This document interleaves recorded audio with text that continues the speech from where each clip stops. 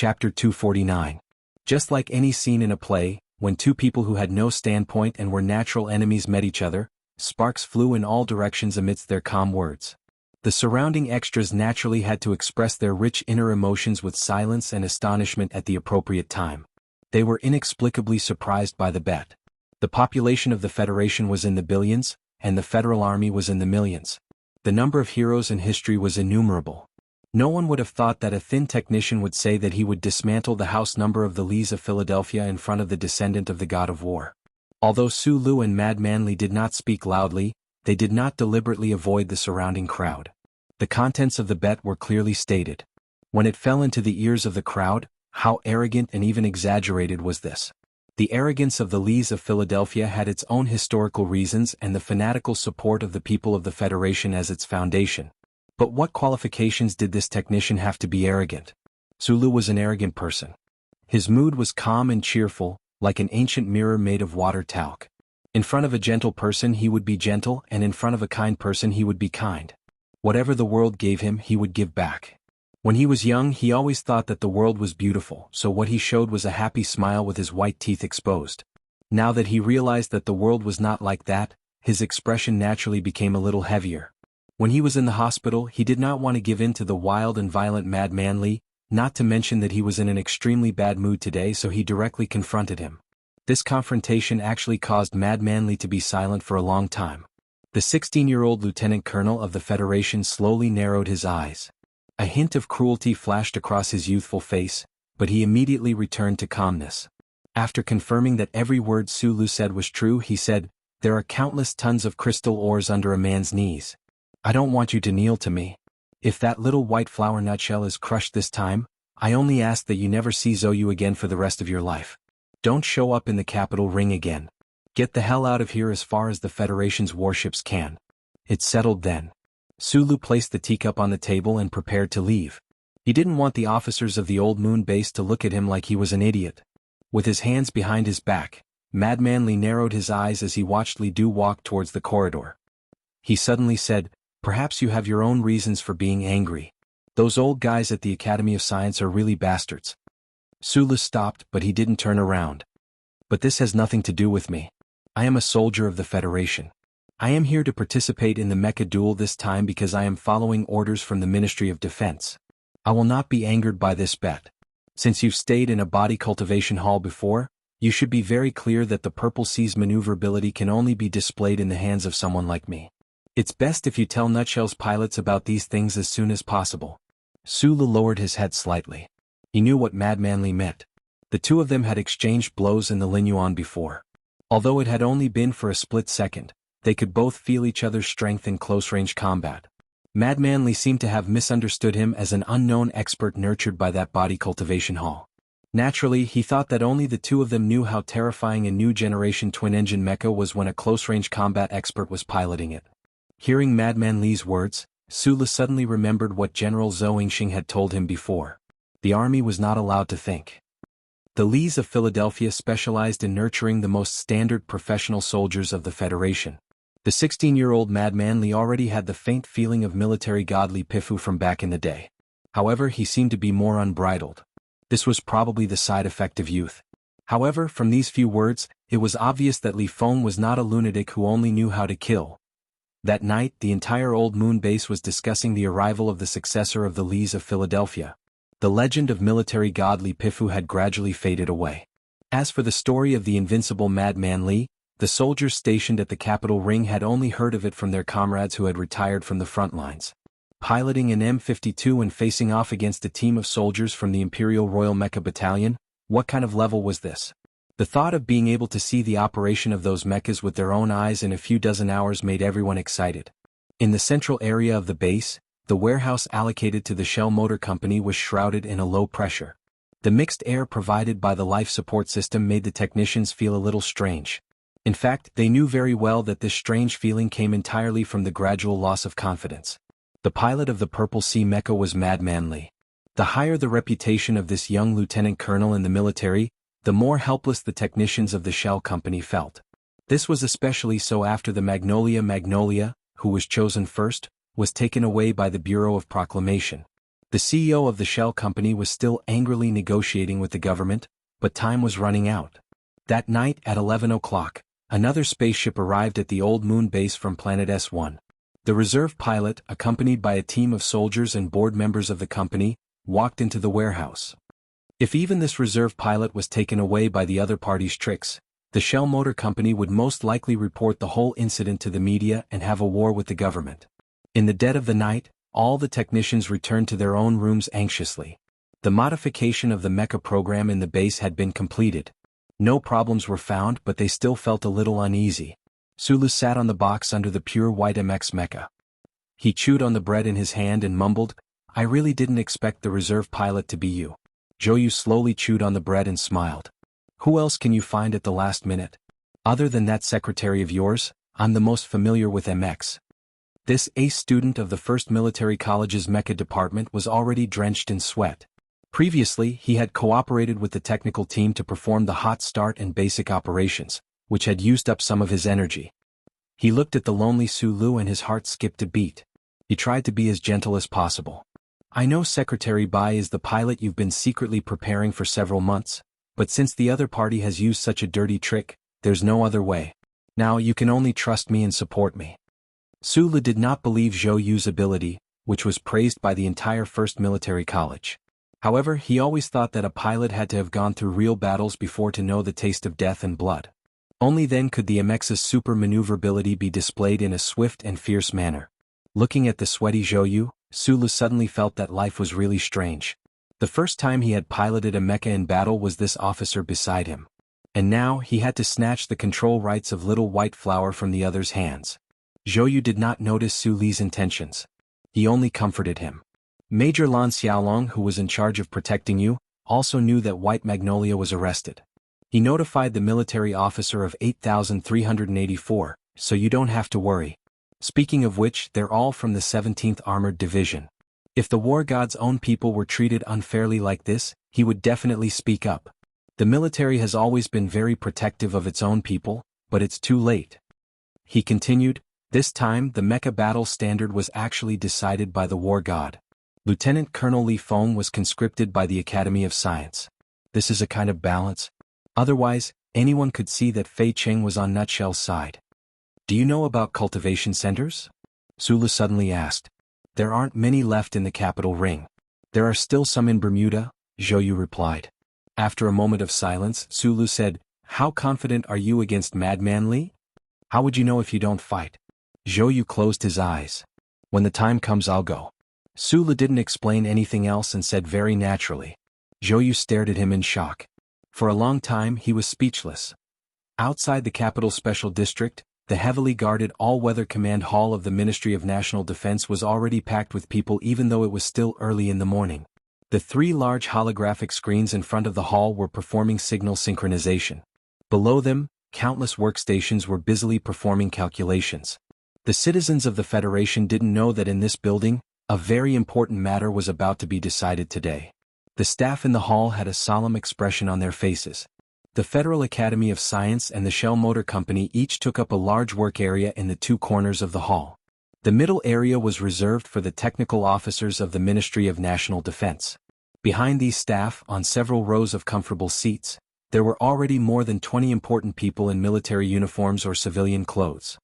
These people could basically decide many things in the Federation, but today they could only watch the result and then passively announce the conclusion based on this result. The director of the Federal Academy of Science, Lin Yuanhu, sat in the middle of these important people. His aged face was calm. The generals and officials beside him couldn't tell if he was feeling anxious or not. As a leading figure in the academic world of the Federation, he had too many connections, supporters, and admirers in the political world. This was why so many people stood firmly behind the Academy of Science, cheering for him and helping him handle many things that he didn't want to handle personally. Looking at the battle environment of the Old Moon polar region that was gradually becoming clearer on the holographic screen, Lin Yuanhu narrowed his eyes slightly. He thought that once this was over, it was time for him to retire. Using a new generation of mecha as a closing song was a good choice. The feedback last night said that the ace pilot that had been secretly trained by the Shell Company for 100 days had been brought back by the Bureau of Proclamation. Lieutenant Colonel Li Feng had also started experimenting with the mecha. It seemed that there was nothing else to worry about. Below, in the Shell Motor Company's work area, Shang Qiu took off her glasses and rubbed her forehead. Looking at the technical data on the screen, she felt a headache coming on. She subconsciously turned to look at Lin Yuanhu, who was in the stands. She habitually scratched her itchy hair with the tip of her pen. She wondered if Zhou Yu would be able to force the Purple Sea into overclocking mode for 3 minutes in a mecha battle. That a large military nearland spaceship landed in the Old Moon polar region of the Khaki Mountains. This region above latitude was under the direct rays of the stars all year round. The temperature was extremely high and the terrain was extremely complex. Choosing this mountain range as the training ground for the Federation's new mecha would allow them to truly judge the combat capabilities and overall maintenance standards of the mecha from both sides. The back of the Old Moon was the base of the Federal Fleet. There was also a subsidiary base near the Khaki Mountains. 2 new mecha that carried the future of the Federal Army's new mecha were currently in the base making the final preparations for battle testing. All the technical staff had already left. The CEO of the Shell Company patted Zhou Yu's shoulder with a serious expression and said, "During your graduation exam, you defeated an instructor from the 1st Academy's mecha department within 1 minute. That was an ace pilot who had won the Purple Merit Medal, so you must have confidence in yourself." A complicated expression flashed across Zhou Yu's eyes. He said softly, "Please don't worry." After the CEO left, only Zhou Yu and Su Lu were left in this area of the base. As the technical supervisor of the mecha, Su Lu still had to finalize some final parameters and set up the monitoring authority. In the eerily quiet environment, Zhou Yu glanced at the white MX mecha that was 7 meters tall in front of him and suddenly asked, "Do you have confidence?" This was the question Su Lu had asked him the night before. Zhou Yu really wanted to know how he would answer. Su Lu closed the control panel on the ground and said calmly, "Against Madman Li, I don't have the slightest bit of confidence." After a moment of silence, he added, "But I have the determination." Zhou Yu looked at the back of the figure that was dragging the heavy black box and climbing up the mecha. Suddenly he said loudly, "You really are a lunatic. I can't believe I actually agreed to let you go. I'm also a lunatic. Don't forget, the person we're going to face today is a lunatic." Su Lu did not turn his head as he replied loudly. Zhou Yu had come from the West Woods to the capital to study. Along the way he had been branded with the mark of excellence. Thus he had become increasingly steady and gentle, never making a single mistake. Until the night before, when he had heard Su Li's request, he had discovered that he could occasionally go a little crazy. Watching Su Li crawl into the cockpit, he suddenly felt that this kind of craziness might be exchanged for a very good result. After all, this fellow's talent in the field of mecha was indeed very frightening. Closing the cockpit door and opening the black box, he took out the simulation system and installed it. Then he connected the cable to the MX Mecha's standard interface. This was originally a data channel that Shang Qiu had reserved for him at his suggestion during the final design phase. The warm-up of the mecha had long been completed. Su Lu quietly looked at the feedback of the mecha's data from his helmet. Feeling the slight numbness on his skin, he gently pressed down on the red button. According to the privacy regulations of the First Charter, a pilot's personal operation data could be kept confidential. For the ace pilots of the military, those skills that were exclusive to them were things that they had exchanged for with their lives. Unless the military conscripted them, no one could even dream of spying on their operations. Even the command hall watching from hundreds of thousands of kilometers away was no exception. Thus, Su Lu was not worried that his use of the simulation system would be discovered by others. In fact, this was also one of the things he relied on to participate in the mecha battle and face Madman Li head-on. Perhaps someone would detect something from the way he operated the mecha and bring him some unknown danger, but he already did not care. Almost at the same time, in the underground base of the Khaki Mountains, in the Old Moon Assembly Base, in the S1 Capital Command Hall, the sound of an electronic countdown rang out. 10, 9, 8, 7. Su Lu calmly listened to the electronic countdown. His left hand was on the control stick, and his right hand was on the touchscreen. This idea of mixing 2 control methods was probably only an unconventional engineer like him would dare to try. As the last chime rang out, the lights below the base dimmed for a moment. The sound of air leakage whistled, but it could not reach the inside of the mecha. The alloy hatch at the top of the base took 2 seconds to open. The load-bearing lift platform below slowly transported the heavy white MX mecha to the surface of the moon. The vision of reality merged with the light green capture system and appeared in the window of the helmet. Su Lu narrowed his eyes. As far as the eye could see, he could only see light all around him. The windless and dust-free Khaki Mountains were bathed in the blazing light. It was a scene of tranquility and danger. The central control computer of the MX mecha had already issued a warning. A vacuum environment was a very severe test for the life support system. Fortunately, the MX mecha had considered this point when it was designed for combat. Even if the exterior of the mecha was damaged, the internal cockpit could still ensure an independent life support system. It was just that it could not be maintained for too long. Beep beep beep beep. A series of sharp alarms rang out. In the field of vision where the light was the brightest, a light purple mecha suddenly appeared. Under the blazing light, the two newest MX mecha of the Federation in the Kaki Mountains appeared even more holy in their white reflections, while the purple appeared even more demonic and murderous. After the two mecha had been transported out of the base, the distance between them was only 200 meters. For a cheetah, it would only take a few breaths to reach its prey. However, for a new mecha with dual-engine technology and 4 times the power output, this distance was actually a little frighteningly short. The Purple Sea mecha moved, its dual engines at full power. One moment it was still far away, the next it had already turned into a purple shadow and was charging over. The instant the little white flower mecha set foot on the surface of the moon, Sulu, who was completely focused, had discovered the figure of the purple mecha standing proudly in the light before the onboard radar. Being able to see it with the naked eye was naturally more direct than being able to see it with the radar. However, he had not expected that Madman Li, operating the Purple Sea mecha, would make his move so swiftly and valiantly. In fact, he had not even chosen to attack with long-range weapons right from the start, instead intending to engage in close-range mecha combat at close range.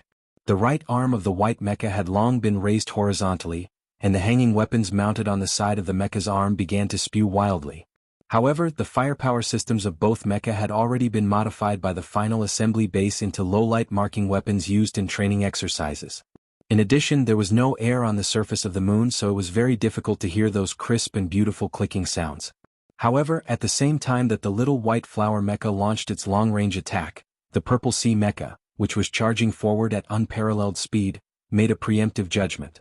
Its heavy mechanical legs stomped viciously on a protruding moon rock, and the mecha's body moved in an extremely strange and powerful manner as it forcefully turned to avoid those beams of light that represented lethality, preventing the sensors on the mecha's body from receiving any signal of damage. In just an instant, the Purple Sea mecha had already broken through the blockade of long-range firepower and arrived in front of Sulu. Without hesitation, it silently and coldly used its hard alloy fists to punch towards the abdomen of the little white flower mecha. The massive inertia of the heavy mecha, the strong initial startup speed of the twin engines, and the evasive maneuverability under quadruple power were all used to their fullest by Madman Li, who was operating the Purple Sea mecha. Using the simplest of movements, it created the most dangerous moment. The Purple Sea mecha's advance had left behind a trail of light dust on the moon rock, but before it could even touch the purple surface of the mecha, the killing blow had arrived in an instant. A moment later, a cloud of dust had descended.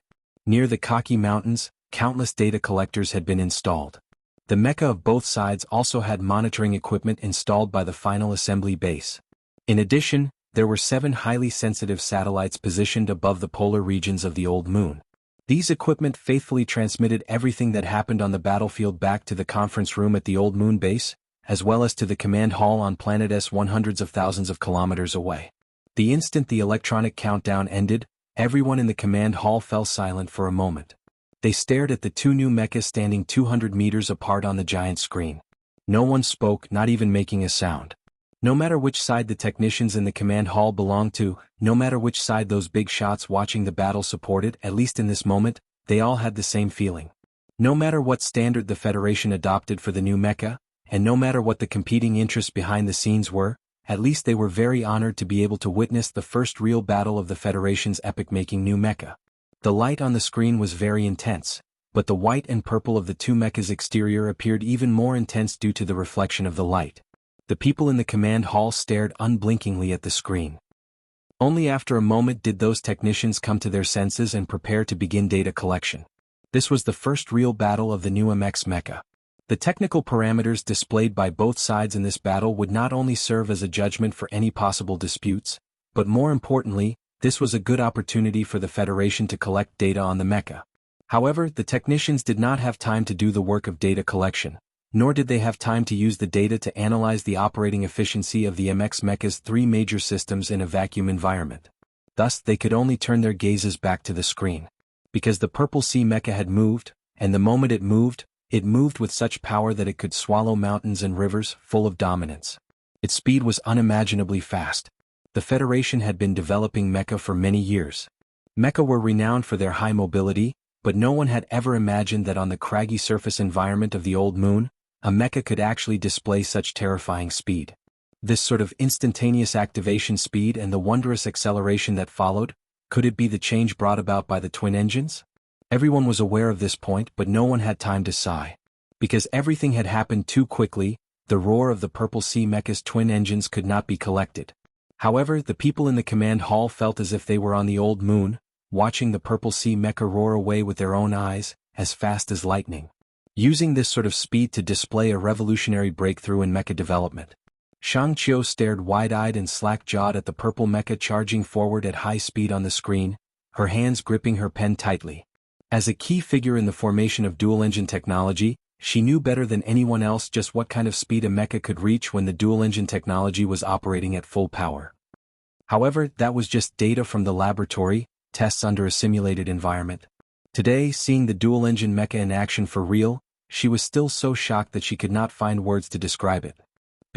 The only thing that determined a mecha's performance and close combat power could only be speed. On the screen, the white mecha tried to use long-range firepower to seal off the path of the purple mecha. However, in the face of the terrifying speed of the Purple Sea mecha and the valiant operation of the pilot, the few weak beams of light that represented the firing line appeared so futile and weak. This was the frightening part of the new twin-engine mecha. Under the protection of supermobility, the inherent firepower system of the universe was already outdated. If the firing speed of mechanical weapons and the tracking speed of standard missiles could no longer match the instantaneous evasive speed of the mecha, then how could they injure or destroy it? The high-speed movement of the Purple Sea mecha on the holographic screen, leaving behind only an afterimage, made clear to everyone in the old Moon Base's conference room and command hall a fact.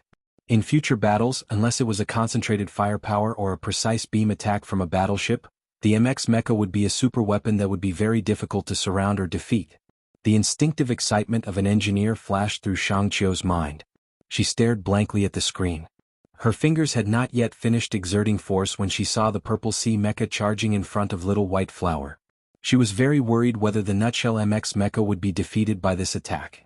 But what shocked her even more was that the pilot controlling the Purple Sea had only used 2 days and 2 nights to master the control system of the twin-engine mecha to such perfection.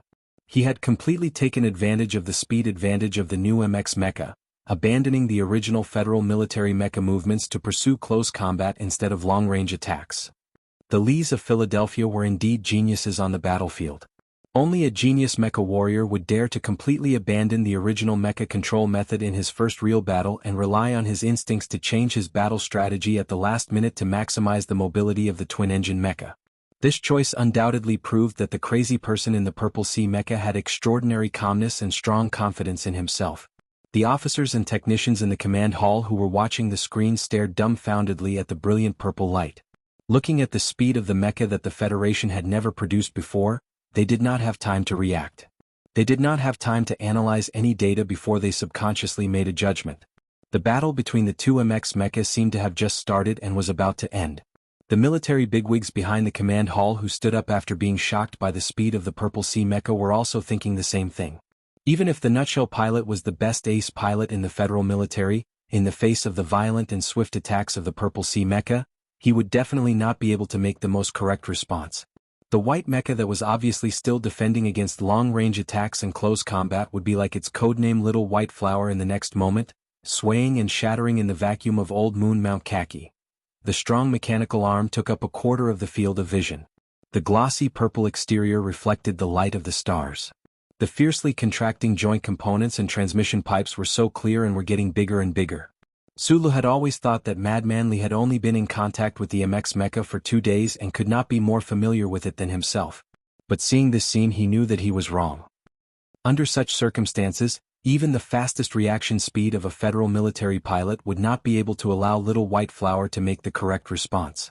But he could, because his nerves were thicker than others, and his reaction was faster than others. In the dark cockpit, his fingers quickly swept across the screen, and at the same time the warm energy in his body also burst forth in an instant. Through the simulation system on his body, it sent precise signals to every component of the mecha. The alloy fist of the Purple Sea mecha was enough to defeat the enemy in one hit. With the huge force and high speed of the sprint, it seemed impossible to dodge. So Little White Flower did not dodge. Instead, at the moment when the alloy fist was about to hit its body, its left mechanical leg stepped back and its right mechanical arm struck out as fast as lightning. In a vacuum environment, the alloy fist of the Purple Sea mecha could not make the sound of air exploding. But that fist that broke through the air and landed in the eyes of everyone watching the foot of Mount Kaki, was mixed with endless dominance and murderous intent. Little White Flower's mecha moved, but its movement was hurried and helpless. As if it had been blown by a strong wind, its waist twisted slightly. But it was this seemingly helpless twist that the Purple Sea mecha's fist, which had been charging up for a long time, brushed past the left side of the White mecha's chest and collided directly with that mechanical arm that had appeared out of nowhere. The two strong alloy fists collided heavily. In this instant, it seemed that the hard alloy surface could be seen slowly deforming under this impact, revealing the complex internal components. When the mecha collided, there was no sound. This scene fell into everyone's eyes like a clap of thunder, waking everyone up. Non-standard movements. In the ground command hall, the invited dean of the 1st Military Academy's mobility department leaned on the railing, his eyes narrowed as he watched the two mecha collide for the first time on the holographic screen. He said in a low voice, "All non-standard movements." No one paid attention to what he was saying. Everyone was staring at the holographic screen, dumbfounded. If it was said that Lieutenant Colonel Li Feng, who was piloting the Purple Sea mecha, was able to use the new MX mecha's functions to the maximum in a short period of time because of his identity as the descendant of the war god, this was an amazing but acceptable feat. But the pilot sent by the Nutshell Company to operate the White mecha was actually able to make an effective response in such a short period of time. Although it was a bit embarrassing, it had successfully blocked the Purple Sea mecha's domineering attack. This made everyone unable to believe their own eyes. How fast is the hand speed required to do this? Most of the people in the command hall were professionals. Although they had not personally operated the new mecha, they knew that under the Purple Sea mecha's domineering attack, the reaction time left for the White mecha pilot was very short. To be able to continuously input commands to operate the mecha to make the only feasible response in such a short period of time, what kind of hand speed and vision did this require? Chapter 250. When the federal military operated the M-series mecha, they had always strictly adhered to military mecha operating regulations. This was because the cruel reality of the battlefield had long proven that any tactical maneuvers that went beyond the regulations could only become a flashy dance of death in battle. Military mecha were tall and heavy metal existences. They resembled humans but could not be real humans. To control this giant battle machine through those complicated circuitry components, those cumbersome regulations were precisely the most efficient method. In the command hall, the head of the 1st Academy's mobility department stared blankly at the screen. This was because he knew very well that from the high-speed start of the Purple Sea mecha to the unbelievable hand speed of the Little White Flower mecha, whether it was the way it moved or the combat techniques, the mecha operating methods of the two pilots were completely different from what he had been taught for decades. Twin engines, 4 times the power, and unprecedented mobility made the new MX mecha a brand new existence. He had already thought beforehand that the operation of the new mecha would definitely change, but he had not expected that it would require a brand new operating method to be able to unleash the power of this new mecha. War god Li Pifu had once single-handedly killed his way into enemy lines, using an old M-series mecha to kill the Emperor of the Empire, and then retreated bathed in blood. In fact, many people in the military knew that the war god's mecha operating methods were definitely different from those of the so-called ace pilots. However, this method could not be learned, and it could not be used on the old M-series mecha. Until today, when the new mecha battled, a brand new world appeared before everyone's eyes. The people in the command hall vaguely caught something, but it was not clear enough. Only the head of the mobility department had thought of this point first. From now on, the federal military would have to train a new batch of pilots. A revolutionary mecha would require revolutionary operating methods. The fact that the White mecha from Nutshell Company had actually survived a fierce attack from the Purple Sea mecha shocked everyone in the command hall. Everyone felt a trace of admiration for the pilot in the White mecha. Shang Qiu looked at the White mecha on the screen in confusion. Suddenly, she felt that this incomparably familiar MX mecha had actually become somewhat unfamiliar. She knew that it should be Zhou Yu inside the mecha, but the problem was that she had worked with Zhou Yu for a long time. She knew very well that this gentle and elegant man's mecha operating style was definitely not this silent. Yes, silent was used to describe his style. It meant that he was so calm that he did not care about anything. At the foot of Old Moon Khaki Mountain Range, there was a cloud of dust. Two MX mecha were fighting at high speed. The speed of the mecha was so fast that it was hard to see clearly in the cloud of dust. In the vacuum environment, it was quiet and there were no sounds of collisions. Only the occasional sparks and tremors of the earth could be heard.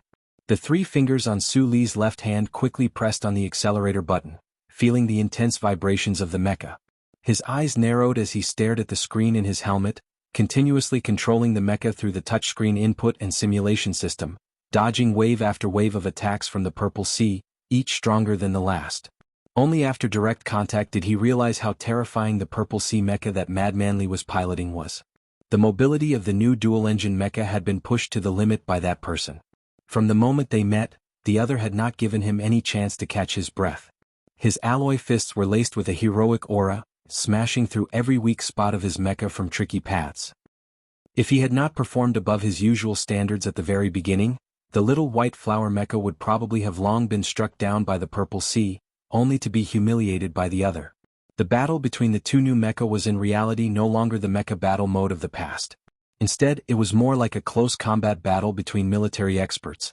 It was also like those Jianghu disciples wielding large swords in the dark of the night, filled with a bloody and direct style. The problem was that the Purple Sea piloted by Madman Li was perfectly displaying the speed of the new mecha. Using standard and perfect tactical movements, he made absolutely non-standard continuous attacks, striking out with the force of a great river, surging without rest, clean and efficient, open and closed, incomparably heroic, its domineering aura filled with a crazed air.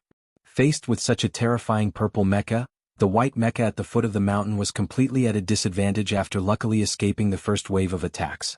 There was no room for retaliation at all. He was no match for Madman Li. At this moment, Su Lu recalled what Bai Yulan had once said to him in the underground base. If you encounter Madman Li in a mecha, you had best avoid him as soon as possible. In the past he had not understood this saying very well, but at this moment, watching the purple mecha's intimidating and oppressive attacks under the illumination of the screen, he finally understood more. This 16-year-old lieutenant colonel of the Federation seemed to be a person born for mecha combat, and the new dual-engine mecha seemed to be a combat tool designed for people like him. In just 2 days and 2 nights, Madman Li had already become one with that purple mecha. His control was perfect, clean and swift. He dodged and weaved in and out of the way like a gust of wind, making people feel suffocated. The alloy fist scraped across the surface of the mecha, leaving a deep gash. The sharp armor-piercing blade extended from the spherical joint and slashed towards the left side of the white mecha, where the central control chip was located. The white mecha twisted its body forcefully in this desperate situation, its two thick mechanical legs moving in standard steps as it retreated backwards. Sparks sprang up on the surface of the mecha, and then were quickly extinguished in the oxygen-free environment like a string of shooting stars. The close-range weapons of the mecha blocked each other, and from time to time, terrible cracks appeared on the hard alloy surface. From the looks of it, the Purple Sea mecha had already gained an overwhelming advantage. However, what was strange was that every time the Purple Sea mecha was about to hit a vital point, the white mecha seemed to be able to predict where the Purple Sea mecha's next attack would come from and dodge in advance.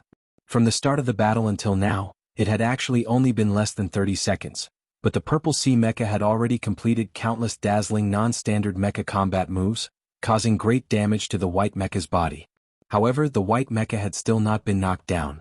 Whether it was the people watching the battle in the command hall or the aloof Li Feng controlling the Purple Sea mecha himself, all of them felt a sliver of doubt towards this situation. Who was the pilot of the Nutshell mecha? How was he able to withstand the violent and high-speed attacks of the descendant of the Fey City god of war under such circumstances?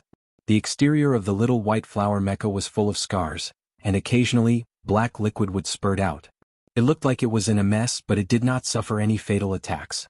It fought and retreated at the foot of Khaki Mountain, and it seemed to be able to keep up with the operating speed of the Purple Sea mecha. The data sent back to the command hall also proved this point.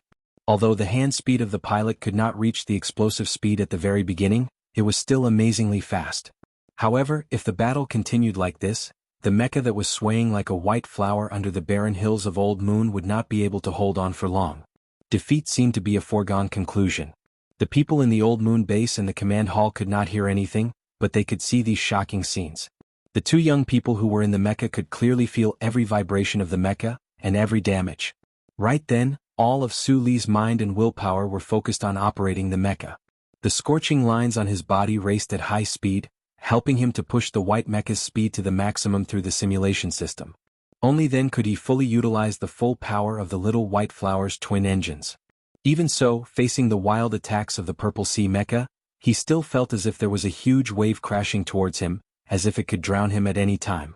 He did not know what level of hand speed the simulation system he was using was equivalent to among the Federation pilots. He also did not know that the white mecha he was controlling was not a standard action. He could only follow his own instincts to capture the traces of the Purple Sea mecha's violent and frightening attacks, controlling the white mecha to follow the 10 stances he was most familiar with. In Section H1 of Lihua University's library, he had conducted many Level 6 mecha training exercises alone. Later on, he had also followed by Yulan to learn the standard federal military tactical movements. But in this moment, in front of Madman Li's mecha, he had forgotten all of this. He had to forget. He could only follow the moves he was most familiar with, turning the little white flower's mecha into his own. Bent elbows, thrust knees, parry horizontally, advance. Heroism against heroism. Plus, for some reason, Sulu felt that the combat moves of the Purple Sea mecha were somewhat familiar. It was as if he had been born knowing where the opponent would attack from. That was why the white mecha he was controlling was able to hold on bitterly under the opponent's violent attacks. In this instant, he suddenly understood that if it had been anyone else, such as Bai Yulan or Zhou Yu, they would probably not have been able to cope under the terrifying attacks of Madman Li and the dual-engine mecha combined into one. That Purple Sea mecha gave people the feeling that it was undefeatable. But Sulu remained calm. He steadily and quickly entered the commands, adjusting the signals emitted by his body so that every move of the little white flower's mecha would become more accurate and powerful. Uncle Feng Yu admired Su Li's calmness the most. This admiration was even greater than his admiration for Su Li's mechanical engineering talent. This young man, Su Lu, seemed to have been born with a rock. No matter what kind of difficult situation he was in, he would always maintain a clear train of thought. The twin engines of the Purple Sea mecha provided great power. Under the Khaki Mountains, the mecha twisted its body abruptly and avoided the little white flower's block. In an instant, it had advanced behind little white flower and smashed its alloy fists towards the defenseless head of the mecha. The head of the mecha was equipped with sophisticated information acquisition equipment, a fire control radar, and a balancing device. If it was subjected to such a violent attack, the moment these equipment failed, the outcome of the battle was obvious. The Purple Sea mecha's twist and step had been so clean and efficient that there had been no sloppiness. Moreover, it had completely controlled the reaction of the white mecha at that moment. In terms of timing, the battle-hardened Madman Li in the cockpit of the Purple Sea was clearly of the highest standard in the Federal Army. The situation had reached its most critical moment. This is the moment. At the same time that the onboard computer gave the location warning signal, or even a few tenths of a second earlier, Sulu had already made his move. The white mecha's block action had not been completed. 3 power units were simultaneously output, and the joint engine of the left mechanical leg was forcibly shut down. The hydraulic system completed a cold compression in an instant, and because of this extremely complex action, the entire mecha lurched to the left. The Purple Sea mecha's fist brushed past the white mecha's head and smashed heavily into the left shoulder of the white mecha. The white mecha's shoulder armor instantly tilted up and splashed. The tremendous force of the impact caused the white mecha to fall to the left. But it did not fall. This was because the left arm of the white mech had already reacted in advance, supporting the heavily weathered surface of the moon. Using this tremendous force, the huge body of the white mech began to spin in the air. The heavy mechanical leg drew an arc in the air, then bounced back with incomparable speed, violently smashing into the head of the Purple Sea mech. This was the first time since the start of the battle that little white flower had truly struck the vital point of the Purple Sea mecha. In the command hall, the head of the maneuver department of No. 1 Hospital had just sat down with a complicated expression when he saw this scene on the huge holographic screen. He stood up abruptly and stared in disbelief at the action of little white flower's mecha on the holographic screen. Mechanical arm propped up on the ground, mechanical leg rebounded and struck directly at the vital point of the opponent's mecha. Was this something that a mecha could do? This was more like the close combat techniques of the strong people in the body cultivation halls. The pilots of the federal military might have done this kind of action on a normal day, but in a real mecha battle, which mecha would dare to do this kind of action in an extremely short period of time? Only the superpower of the twin engines could ensure that a heavy mecha could carry out such a nimble attack? The head of the department stared in shock at the white mecha's sharp attack in mid-air on the holographic screen. Before he had time to sigh with emotion, he found that today's battle between the new mecha had once again given him a shock in terms of concept. At the same time that little white flower's flying kick struck the Purple Sea's head, the Purple Sea mecha's twin engines activated at full speed and actually reacted at the same time. There was no time to retract the alloy fist that had struck out, but the Purple Sea mecha's mechanical leg bent at the same time. Relying on the power provided by the jet stream, it slid through the air, and the hard joints of the mechanical leg struck the white mecha's abdomen viciously. The Purple Sea mecha charged forward violently, and the white mecha kicked back sharply. The moment the two sides came into contact, a huge force was unleashed at the same time, and both sides were sent flying back more than 20 meters. The heavily weathered surface of the moon was thrown into a cloud of dust by this attack, and it did not settle for a long time. The upper half of the Purple Sea mecha was severely damaged, and there was a terrible crack. Not far away the white mecha was even more damaged. The outer armor structure of its abdomen was clearly deformed. The two mechas stood tens of meters apart, and in the middle of the moon's surface, the deep imprint of a mechanical palm was very obvious. Chapter 251. Machine Number 1, Kinetic Energy Output Normal. Engine Auxiliary Computer Parameters Normal, Fire Control Radar Ineffective. Information Capture System 46% Delay. Main Firepower System Energy Transfer Complete. Machine Number 2, Energy Input System Damaged, Degree Unknown. Onboard computer has abnormal parameters. Belly engine room damaged, leakage situation occurring. Main Firepower System Energy Transfer Complete. The battle of the new MX mecha on Old Moon had been going on for so long, but the computer system in the command hall had only just finished analyzing the data for the first time. It wasn't that Madman Li and Su Lu, who were piloting the mecha, had already made the dual-engine mecha's battle speed exceed the computer's calculation range. It was just that the battle situation had been so intense that the people in the command hall simply had no time to deal with these things. Machine Number 1 was the Purple Sea developed by the Federal Academy of Science. Machine Number 2 was the Little White Flower developed by the Shell Motor Company. Hearing the electronically synthesized female voice report the damage of both sides, the people in the command hall each had a different expression. The previous battle had already shown that in a face-to-face battle with the new mecha, the long-range weapon system could no longer be used to its full potential. Therefore, whether it was Li Feng operating the Purple Sea or Su Lu operating the Little White Flower, they had all transferred the backup energy of the main firepower system to the mobility aspect at the first opportunity. The decisive choice of the two pilots under Mount Kaki, as well as the courage, confidence, and decisiveness contained in this choice, made the professionals in the command hall feel an unnatural chill. Starting acceleration data, MDX control efficiency parameters, joint engine platinum clutch spacing. Following the appearance of various numerical units, the battle data of the new MX mecha hundreds of thousands of kilometers away was transmitted back to the command hall of Planet S1 through the first level of the electronic monitoring network. One only needed to perform a simple comparison of data to discover that the Purple Sea mecha developed by the Federation's Academy of Sciences had an overall advantage, especially in terms of the power output of the main twin engines, which had an overflow value of close to 10%. In a mecha battle, such a large difference in power output was enough to determine victory and defeat. In the right half of the command hall, the Academy of Science experts had calm and confident expressions. The technicians of the Shell Motor Company on the left looked at the data flashing below the giant holographic screen. Their expressions were somewhat grave. The Purple Sea mecha had the advantage in terms of performance, and it was obvious that although the pilot piloting the Little White Flower mecha was also very capable, under Madman Li's ferocious attacks, he still paled in comparison. With the two added together, the people in the command hall all thought that the Purple Sea mecha from the Academy of Sciences would win. The head of the maneuver department of Number 1 Hospital pulled up the visual data of the pilot's control. Looking at the data of the two pilots' hand speed on the screen, his pupils could not help but shrink. It was understandable that Li Feng, who was controlling the Purple Sea, could reach such a frightening hand speed. Who knew which ace pilot the Nutshell Company had poached from the military? His hand speed was also frightening.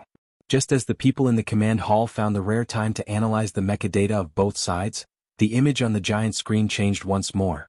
The Purple Sea mecha seemed to not know fatigue at all, and did not care about the damage to its head. After pausing for a moment on the spot, it turned into a beautiful purple light and stepped on the soft surface of the moon, rushing towards the little white flower. The white mecha was like a fragile flower. There were already many cracks on its exterior. Facing the Purple Sea's attack again, this mecha made a response that no one had expected. Under the blazing light, the little white flower mecha's 2 engines were fully activated. In an instant, it reached the peak of 4 times its original power. 2 smooth auxiliary flying wings slid out from the back of the mecha's waist. As the small jets under the auxiliary flying wings spat out air, the white mecha's figure shook violently. Following the surface of the weathered surface, it quickly flashed towards the back. With the help of the auxiliary flying wings, the MX mecha from the Nutshell Company displayed its highest speed for the first time. It was as if a gust of wind had blown past it, instantly disappearing into the large shadow behind it. That was the shadow of the Kachi mountain range. On the other side, the Purple Sea mecha was still in mid-air, executing an extremely fierce mecha attack maneuver. However, in response to the sudden change in the white mecha, the Purple Sea mecha spread out its auxiliary flying wings and glided down from a height of 10 meters in the air. Using the momentum, the Purple Sea mecha forcefully accelerated, and just as it was about to land on the ground, the Purple Sea mecha changed the direction of its descent to smoothly chase after that patch of shadows. Little White Flower and Purple Sea, one in front and one behind, were like 2 shooting stars traversing the vast universe. They flashed across the screen and disappeared without a trace. The comprehensive surveillance system only took 0.017 seconds to capture the 2 MX mecha's figures. The high-sensitivity satellite above the polar region of the old moon was faithfully watching the 2 mecha moving quickly in the shadows of the Kachi mountain range. These images were transmitted to the eyes of the spectators. Today's MX mecha battle test had greatly stimulated the spectators in the command hall of the old moon base. For those military representatives who had been immersed in mecha piloting for decades, the way the Purple Sea mecha operated and the strange movements of Little White Flower's mecha as it dodged were the source of their shock. For those mechanics experts and engineers, the performance of these 2 new MX mecha was the real reason why they were dumbfounded. Especially when the 2 mecha, one in front and one behind, extended their auxiliary flying wings at almost the same time, instantly raising the speed of the mecha to a level never before seen in the Federation mecha. Everyone gasped in surprise. The experts from the Shell Motor Company and the Federal Academy of Science had long simulated and even seen with their own eyes how terrifying the absolute speed of the MX mecha was with the assistance of the auxiliary flying wings. But today, witnessing with their own eyes the appearance of this kind of speed in the distant old moon base, they still found it hard to contain their excitement. After the excitement, there was a natural round of applause. Everyone on and off the stage stood up and began to clap, moved and proud by the revolutionary breakthrough of the Federation mecha. On the huge widescreen screen, the 2 mecha were operating at full power, switching from combat mode to running mode. They were running at full speed through the rugged old moon mountain range without any footholds. This scene was filled with a thrilling sense of beauty. And in sync with the tense atmosphere on the screen, the various data being fed back to the command hall also began to rise again. CLK is moving up in a curve. CLS is approaching its peak. ADS adaptive suspension entering a passive wear and tear period. Not everyone in the command hall could understand these technical terms, but those important figures heard the electronic synchronized sound become more hurried. Their hearts also became nervous. Looking at the graphical color bar graph on one side of the large screen, they knew that the power output of the 2 MX mecha on Kachi Mountain was getting higher and higher, almost reaching its limit. Another 2 minutes passed. The data fed back to the ground clearly showed that the power output of the 2 mecha was constantly fluctuating around its peak. Shang Qiu gripped the pen in her hand tightly, staring at the graphic display on the monitor in front of her. Her full breast rose and fell continuously due to her rapid breathing.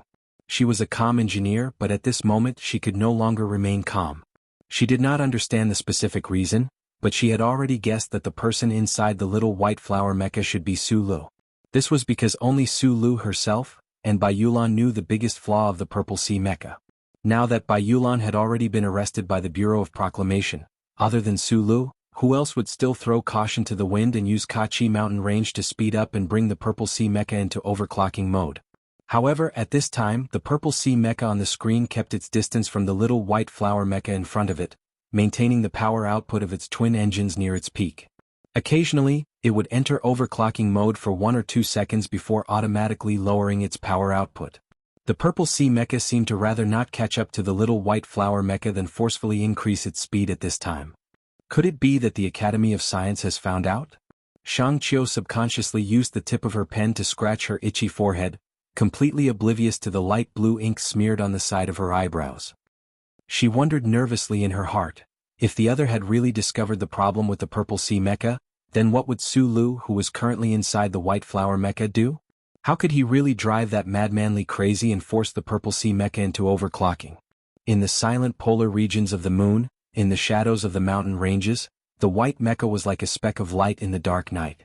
One moment it was still under a rock, and the next moment, it was using its alloy fingers to claw at a corner of the cliff and climb up. The mecha's movements were not too affected by the damage. Instead, it became more and more practiced, like a monkey leaping swiftly through the mountains. It was impossible for there to be any plants on Kachi mountain range. It looked barren, but those heavily weathered cliffs and those places where one could fall at any time were actually all traps. The MX Mecha could only turn its body, weighing tens of tons, into a nimble and leaping figure, with the help of both engines and auxiliary wings.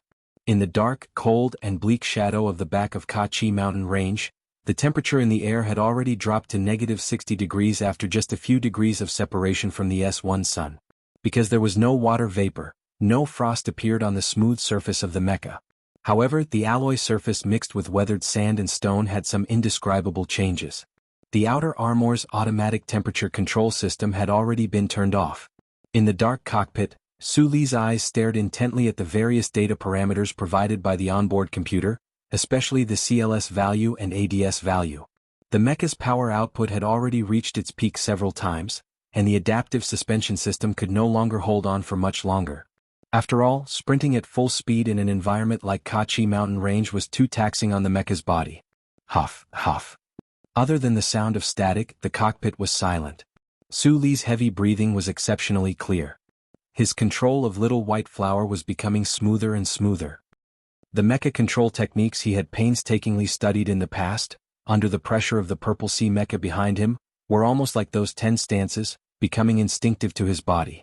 It was only in this way that he could rely on the simulation system and those combat stances to last until now in the face of Madman Li's terrifying strength.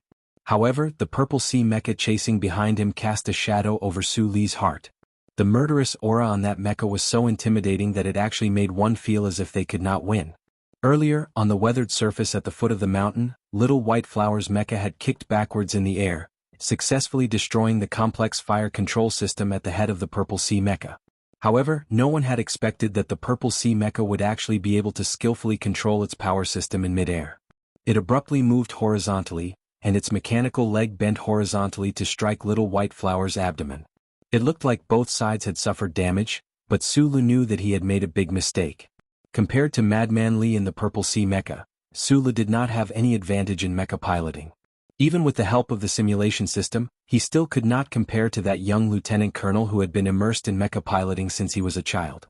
The only area in which he was better than Madman Li was his deep understanding of mecha structures.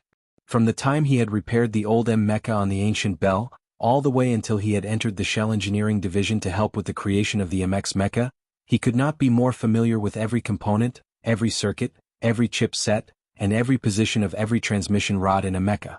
However, it was precisely because of this habitual thinking that Su Lu had chosen to target the head of the Purple Sea Mecha, which had been integrated with most of its information capture system, when the White Mecha had taken the risk to strike at the foot of the mountain. However, Madman Li did not seem to care about this at all. He brutally and domineeringly traded injury for injury. It was not until the dust had settled and the palm print had landed on the ground that Su Lu understood that the most terrifying destructive power of the MX mecha was in close combat. The fire control radar was no longer as important as it had been in the past.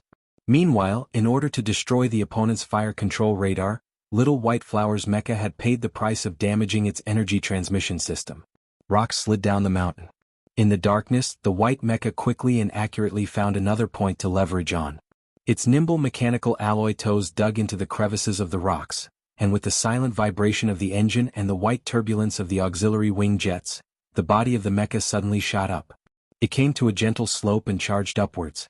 The weathered sand and stones on the slope of the valley were silently disintegrated by the heavy body of the mecha, constantly trembling and undulating. In a situation where the maximum power output was at a disadvantage, the Shell Engineering Division's little white flower mecha still possessed a speed that did not lose out to the Purple Sea mecha. On one hand, it relied on Shang Qiuqian's dynamic design. On the other hand, it also proved that the Shell Engineering Division was indeed worthy of its reputation as a mecha designer for the federal military. In the field of mecha design, it was still ahead of the Academy of Science. The chase between Little White and the Purple Sea mecha had already lasted for more than 10 minutes. The harsh environment of ultra-low temperature did not seem to affect the performance of the two MX mecha. Their speed was still extremely fast, and the distance between them was still maintained extremely well. Sulu breathed heavily. He focused on controlling Little White Flower to perform one difficult movement after another. His control became more and more practiced, but his heart became heavier and heavier.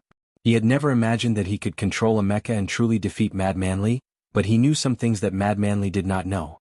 He had been waiting for the other to enter overclocking mode, but why was the Purple Sea mecha behind him not willing to forcefully increase its speed and catch up to him? The low-temperature vacuum environment was extremely disadvantageous for the MX's energy consumption. Madman Li in the Purple Sea had been through hundreds of battles. It was impossible for him not to know this. Why was he willing to drag it out like this? The blazing light of the stars shone over the top of the mountain and into the mecha's field of vision, dispelling the cold and darkness. Little White Flower's mecha did a high-speed somersault to the top of the mountain. Then it turned back. What does he want to do? The giant screen showed the image of Little White Flower's mecha leaping to the top of Mount Kaki and then turning back. No one knew how the Federation's electronic surveillance system did it, but the real-time image on the screen had a very high resolution rate.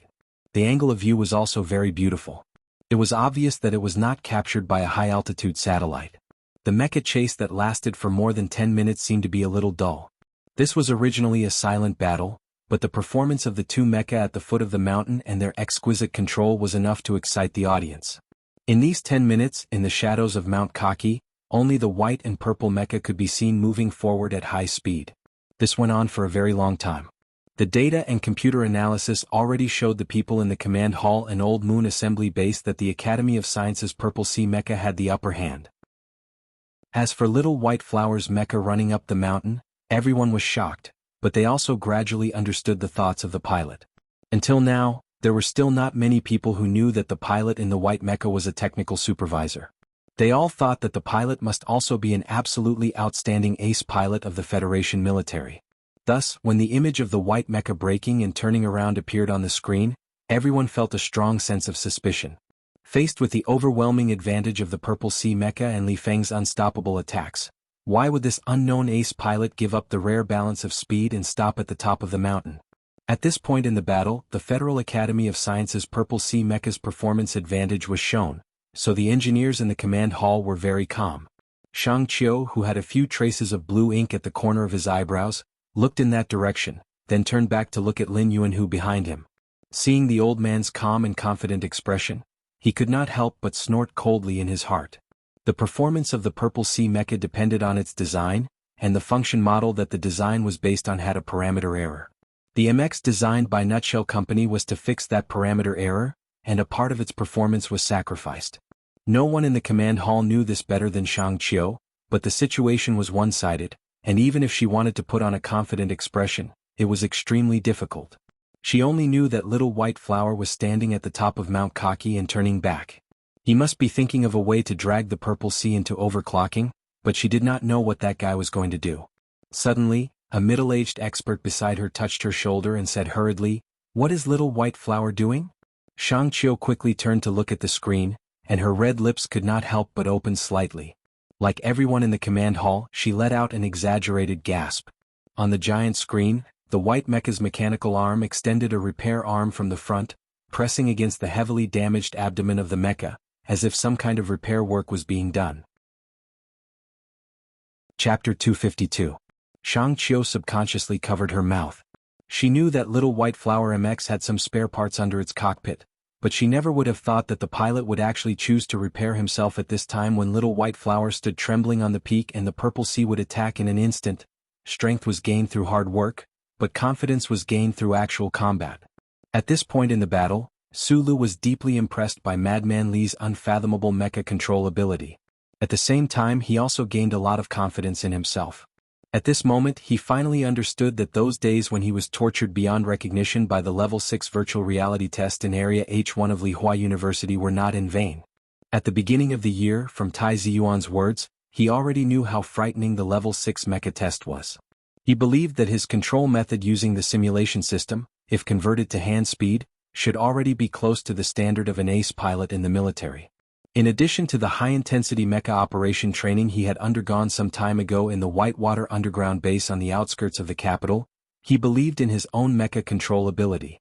Because of this confidence, Sulu had listened to Bai Yulan's soft instructions before she left and temporarily replaced Zhou Yu's pilot position. Unfortunately, Madman Li was stronger, extraordinarily strong. The youth who entered the Purple Sea mecha was even scarier than his violent and tyrannical self. There were clearly dozens of tons of metal between them, but it could not stop that person from displaying his murderous aura through the ice-cold machine. At this time, Sulu would rather fight the opponent one-on-one with his fists and legs than face him in a mecha. At this moment he could not help but think of that imperial princess Tai Ziyuan had mentioned. She had entered the realm of level 6 at the age of 12. Madman Li had also entered the battlefield at the age of 12. Could it be that this world really had monsters who were born with knowledge? The thing that made Sulu feel the most vigilant, the fact that even his heart that was as hard as a rock was somewhat shaken, was that the Purple Sea that had always been following behind him didn't enter an overclocking state and forcibly increase its speed to intercept him on the way to Kaki Peak like he had planned. Why did the Purple Sea, which had been so crazy and violent before, suddenly become so calm and indifferent? His ruthless style coupled with his absolutely calm thinking, and the fact that he was only 16 years old, this type of opponent was truly too frightening. The Lees of Philadelphia, the god of war, the old man, and the uncles, were all the monsters in this universe related to them? When he was thinking about these things, Sulu was not like the ancient swordsman who stood on the peak and waited for the arrival of the Purple Sea mecha. He was a youth with 3 qualities who treated others in a traditional way, but he was not stupid enough to ask for a battle that involved killing, nor would he follow some kind of rigid rules. The little white flower mecha stood steadily on the edge of the platform at the peak. The long-range weapon on its left arm had already been switched on. Without the backup power of the firepower system, it was unable to activate the main cannon. However, the rotating barrel of the Darlin's gun continued to spray out those light dots that represented high-speed projectiles, continuously shooting towards the rugged path below the cliff. It was a pity that the gun barrel on the mecha's left arm did not have a clear clicking sound as an accompaniment. The low-light projectiles were also unable to shatter the weathered lunar mountain and bring more trouble to the figure of the Purple Sea mecha. The Purple Sea mecha silently and swiftly executed incomparably awesome evasive maneuvers on the cliff, dodging all of the projectiles that Little White Flower had shot out. Sulu had hoped that during the test, his long-range attacks would be able to hit the Purple Sea, or at least force the opponent off the peak. He had only hoped to delay the opponent from reaching the peak, and in reality he had achieved this. The precise point of impact, as if he could predict the trajectory of the Purple Sea mecha's evasive maneuvers, made even Li Feng, who was controlling the Purple Sea, feel extremely troubled. By the time he neared the peak, another 3 minutes had already passed. In these 3 minutes, Little White Flower's right mechanical arm had not been idle. Instead, it had rapidly carried out self-repair work. In a typical mecha battle, it was simply impossible to give a mechanic any time to repair, but today in the special environment of the Old Moon Kaki Mountain Range, the white mecha had managed to do this. This was because the one controlling it was Sulu. In terms of mecha piloting skills, Sulu was a far cry from Madman Li, but in terms of mecha repairability, there really were not many people in the Federation who were better than him. The left mechanical arm fired accurately and quickly, while the right mechanical arm calmly carried out its repair work. Between movement and silence, the Little White Flower's mecha towering on the peak of the mountain gave all the spectators who could see this scene a very special feeling. Repairing mecha in the middle of a battle had already left the people in the ground command hall dumbfounded, and right now the white mecha was clearly carrying out a double-layered operation. The difficulty of this kind of operation was obvious, but Sulu carried it out extremely smoothly. He used the simulation system in conjunction with the control stick and the touchscreen to carry out these 2 operations at the same time, so it was not difficult to use them. The ground trembled violently, and the mechanical right arm completed the last critical component replacement. Sulu looked at the digital model descending from the sky in his helmet's field of vision. The heat in his body surged and he entered the control signal into the mecha. Little White Flower's mecha's joint engines were all on full blast, and it slid diagonally backwards across the surface of the platform at the peak of the mountain, moving straight back 70 meters. There was no sound, but there seemed to be a loud boom. The Purple Sea mecha dodged the last bullet line, shot up into the sky and fell swiftly and violently. Like a meteorite, it smashed heavily into the position where Little White Flower had been standing just a moment ago. The onboard computer quickly performed a self-check. Sulu knew that most of the kinetic energy input device had been repaired. There could not have been too many backup components in the Nutshell MX design to begin with. It was just an extremely critical component, and it had an extremely small weight. To be able to repair it to this extent, he was already very satisfied. Purple Sea did not charge over like before, but instead stood quietly by the cliff's edge, watching as Little White Flower slowly retracted the repair arm on the right mechanical arm. It seemed that it also felt that the other was very strange, actually choosing to carry out repair work at this time. Inside the Purple Sea mecha, Li Feng did not enter any attack orders.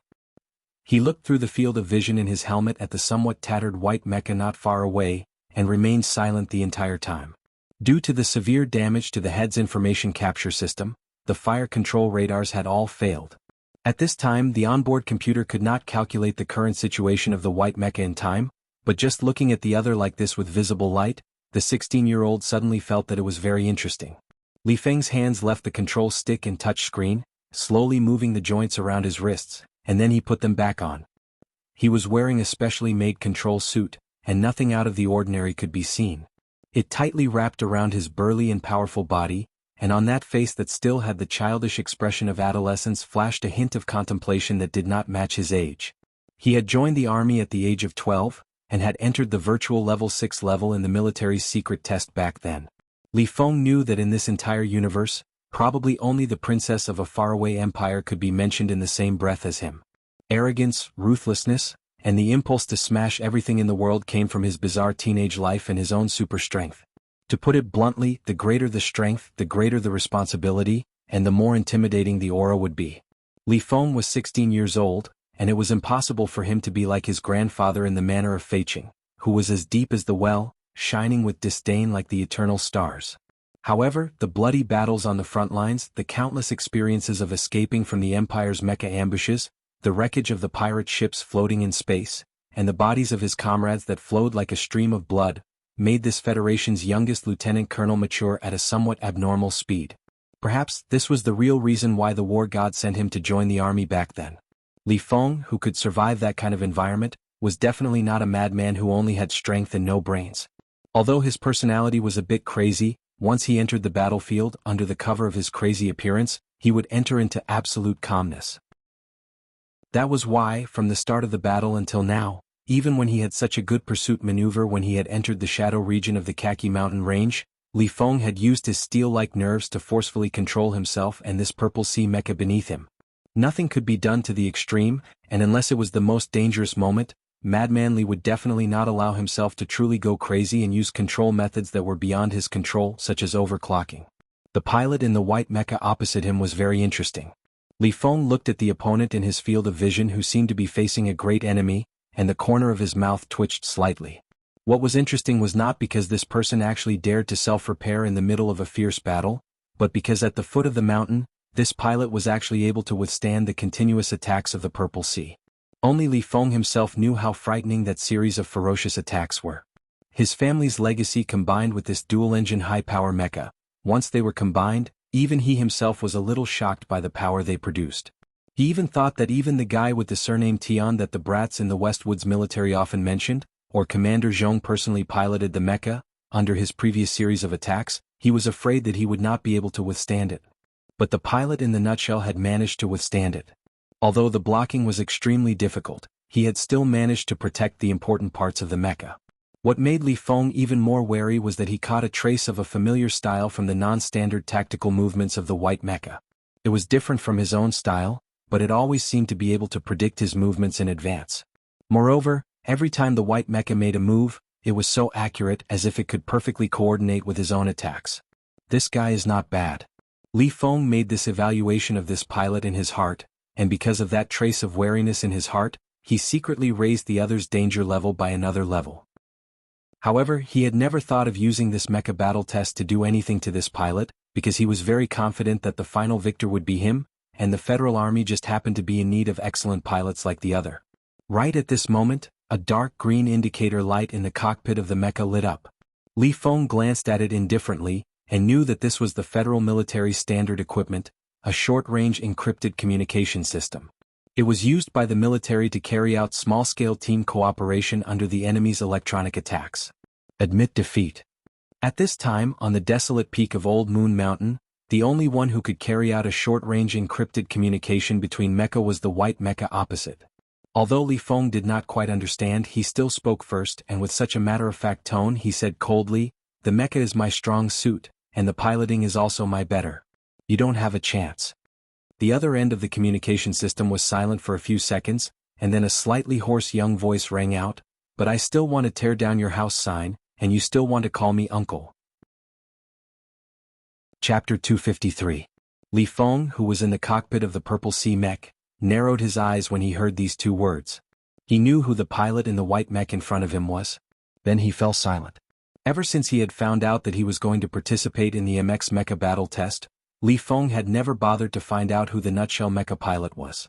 Even though he had killed his way from the foot of Mount Kaki all the way to the peak, he still did not pay too much attention to this unknown pilot. Even if an ace pilot from the Empire suddenly appeared in the white mech, he would not be so surprised. When it came to opponents, Madman Li would always just defeat them and step on them. Since that was the case, what difference did it make who the opponent was? However, he would never have thought that the pilot in the white mech would actually be that skinny technical director. Li Feng did not know that Su Lu was now officially part of the federal military. He thought that he was still a civilian second lieutenant. From his perspective, Su Lu had once displayed exceptionally strong close combat abilities in Linyuan. However, fighting was always different from operating a mech. How could the other party be so strong in a mech? Li Feng's eyebrows furrowed. Through the distorted vision of his helmet, he looked at the quiet white mecha in front of him. The shock in his heart dissipated after a long time. He said coldly, "You really do surprise me. Since it's a bet between us, of course I have to defeat you personally. I don't think it's appropriate to let anyone else destroy the house sign of Philadelphia." Su Lu listened to Li Feng's voice from the communicator and said coldly. Waiting for him at the peak, revealing his identity, everything he did was just to provoke the other party. If things had gone according to the previous course of events, Su Lu knew that he was destined to be the loser of the mecha battle. If he wanted to infuriate Li Feng, who was absolutely calm in battle yet was able to display a crazed aura, other than that bet and the fact that he was in a mecha, he could not think of any other way. Li Feng frowned.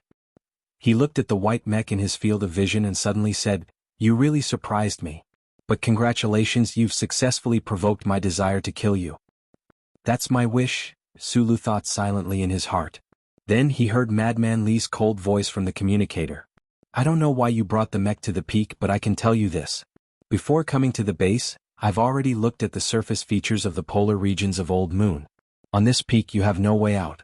On this point I've taken advantage of you." The successor of the Lees of Philadelphia had a special status in the federal military. Before coming to Old Moon, naturally there were military staff members who had drawn up the terrain features of the battleground for Madman Li. Su Lu heard Madman Li admitted himself and felt a little complicated. Although this young genius lieutenant colonel was violent and arrogant, in a direct battle, he did not lose his integrity. Su Lu suddenly thought of his real intention of dragging the other into the overclocking battle. After a moment of silence, he stopped thinking about this problem and said, "Work hard. Actually, I'm only a few years older than you. I don't want to be your uncle." After saying this sentence full of mockery, Su Lu took 2 deep breaths, opened a safety valve beside the control stick, and lightly pressed the start button. Hearing the voice from the communicator, Madman Li's delicate features flashed with a trace of darkness. Su Li's voice was very calm, but it was this calmness that made Madman Li feel a trace of humiliation. "You want to tear down the Li family of Philadelphia? You want to humiliate me? You actually want to participate in the mecha battle personally?" Su Li's choice surprised him, but he also felt that it was a challenge. His delicate features gradually calmed down, but a cold murderous intent had already risen up like a burning fire. It followed his body and fingers and transmitted to the heavy and huge Purple Sea mecha. The super-close encrypted conversation was not captured by satellites or electronic surveillance networks. Whether it was in the Old Moon base's viewing room or in the S1 Capital's command hall, there was no third person who could hear the conversation between Su Lu and Madman Li. The people watched the huge widescreen screen. On the screen, the purple sea mecha and the little white flower mecha stood at the peak of Kaki Peak, at the border between light and shadow. No one dared to blink. They did not know what kind of surprise the two powerful pilots inside these two latest MX mecha would bring them in the next moment. However, at this time the people were only puzzled. After the purple sea mecha caught up to the peak, it did not immediately launch a wild attack like before.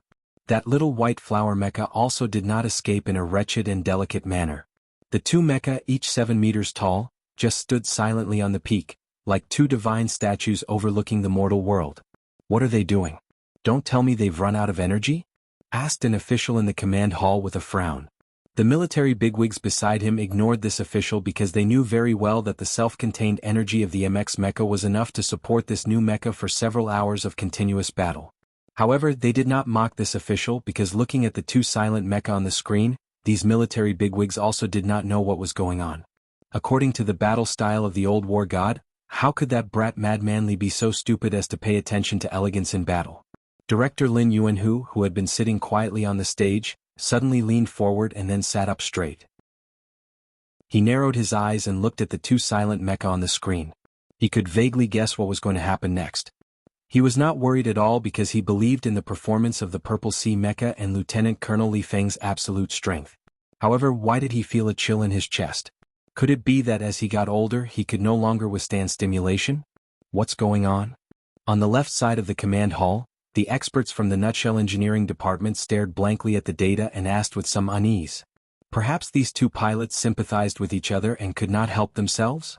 Shang Qiu said with a smile as she took a tissue from a staff member beside her and wiped the blue ink from the corner of her eyes. Seeing this scene, her heart finally relaxed a little. Although she did not know what had happened on the distant Kaki Peak of the old moon, it was clear that neither Su Lu nor Mad Manly were willing to wait any longer. What happened? The crowd in the command hall was all discussing what was happening on the screen, but this voice was especially panicked and loud. The 1st Military Academy's Mobility Department director on the stage stood up abruptly again. He was the first to notice the abnormal situation of the two mecha on the peak. He pointed at the screen and shouted loudly at the engineering staff below. On the wide screen, although the temperature on the peak of Kaki Peak was high, because of the weathered rocks and white light, it appeared incomparably cold and desolate. The little white flower mecha and the purple sea mecha exhaled several extremely fine streams of air almost at the same time. Those milky white streams of air shot out quickly, just like the old-fashioned steam locomotives in museums, but also like two leaky old-fashioned boilers. The people watching this scene could not hear the sound on the peak of Kaki Peak, but they seemed to be able to hear the sizzling sound coming from beside their ears. That was the sound of the high-speed streams of air. The fine white streams of air stopped as soon as they shot out. The two mecha on the peak still stood quietly, but then a metal component fell off from the white mecha's mechanical arm and smashed heavily into the weathered rocks on the peak, stirring up a cloud of dust. Another object fell heavily and the dust rose again. At the same time, the purple sea mecha not far away also began to shed its components. Those components also fell to the ground, shaking up the dust. The dust filled the peak and gradually covered the figures of the two mecha. Then it gradually calmed down, revealing their true appearance. It was still the two MX mecha, one purple and one white. Around the mechanical legs of the mecha were countless pieces of equipment of various sizes scattered. It was like a reptile shedding its skin, or like a branch full of fruit, unwilling to bear the heavy weight anymore. The branch broke and the fruit fell. These comparisons were actually not appropriate. These two MX mecha were actually like two humans who had suddenly entered the height of summer from the dead of winter, shedding all of the thick and heavy cotton jackets on their bodies. Mecha number 2, long-range weapon system automatically detached. Auxiliary balancer ejected. Alloy plate caterpillar detached. Hidden repair arm detached. Block 41 hidden door opened, firmware detached. Mecha number 1 weapon system confirmed to have failed and detached. Infrared auxiliary capture system detached. Alloy plate caterpillar detached. As the two MX mecha on the screen began to shed their components, the electronically synthesized voice in the command hall once again sounded. The cold electronically synthesized female voice fell into the ears of the people in the hall, but it stirred up endless shock. However, these shocks were all very well suppressed in the hearts of the people. They silently and nervously watched everything on the screen. Only now did they know that those thin white streams of air that had danced wildly like silver snakes in the vacuum earlier were the connection devices used to separate these components from the mecha body. However, other than the expert engineers from the Nutshell Engineering Department and the Federal Academy of Science, many of the other important figures watching the battle did not understand why the 2MX mecha on the mountain peak would do such a thing at this time.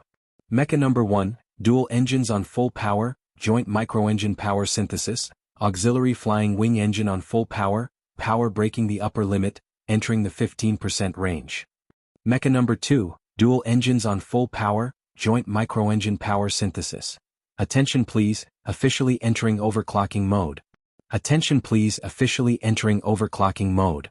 The people in the command hall were first silent, and then they immediately began to silently bustle about. The technicians and experts in the 3 areas at the front of the hall began to record data. The people watching the battle did not need to personally deal with this situation, but under the commentary of the technicians at the side, they also fell into a tense silence. On the screen, the red beam of light that represented the mecha's power output had been continuously rising, and had long broken through the line that represented safety. The technicians and experts stared nervously at the part of the system they were responsible for, and no one on the viewing platform was talking.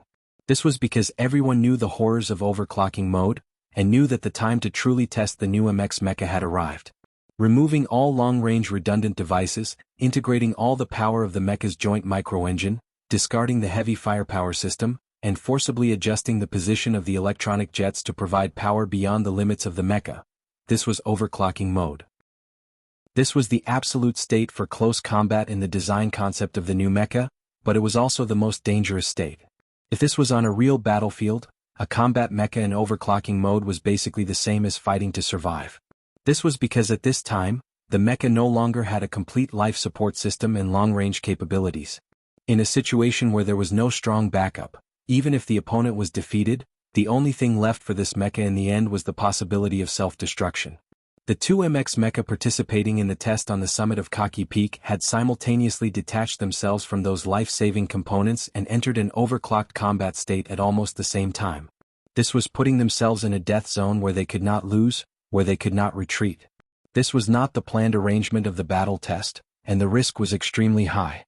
What reason had prompted those 2 pilots to make such a decision? Could it be because of the hypocritical silence earlier? On the viewing platform, Lin Yuan who slowly stood up and stared at the mecha images on the giant screen, silent for a long time.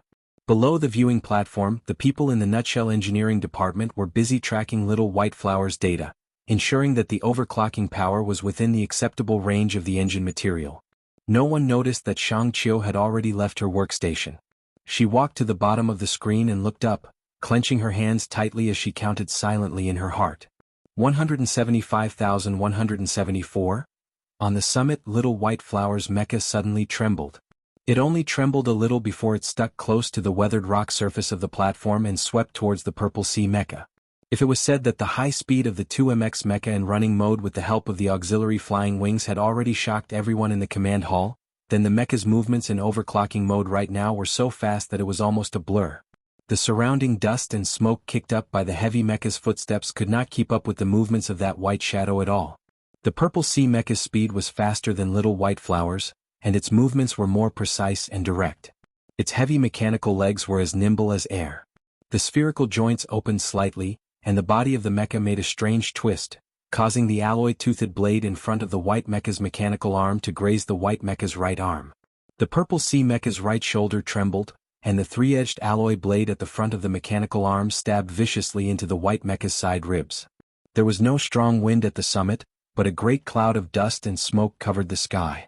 The 2 newest MX mecha were like 2 fearless warriors in the midst of the dust and smoke, neither retreating nor escaping. The anti-skid mechanical legs gripped the ground tightly as they performed extremely difficult attacks and chops. In less than 20 seconds, who knew how many alloy fists had smashed heavily into each other's bodies? The powerful power provided by the twin engines was now completely converted into speed and close-range combat strength under overclocking mode. That was a destructive force. The 80 cm alloy tri-edged blade drew a streak of faint purple light across the summit and stabbed viciously into the white mecha's body. Then it was pulled out, leaving behind several trails of liquid, and the impact knocked over several pieces of armor connected to the mecha's body. In overclocking mode, the Purple Sea Mecha was more like a space chariot driven by a god. Its power was unstoppable, its power unmatched. Sulu did not have the time to wipe away the fresh blood at the corner of his lips.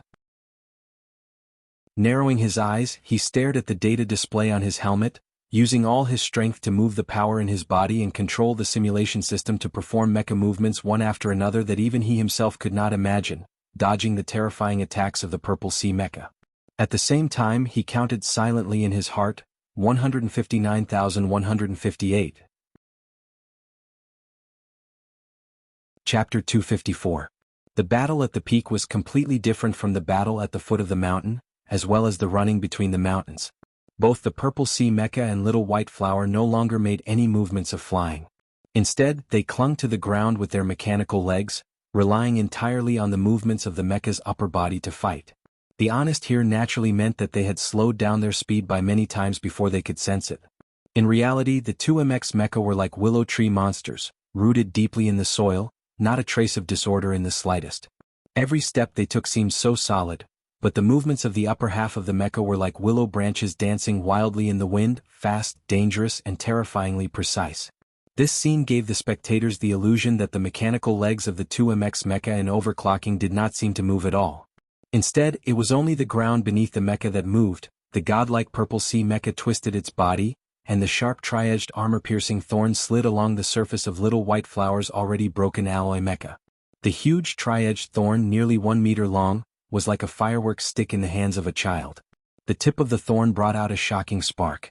In the midst of the silent battle, the sawtooth blade on the right mechanical arm of the white mech silently sliced across from under the arm, leaving a shallow cut on the wrist of the Purple Sea Mech, but at least it stopped the Purple Sea Mech from delivering a fatal stab. The loud roar of the twin engines did not have air as a medium to announce its power, but it caused the body of the mecha to tremble. Under the effect of the peak power, the Purple Sea Mecha retracted its mechanical leg, and like a gust of wind, it forced its way into the midsection of Little White Flower's mecha, its shoulders slamming into the midsection of the cockpit. For a moment, broken pieces of the shock-absorbing armor flew everywhere. A chilling distortion slowly appeared and the white mecha slumped, about to fall. 147? Sulu ignored the bloodstains on his chest, silently counting down in his heart. The weight of high speed was already a heavy enough burden for a pilot. After entering overclocking mode, Little White Flower's mecha could no longer provide a complete shock-absorbing and life support system like before when it faced the violent attack of the Purple Sea head-on. The tremendous impact caused his iron-like body to feel sore and painful, as if it was about to fall apart. Sulu didn't know how many mouthfuls of blood he had spat out. His face was a little pale as he stared at the holographic screen in his helmet. His hands moved quickly, and the joysticks made cracking sounds as if they were about to break. Every inch of his skin was burning as he sent instructions to the simulation system, controlling Little White Flower to block Purple Sea's fierce thrust, but it was unable to block Purple Sea's powerful strike. As the surface of the mech changed shape, Sulu's vision turned black for a moment from the tremendous force. From the warning data of the onboard computer, he knew that Little White Flower had lost its balance. With a muffled grunt, Sulu's body, which was wrapped in the simulation system, began to tremble rapidly. Countless complex commands were transmitted to every component of the mecha. The thick and heavy mechanical legs began to tremble and slide. They began to move in a semi-closed arc around a certain fixed point. The high-speed hydraulic pipelines and transmission devices in the armor pressed, stretched, and returned to their original positions at a speed that could not be seen with the naked eye. During this process, the terrifying impact of the Purple Sea's mecha was gradually dispelled. Little White Flower's mecha looked like it was on the brink of death, but in the end, it stood proudly at the end of the 2 deep trenches. Can't fall. Sulu flicked the 5 fingers of his right hand. Cooperating with the simulation system, he controlled Little White Flower's mecha to stick close to the platform on the peak and charge towards the Purple Sea once more. After entering overclocking mode, both Sulu and Mad Manly no longer used the fierce leaping attack moves they had done at the foot of the mountain. Instead, with great tacit understanding, they had their mecha cling tightly to the weathered rocks on the peak as they advanced. Their horizontal movement speed increased slightly, but neither attempted to attack from the air. Overclocking battle was an extremely risky battle mode.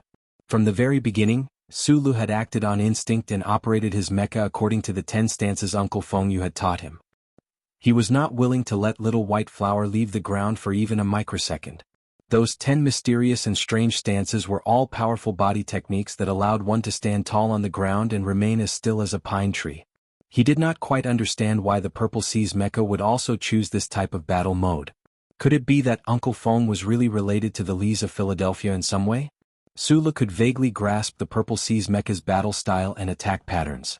Linking it to that night in Linyuan, he even had a feeling that the 10 stances Uncle Feng had taught him seemed to be some kind of secret technique to counter the Lees of Philadelphia. However, Madman Li was still Madman Li after all. It was no wonder he was known as the invincible fighter in the military. It was no wonder he was the super strong fighter who had continuously hunted down the Empire's Royal Mecha Battalion for more than 3 years. Even if Sulu used the simulation system to control his mecha, which was equivalent to the hand speed of a military ace pilot, and even if he could vaguely guess the attack rhythm and direction of the Purple Sea's mecha, he could not find any chance to retaliate in front of the purple torrent that filled the peak of the mountain. Previously, at the foot of the mountain, the Purple Sea's mecha had displayed mobility and crazy attack ability in Madman Li's hands had already made Sulu feel that it was difficult to withstand. However, after entering overclocking mode, the Purple Sea's mecha became even more terrifying in close combat. Firstly, the super performance of the Purple Sea after overclocking was fully displayed. Secondly, Li Feng, who was controlling the Purple Sea, seemed to really be a little crazy. In the vision of Su Li's helmet, on the holographic screen of the Old Moon base in the ground command hall, everyone seemed to vaguely see a roaring purple spotted tiger. It was currently charging towards the platform on the peak of the Khaki Peak on the moon's polar region, towards the white mecha that refused to admit defeat no matter what. It was launching its final bite. The white mecha flashed and dodged at high speed. Time and time again in contact, collision, sword light and shadow of punches, the white mecha was knocked back and injured. Inside the mecha, Sulu kept staring with his pair of small eyes, silently counting down in his heart, 132,131. At this moment, Sulu, who was inside the little white flower mecha, was not squinting his eyes like before. Instead, he was staring with wide eyes at the Purple Sea mecha in his vision. In the Purple Sea, Li Feng, on the other hand, was skillfully operating the mecha, launching wave after wave of powerful attacks. At the same time, he was squinting his eyes to size up the white mecha that was in a terrible state. Its performance had dropped drastically, but it still refused to admit defeat. For this young genius pilot from the Federation, mecha battles had long become a part of his life. It was an exciting factor in his blood. This kind of intense battle should not have made him enter such a violent and wild state. However, that despicable person in the white mecha unexpectedly made him develop such a strong desire to battle. Li Feng admitted that Sulu had surprised him. Not only did Sulu personally operate the mecha to battle with him, but also the standard that Sulu had displayed in this battle. This was already close to the standard of an ace pilot in the army. Moreover, he knew that Sulu was the technician who had developed the Nutshell MX, so in terms of operating the new MX, he had a great advantage. However, he still did not think that Sulu would be able to defeat him. This was a kind of pride and confidence that was deeply rooted in his bones. The Purple Sea's excellent maneuverability perfectly displayed the standard of his mecha operation. The Purple Sea's current ferocious attacks were like a raging river. In fact, he could do it with his eyes closed. When Li Feng was still a baby and had just opened his eyes, that grandfather of his had carried him into the mecha. Not long after he had learned how to walk, his grandfather had started to let him try to climb the ladder beside the tall mecha. Other than his grandfather, the first word that Li Feng had learned was mecha. Before he had learned how to drive a car, he had already learned how to operate a mecha. Before he had time to like girls such as Yuzi, he had already fallen in love with the feeling of operating a mecha. When all the youths in the Federation were still looking at the teaching screens and imagining the mecha levels in online games, the 12-year-old Li Feng had already been sent to the front lines of the West Woods by his grandfather. He had passed the unprecedented military test and obtained his first real military mecha. Then he had begun to operate the M52 on the mineral planets on the pirate ships. He had learned how to slaughter and had gotten used to smashing the enemy's mecha into a pile of scrap metal. In the short 16 years of Madman Li's life, he had always been closely associated with the term mecha, never separating from it. Sometimes he even felt that every time he stayed in the stuffy and quiet cockpit, he was his true self. Invincible in the military, Madman Li, these were all adjectives he had gotten from operating a mecha. This was because the moment he entered a mecha, he would be even wilder and more violent than usual. This was because he was even stronger in a mecha. Thus, Li Feng could not understand why Su Lu had been able to hold on for so long. Why did he not admit defeat even though he knew that defeat was certain and could only be worse? Thinking of that bet and the white mecha's persistence at this moment, Madman Li's eyes narrowed even more. A hint of anger flashed through his reddish eyes. The purple sea mecha attacked fiercely once again, ravaging the little white flower over and over again. There was no such thing as mutual appreciation. The pale-faced Su Lu stared with wide eyes amidst the intense tremors. He stared at that purple sea which was like a mad tiger, controlling his mecha to avoid those fatal points of attack as he mumbled softly to himself, "Fuck you, fuck you." His voice was so gentle, so calm that even he himself felt that he was still calm. He did not feel the intimidating power and aura displayed by the purple sea mecha before him. However, his rationality told him that whether it was in terms of mecha operation accuracy, battle experience, or any of the qualities and abilities required to operate a mecha, Li Feng was far above him in all aspects. If this had not been a secret military test match, Su Lu knew that Madman Li would definitely not mind killing him after defeating him. Thus, there was no such thing as mutual appreciation. He only stared coldly, wanting to see how the other would die. The countdown in his heart had already reached 1,117 seconds. 1 minute had passed, so there were still more than 2 minutes left. Su Lu did not know if he could hold on for more than 2 minutes. He did not know if the little white flower's mecha would explode prematurely. After entering overclocking, the battle was even more one-sided. The white mecha was in an extremely wretched state, looking like it could explode at any moment. However, Su Lu had no intention of surrendering. He only made each of his operations more precise, each of his dodges faster, each of his attacks fiercer.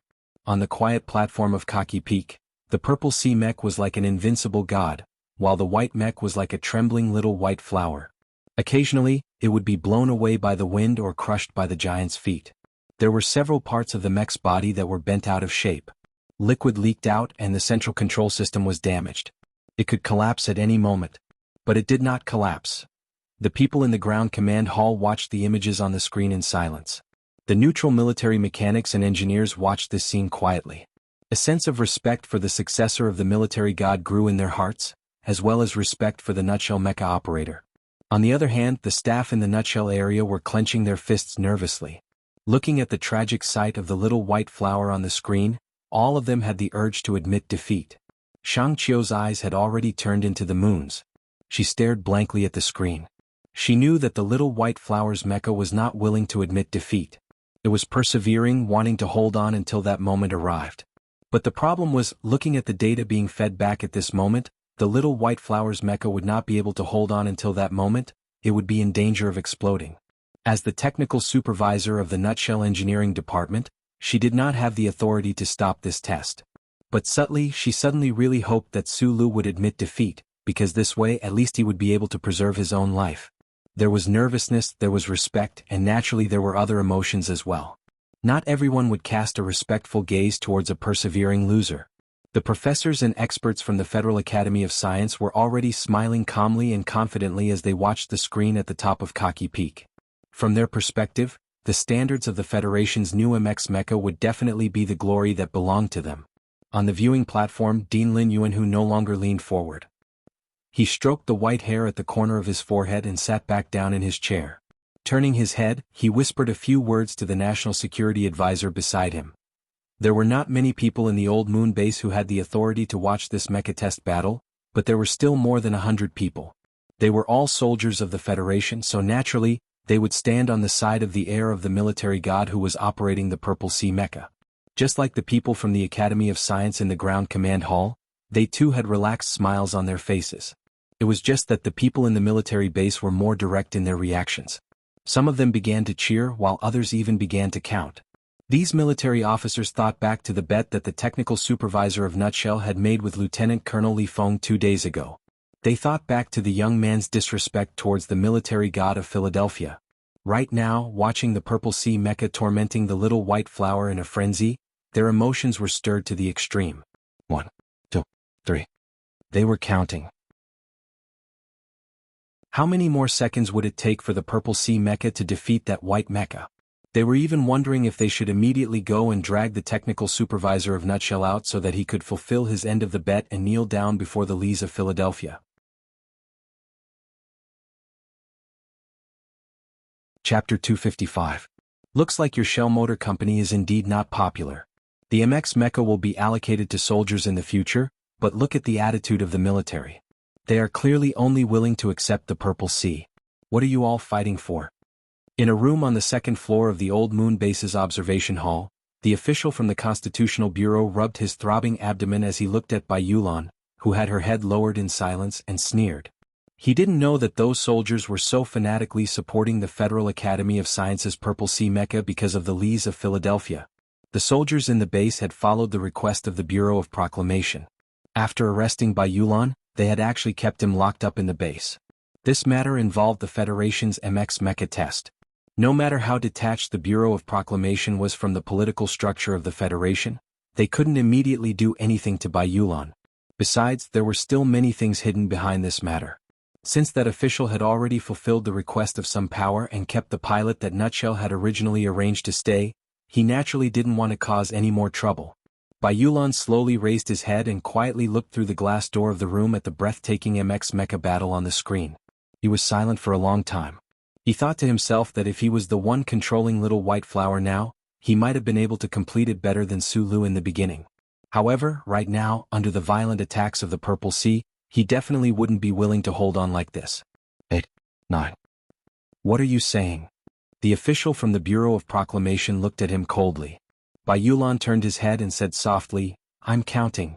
How long will it take for the Purple Sea Mecha from the Academy of Science to explode? He paused for a moment, then continued softly, Now it seems that I really have to thank you for locking me up. Otherwise, how could that guy be angry enough to personally go into battle? The face of the official from the Bureau of Proclamation darkened slightly. He didn't say anything else. He turned his head to look at the MX battle that he was also very interested in. He thought to himself that this delicate man was probably mad to the point of insanity. Otherwise, why would he say such a thing? Some people participated in the Federation's extreme long-distance race, but in the end, their legs were crippled and their bodies were exhausted. However, they still stubbornly shook off the hands of the medical staff and limped towards the finish line, ignoring whether there were still spectators around them. Su Lu respected these men with sportsmanship, but he would not do that. He didn't want to cause trouble, wasn't afraid of trouble, and didn't want to attract attention. But if he was running on the track and people in the same race tried to trip him or use tricks, then he would keep running until he overtook them and won the championship. Then he would turn around coldly, look at those people, ask why, reason with them, and fight for his dignity. This guy was not afraid when someone pointed a cold gun at his head in the Donglin district. He was only angry. When he encountered an iron fist, he did not cower. Instead, he bravely escaped. He did not leave timidly. Instead, he went to find Feng Yu. This guy was not afraid when he saw the black mecha in the underground parking lot. Instead, he kicked it fiercely. When he was bullied by important people, he did not back down. Instead, he stood up bravely. He did not use the data to try to get anything. Instead, he stood there silently, waiting for reason and fairness. He stood there until now. The Little White Flower's mecha was in a sorry state. It was miserable.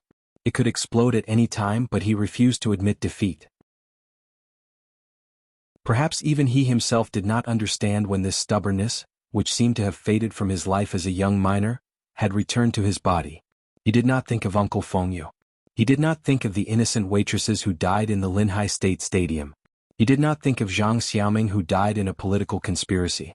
He did not think of Shi Qinghai who was betrayed and disappeared. He did not think of Professor Shin in the Galaxy Public Cemetery. He did not think of the old professor's hard work in the experiment data. He did not think of the officer surnamed Park on Hushan Road. He did not think of the broken bodies at the concert in Huanshan Mountain. He did not think of the independent director in the rainy night. He did not think of Magnolia who was arrested by the Bureau of Proclamation 2 days ago. Because there was no need to think of these. They were all buried deep in his mind. From Donglin to S1, the unfairness, darkness, and conspiracy of the Federation had always been there. Su Lu often thought of the letter Shi Qinghai left for him before he left. In the face of social injustice, some people wanted to be the ones to inflict it. Some people silently accepted it. Some people wanted to change something. Those without power would shout on the internet, using silence to express their anger. And what should those with power do? MX Mecha, the Academy of Science, Politics, the election. Su Lu had already unconsciously become a person with power. He could change some things, so he told himself that he must persevere. Each time the Little White Flower suffered a heavy blow, it was like a sledgehammer striking a rock. This rock persevered, but who knew whether the rock would shatter in the end? Or the sledgehammer would shatter? Or would the people in the Federation who wielded the sledgehammer be afraid and tired? Sulu stared with red eyes at the crazed silhouette of the Purple Sea mecha in his field of vision, but he was unusually calm as he carried out his own operations. The little white flower mecha could not hold on for much longer, but he was becoming more and more familiar with the controls, feeling stronger and stronger. Those 10 poses that Uncle Fengyu had taught him back then were all perfectly executed by him using the little white flower mecha. His eyes were red. Naturally, it was not because he was moved or sad but because there was fire, a very big fire. Sulu stared at that terrifying Purple Sea mecha, thinking of that arrogant and unreasonable person inside the mecha.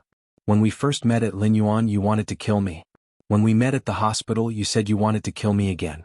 Today, when we met again at the peak of Old Moon Peak, you still wanted to kill me.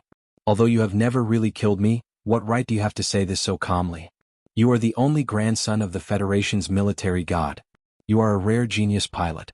You joined the army at the age of 12 to kill the enemy, and you have already become a legend. So you want to proudly say that one day you will kill me? I won't accept it. I won't accept it. I won't accept it. I won't accept it. I have already killed when I was 10. Today I want to beat you up and then make you call me uncle. 98, 97, 63, 61, 38, 37. Su Lu and Shang Qiu had repeatedly calculated many times. The electronic jets that the Purple Sea mecha had designed based on that deviated functional model could only last for 3 minutes because the dual-engine mecha needed to adjust its posture while in overclocking mode. In the past, in his mind, 3 minutes was a very short amount of time. But today he found that these 180 seconds were actually as long as space travel and unbearable. There were still 37 seconds left, but the little white flower mecha was already at its most dangerous edge. Su Lu silently operated his mecha to make an attack motion, but he knew that even if he did not accept it, he was going to lose today. However, right at this moment, the Purple Sea mecha, which had been as crazy as a drunken tiger, with an overwhelming presence, and had the absolute advantage all this while, suddenly seemed somewhat uncoordinated as it executed a standard left-spinning sideways attack motion. In the next instant, the Purple Sea mecha's beautiful back armor vibrated. On the giant holographic screen in the ground command hall, many of the technical parameters belonging to Mecha Number 1 were performing perfectly. Even in overclocking mode, they were still very stable. In contrast, on the other side, Mecha Number 2's technical parameters were already somewhat horrible to look at. No one knew how that nutshell pilot could still operate a mecha that was about to be scrapped. However, right at this moment, the light beam representing the most important power output indicator of Mecha Number 1 abruptly stopped moving up and down within the normal range, coming to a standstill at a certain level. Then, the power output light beam fell abruptly, rushing towards its original position. The red light beam fell abruptly. It looked like blood loss. It was a ghastly sight. No one in the entire command hall could react. Even Nutshell and the other engineers could only stare blankly at the holographic screen, thinking that their eyes were playing tricks on them. However, Shang Qiu, who had been nervous for a long time, reacted faster than anyone else. She raised her right hand high into the air and clenched it into a fist. In her fist was a pen. She shouted excitedly, "Fuck!" The profanity of this genius female engineer woke up many people in the command hall. As if someone was commanding them, the engineers, experts, and professors of the 3 factions all let out cries of surprise at the same time. Combined together, it was like a giant wave flooding the entire command hall. In the stands, Lin Yuanhu, who had been quietly chatting with the National Security Advisor, had not looked at the monotonous and one-sided battle on the holographic screen in order to show his confidence to the people of the Federation. He indeed had absolute confidence in both Purple Sea and Madman Li, especially after overclocking mode. So, when he heard the cries of surprise, he could not help but be a little surprised. Dean Lin Yuanhu turned his head and saw that the power output indicator on the holographic screen had already fallen to 0. He stood up abruptly, his aged lips becoming incomparably pale. His body swayed twice. He clutched his left chest as if he could collapse at any moment. The soldiers in the Old Moon base had already counted to 70. They thought that Purple Sea's mecha was already in the bag and that perhaps the nutshell white mecha would explode in the next moment. Bai Yulan had already stood up and was standing behind the door. She looked at the holographic screen with slight anxiety. She had already counted to 37 seconds, but it seemed that she could no longer see the possibility of what would happen next. Right at this moment, the sound of the Old Moon base counting suddenly stopped abruptly. Everyone looked at the holographic screen in confusion. They did not understand why the Purple Sea Mecha's originally incomparably sharp left-turn footwork had become somewhat sluggish. Moreover, the sluggishness was a little too much. It's probably the image being delayed, some people thought in their hearts. Maybe he wants to leave the nutshell mecha to play with for a while longer? Some people thought of Lieutenant Colonel Li Feng's movements. What happened next made the speculations of all the old Moon Base officers become a joke.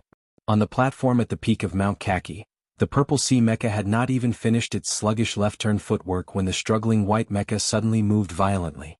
This naturally could not be the result of the image being delayed. In the moment when the Purple Sea Mecha was on the brink of dissatisfaction and struggle, every abnormality in its movements was like a provocative signal that entered Su Li's brain through his eyes. However, in the previous long period of time, Madman Li had controlled the Purple Sea Mecha with a sense of indifference in its madness. There had been no loopholes that could be exploited. However, at this moment, the beautiful left-turn footwork of the Purple Sea Mecha had a problem. For Su Lu, who had been waiting bitterly for more than 100 seconds, this anomaly undoubtedly represented his best chance. Although he did not understand why the Purple Sea Mecha's problem had occurred 37 seconds earlier than he had predicted, he knew that he had to grab hold of this opportunity. In reality, Su Lu needed to exert any kind of mental pressure on himself to make the final explosive strike. This was because, like a spring that had been suppressed for a long time, if it did not lose its elasticity due to metal fatigue and adhesion, once it got the chance, it would definitely rebound strongly. Or, like a drowning person, once they grabbed hold of something by their side, they would definitely not let go. Through this series of brutal blows, Su Lu had gradually come to understand how to use the simulation system to replicate the 10 poses that the uncle had taught him with his mecha. However, Little White Flower's mecha was severely damaged, and Crazy Li was putting too much pressure on him. His attacks were too ferocious, so there was no chance for him to put it into practice. At this time, the Purple Sea Mecha suddenly changed.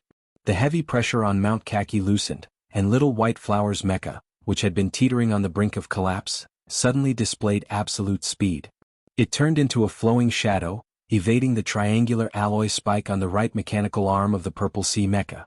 The white mecha's thick mechanical legs seemed to be trembling, but in reality, it was moving quickly, sticking close to the ground. In an instant, it twisted its body to stand face to face with the Purple Sea Mecha. The serrated blade at the front of the mechanical arm chopped down viciously at the neck of the Purple Sea Mecha, sending sparks flying. Immediately after that, Little White Flower's mecha swaggered up, charging straight for the middle of the Purple Sea Mecha's abdomen.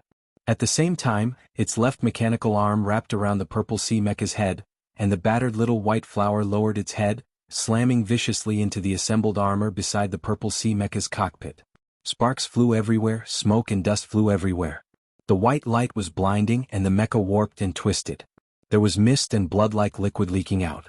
Little White Flower's mecha and the Purple Sea Mecha continued to maintain this stance. In today's MX battle, Madman Li's Purple Sea Mecha had been extremely domineering. However, Su Li's Little White Flower mecha had been able to push its performance to the limits despite being at an extreme disadvantage.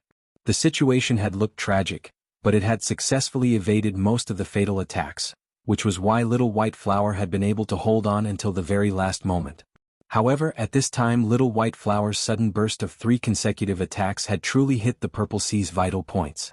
Whether it was the connecting part of the mecha's skull or the assembled armor beside the cockpit, after suffering such heavy damage, how could it still stand?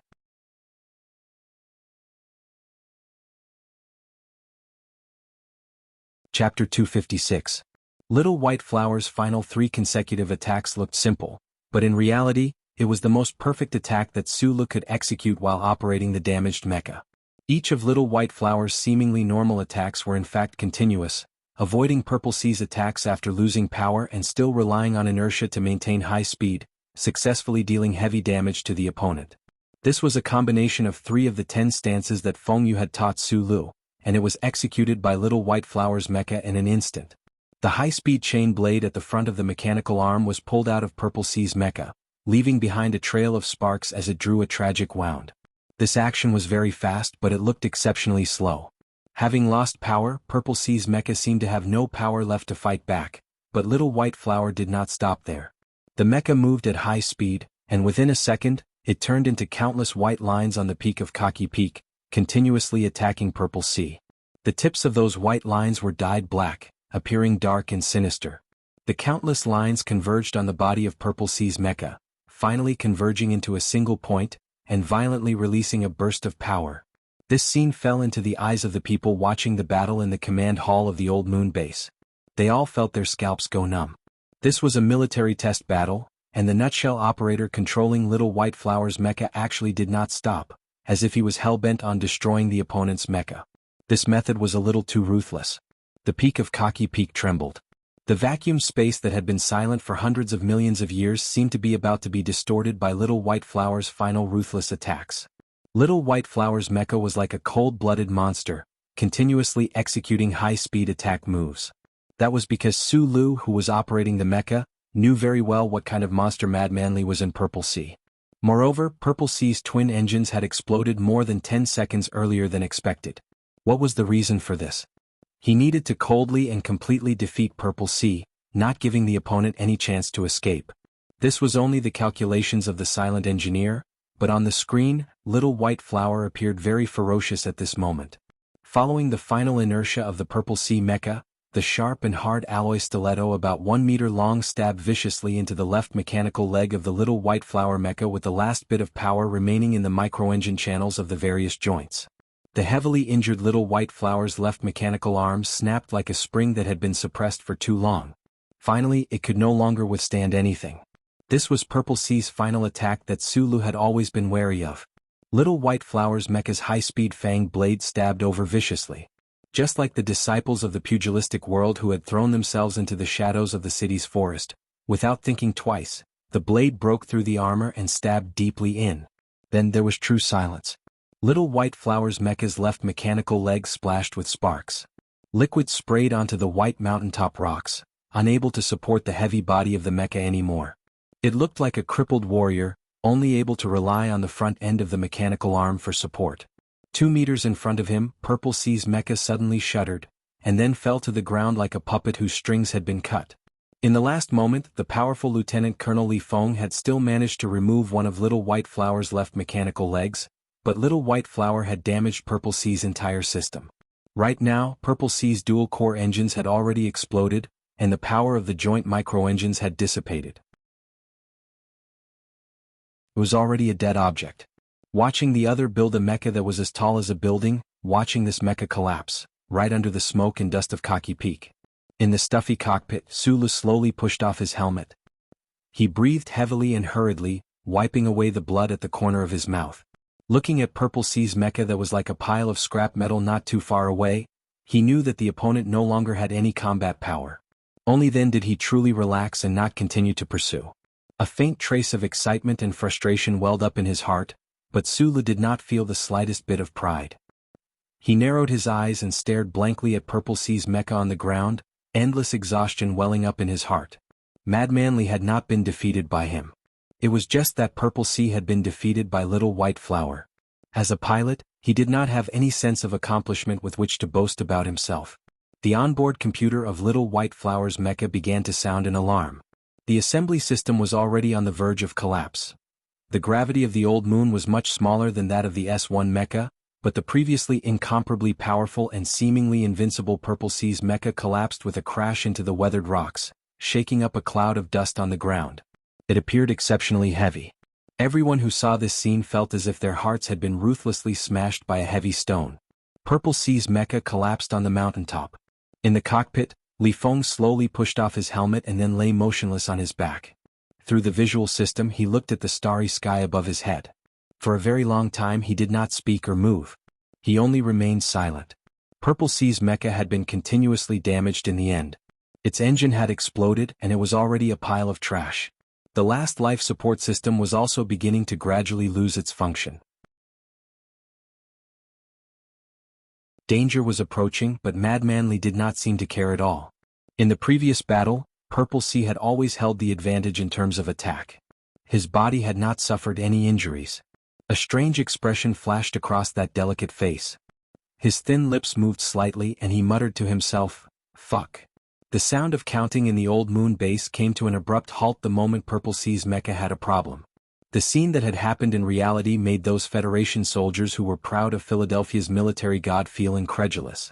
The people in the hall stared at the holographic screen. Seeing Little White Flower's last series of vicious attacks, their expressions were abnormally shocked.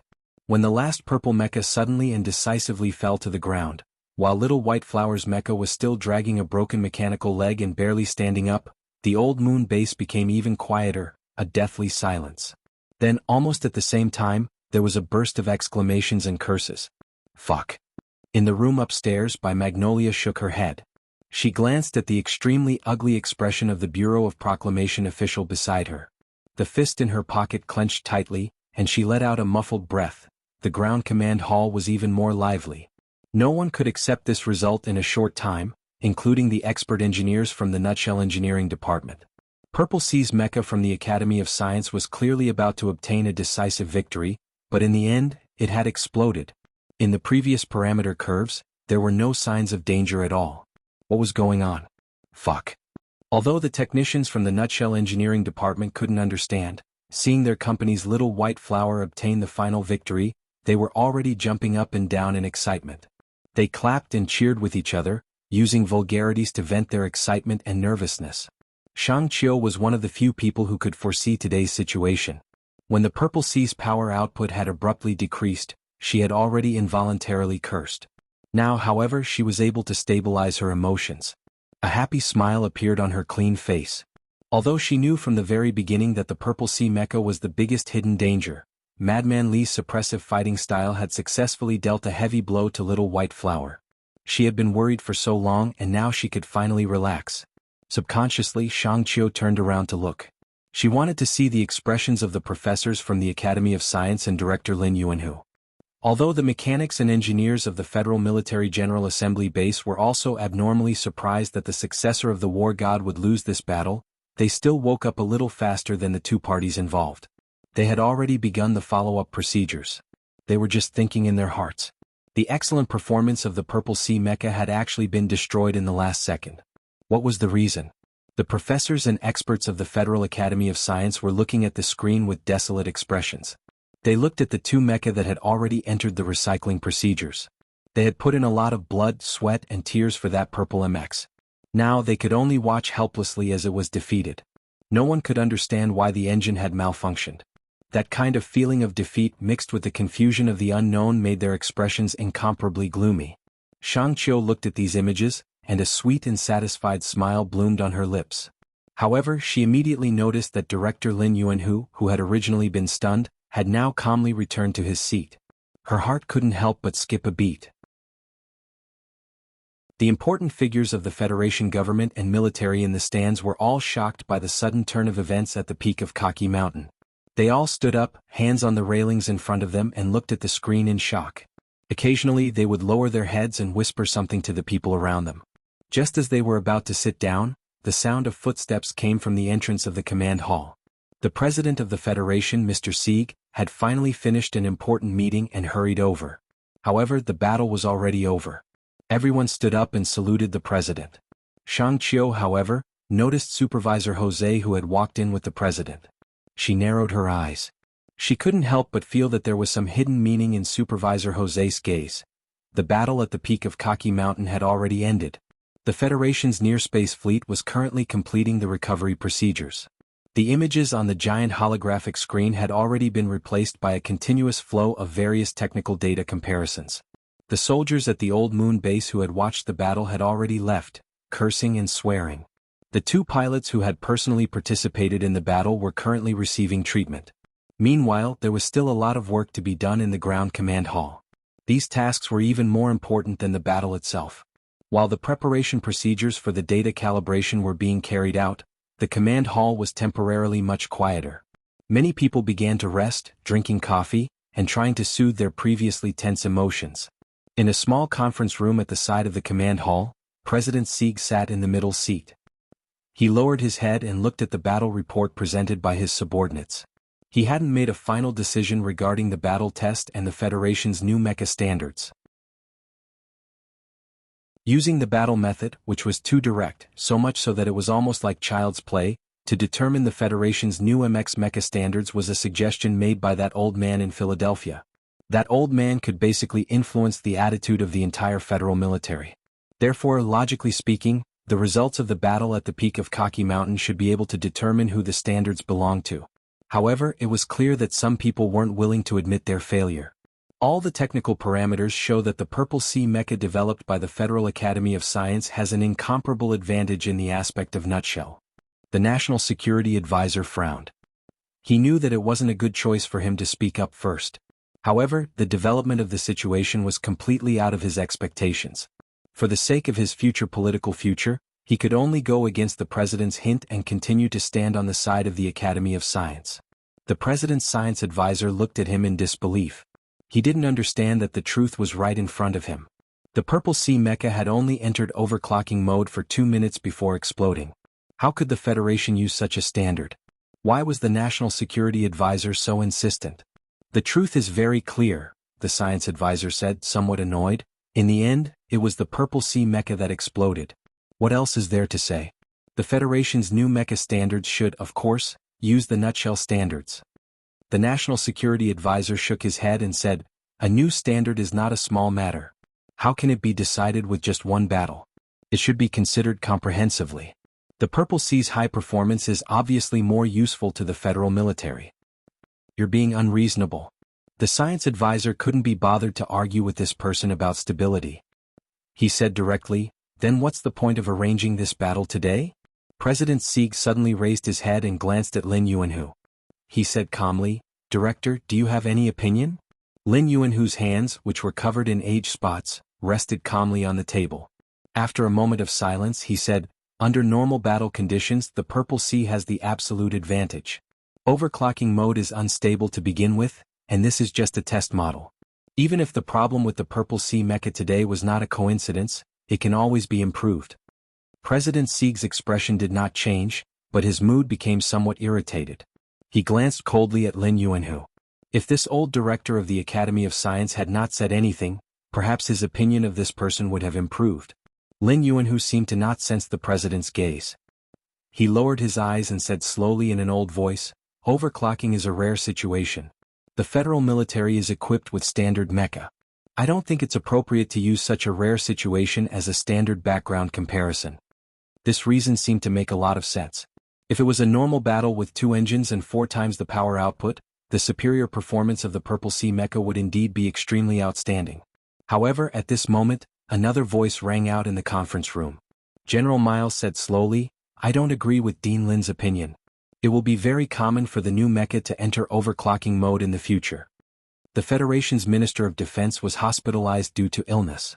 Meanwhile, Zhou Yingxing, who was in charge of the department's work, could not directly participate in the discussion at the highest level due to the collective actions of certain powers. At this moment, in the small conference room, the chairman of the Joint Chiefs of Staff and commander of the 1st Military Region, General Miles, was undoubtedly the absolute representative of the military. Chapter 257. In the battle for the standards of the MX mecha, General Miles, as one of the most important figures in the military, had once leaned towards the Federal Academy of Science's Purple Sea mecha. On one hand he had been influenced by certain people, and on the other hand he respected Director Lin Yuanhu. Having been in the military for decades, he knew better than anyone how much the Federal Academy of Science had contributed to the Federal Army. In fact, it was not just him. That 3-star female General Hong Yuliang, who was cruising in space, had leaned towards the standards of the Academy of Science in the beginning for this reason. However, the Federal Army was loyal to the Federation and the representative of the Federation, Mr. President. The excellent traditions of the past many years allowed this iron-like army to not lose its way amidst the prosperity of interstellar space. These military bigwigs, when faced with a major issue that involved the combat power of the Federal Army, would immediately abandon their former personal standpoints and completely stand from the perspective of the Federation to consider the problem. The results of today's battle were already out. The words of Director Lin Yuanhu earlier had made President Sieg very dissatisfied, and a trace of displeasure had also surged in General Miles's heart. How difficult was it for the federal military to cultivate an excellent pilot? Did they have to let the military pilot that Purple Sea which could explode at any time? Even Lieutenant Colonel Li Feng had lost to an engine explosion, let alone other pilots. Therefore, when Director Lin Yuanhu felt that the new MX mecha's overclocked state was rare and could not be used to compare the strengths of the two mecha, he had to stand up and say something. As the number one figure in the military in the present conference room, his words carried a lot of weight. And to a certain extent, he also represented the military's opinion on this battle. Mr. President has been personally paying attention to the development of the new MX mecha. General Miles looked around coldly and explained, "The reason for this is actually very clear to everyone in the conference room right now. That is because of the information received from the Empire. The Empire's development of the new mecha has already begun, and they have made a breakthrough. As for what level of breakthrough, we have no way of knowing. Everyone has seen today's battle. Under the support of the new MX mecha's super maneuverability, the mecha's self-contained long-range firepower system has been greatly reduced. As long as the enemy is unable to concentrate their firepower in a short period of time. An MX mech is a great gun that can penetrate the enemy's formation and engage in difficult battles. Whether it is the Federation or the Empire, if they want to prevent the enemy's new mecha from launching a surprise attack in a complicated environment and a low-intensity electronic surveillance battlefield, there is only one way to do so." General Miles solemnly extended a finger and said in a heavy tone, "Use a new mecha against a new mecha and it's close combat. I'm not used to underestimating the Federation's enemies. We can assume that the Empire's new mecha are similar to the Federation's MX in terms of performance, and that they were developed at about the same time. In that case, the new mecha's close combat capabilities will be an important factor in influencing the situation on the battlefield." General Miles frowned and stopped the National Security Advisor from interrupting. He continued, "We all know that overclocking combat is not a stable special state. In a normal battle, no pilot would be willing to enter this state. However, the problem is that the battle of the new mecha is close combat. If you want to kill the enemy and not be killed by the enemy, you can only enter the overclocking combat state. Overclocking is very dangerous. Those barbaric bastards in the Imperial Royal Mecha camp only have melodramatic thoughts of dying for a just cause. Would they be afraid of this kind of danger? Of course they wouldn't be afraid. Then what about us? Even if the pilots of the Federal Army are afraid, they can only not be afraid. Because if they are afraid, they will die.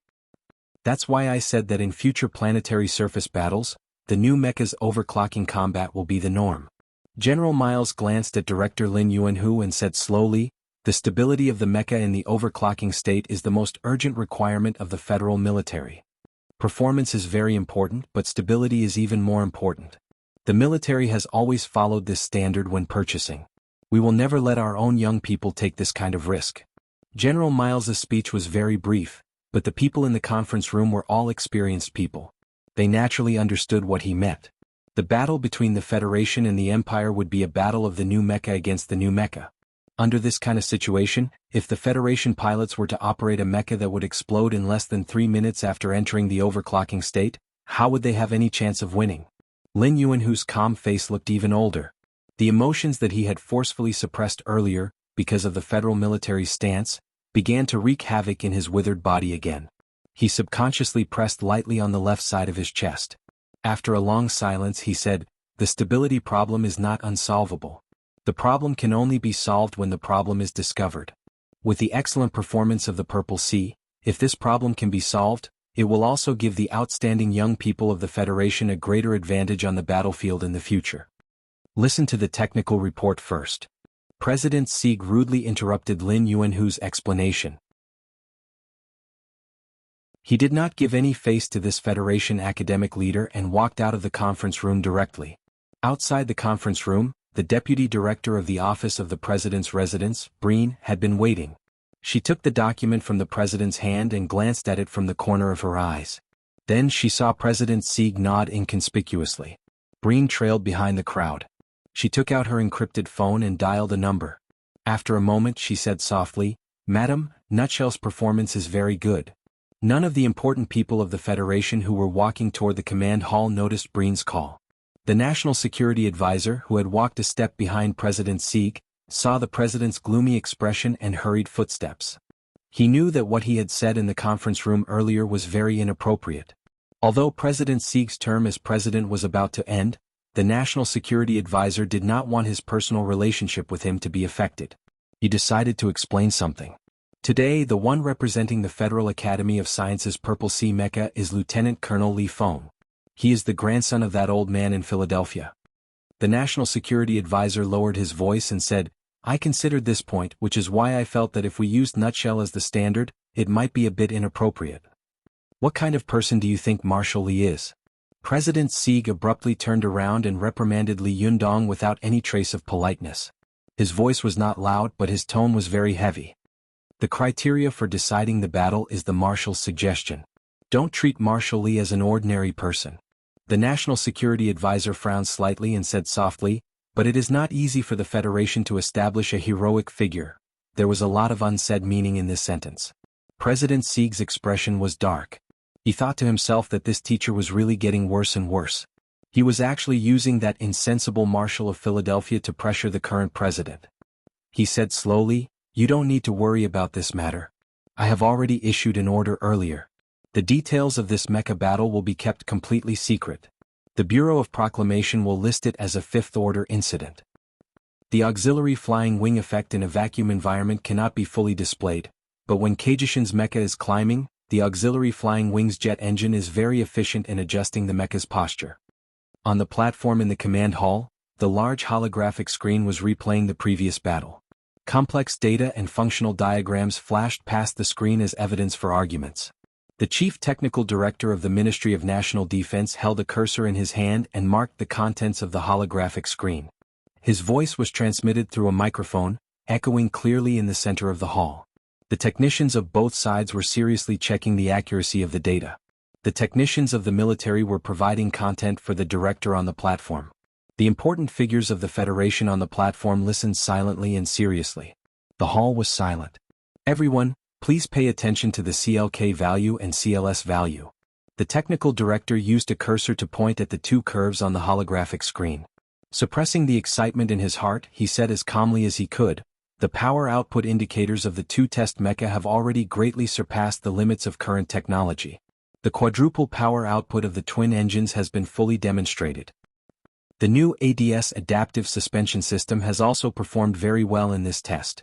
According to the data just obtained, the adaptive suspension systems of the 2MX mecha should be able to last for another 200 minutes or more during the passive wear and tear period." The technical director of the base coughed lightly and looked seriously at the important figures on the platform. He knew that most of them, including President Sieg, would not be able to understand these technical jargon. He paused for a moment and then said with a smile, "Although the cause of the engine failure of mecha number 1 under overclocking has not yet been found, we can basically say that the Federation's revolutionary dual-engine mecha has been a success."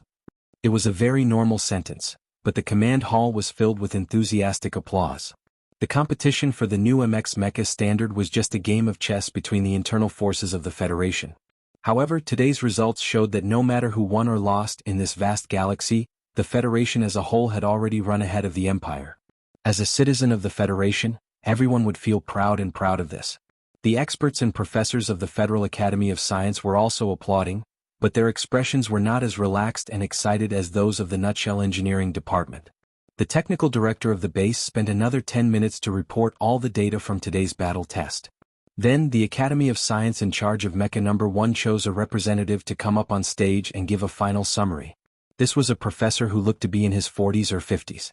The professor's expression was rather awkward, but he still very seriously repeated some of the important data, and then said seriously, "Regarding that last malfunction of the Purple Sea mecha, we believe that it was an accident during overclocking. In this test, the superior performance of the Purple Sea mecha has already been fully demonstrated. We cannot use a single accident to deny the excellence of the Purple Sea mecha. This is not in line with the spirit of science." As these words left his mouth, the experts and professors of the Academy of Science all nodded. The federal military mechanics and engineers maintained their silence. Some of them recalled the terrifying performance of the Purple Sea mecha earlier and felt that these words made sense. If the Federation gave up just like this, it would be too much of a pity. However, the technicians of the Nutshell Engineering Department were not having it. They did not care at all how many high-ranking officials and generals were on stage. They even completely forgot about the existence of the president. They whistled and began to make a ruckus. The Academy of Science professor on stage, however, calmed down at this time. He pretended that he did not hear the heckling of the Nutshell Engineering Department and said with great sincerity, "If that failure can be resolved and the superior performance of the Purple Sea mecha is preserved, I believe that this is the best ending. That professor said a few more things, but Shang Qiu did not listen at all. She only lowered her head to process the data sent over by her subordinates, weighing in her mind what she was going to say on stage later. She thought about Su Lu, who was still above the old moon, and thought silently in her heart that this matter was not over yet.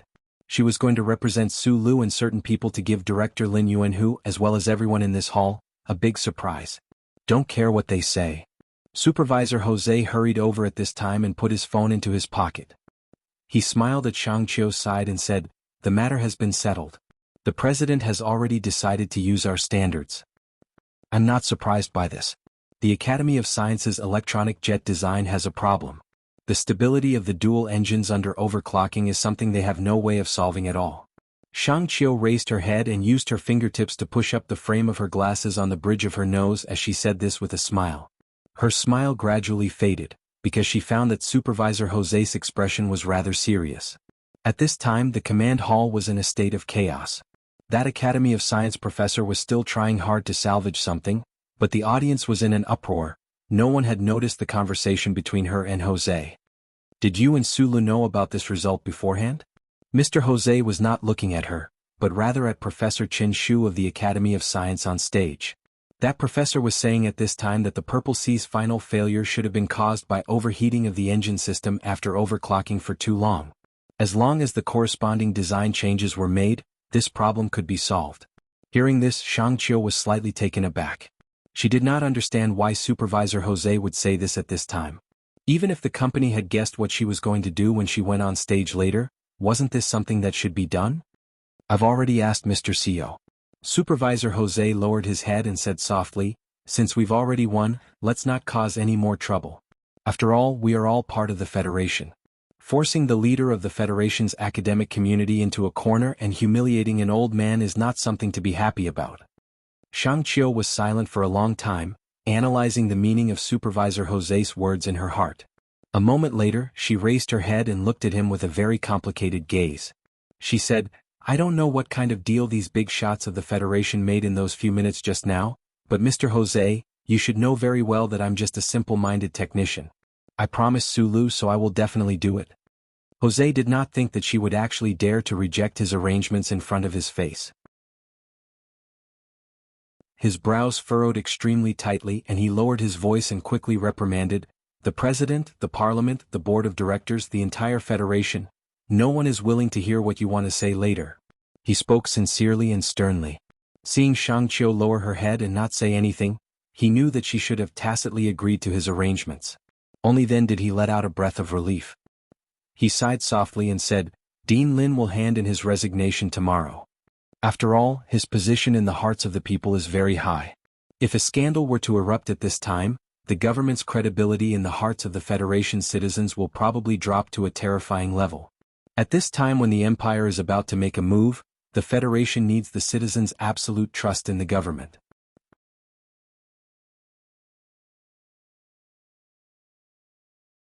Chapter 258. Seeing the technical representative of Nutshell take the stage, the command hall immediately became much quieter than before. Then another round of applause rang out. This time the applause was softer, but it lasted longer. The technicians of Nutshell looked excitedly at the young technical director on the stage. They knew better than anyone what kind of decisive role this genius female PhD had played in the development of the MX mecha.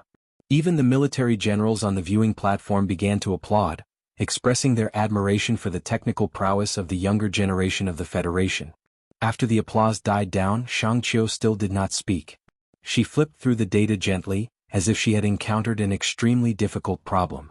After a long time, she took a deep breath and said slowly, "Just now, Professor Cui from the Academy of Science said that the two mecha almost broke down at the same time in the end.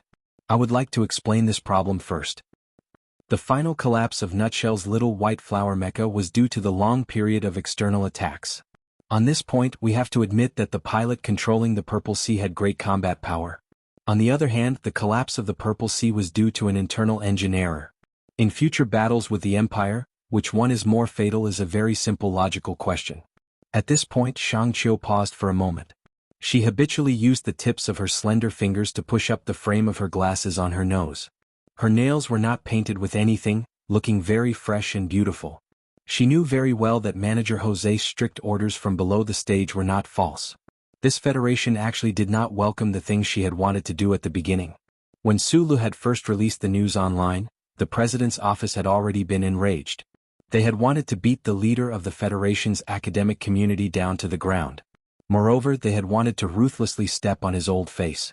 This had indeed touched the sensitive nerves of many important people and hurt many people's interests, even if these important people had initially stood on the opposite side of the Federal Academy of Science. However, this actually had nothing to do with the trust of the citizens towards the government that Jose had just mentioned. This was purely a matter of face for the Federation. The class that controlled this Federation did not want to show their ugly side in front of the ordinary citizens of the Federation. Even the citizens of the Federation probably did not want to know about Director Lin Yuanhu's moral problems. Once the beautiful image of a master idol was shattered, it would bring about mental pain. Thus, most people would rather not know the truth, only living in the lofty facade created by the newspapers and periodicals. Shang Qiu thought to himself in a self-deprecating manner. Wasn't he the same? Before Sulu used data, calculations, and today's facts to convince her, how could she believe that Dean Lin Yuanhu would do those things? She was not going to say anything else, so she closed the calculation she had been preparing for a long time. Slowly raising her head, she said, "The Purple Sea mecha's performance is indeed excellent, but since it is a new military standard mecha, its stability is of course." Suddenly she saw familiar faces on her right. They were her partners who had worked day and night with her for several years. Her partners all had puzzled expressions on their faces. They were probably wondering why Shang Qiu was so calm today. The other people in the command hall were not surprised. A young and beautiful female engineer was able to become a first-class technical supervisor of the Nutshell Engineering Department. There must be a lot of different things about her. The people of the federal military felt that this level of calmness was the quality of the engineer who designed the MX mecha. "I can't go on," Shang Qiu suddenly said with a frown. Shang Qiu suddenly frowned and said. Then she took off her glasses and threw them on the table. Looking at the people on the stage, she took a few deep breaths and said, "Because this is not what I wanted to say." Below the stage, Mr. Jose's expression darkened slightly. He had received a call earlier and found out about the final decision of the Madam, the Board of Directors and Mr. President. That was why he had spoken to Shang Qiu earlier. However, at this moment, it seemed that Shang Qiu on the stage had lost control of her emotions. He was about to send someone else up when a voice rang out from the stands. "What did you originally want to say? Then say it." The people in the command hall turned to look and found that the speaker was President Sieg. Shang Qiu glanced at the president with some surprise, and then glanced at Dean Lin not far from the president's side. She found that in these few hours Dean Lin Yuanhu looked quite a few years older. She was silent for a long time.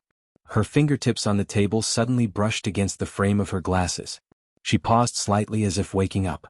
Taking a deep breath, she flipped open the data book on the table and said in a clear voice, "Regarding today's MX Mecha combat test, I only want to say a few points. 1. The Nutshell Engineering Department won. 2. Since 14 years ago when the seniors of the Nutshell Engineering Department started the project, the design goal of the MX Mecha was close combat at high speed.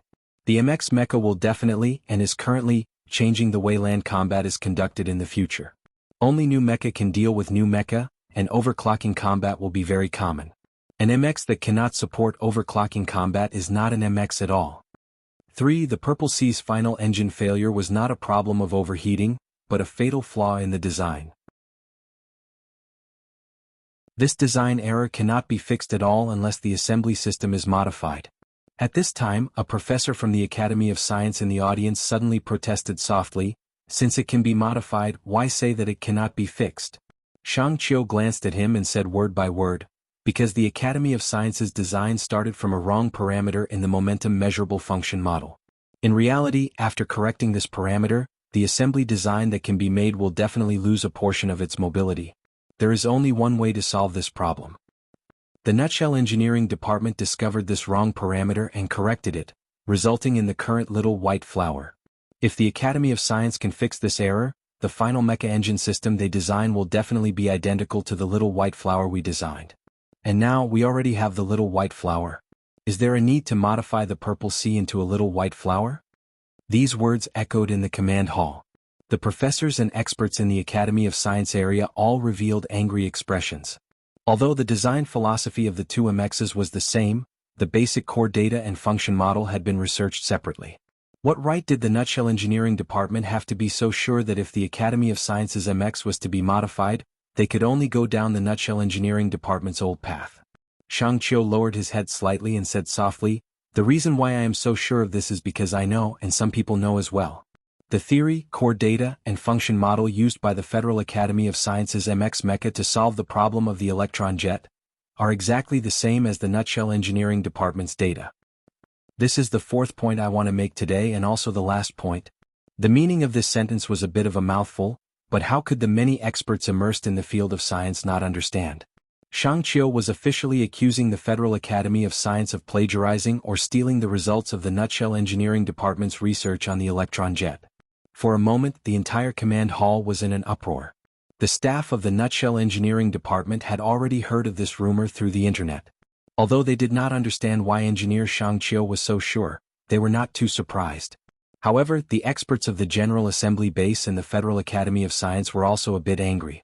Plagiarism was without a doubt the most serious accusation in the academic world. The research and development of the MX Mecha at the Federal Academy of Science had always been personally led by Dean Lin Yuanhu. How could these members of the Federation's academic community believe that the respected leader would do such a shameless thing? Shang Qiu raised his head and put on his glasses again. He did not look at the increasingly hunched body of the old man in the stands. Instead, he looked at the still angry experts of the Academy of Science and said calmly, "I know this is a very serious accusation, but it is also the truth.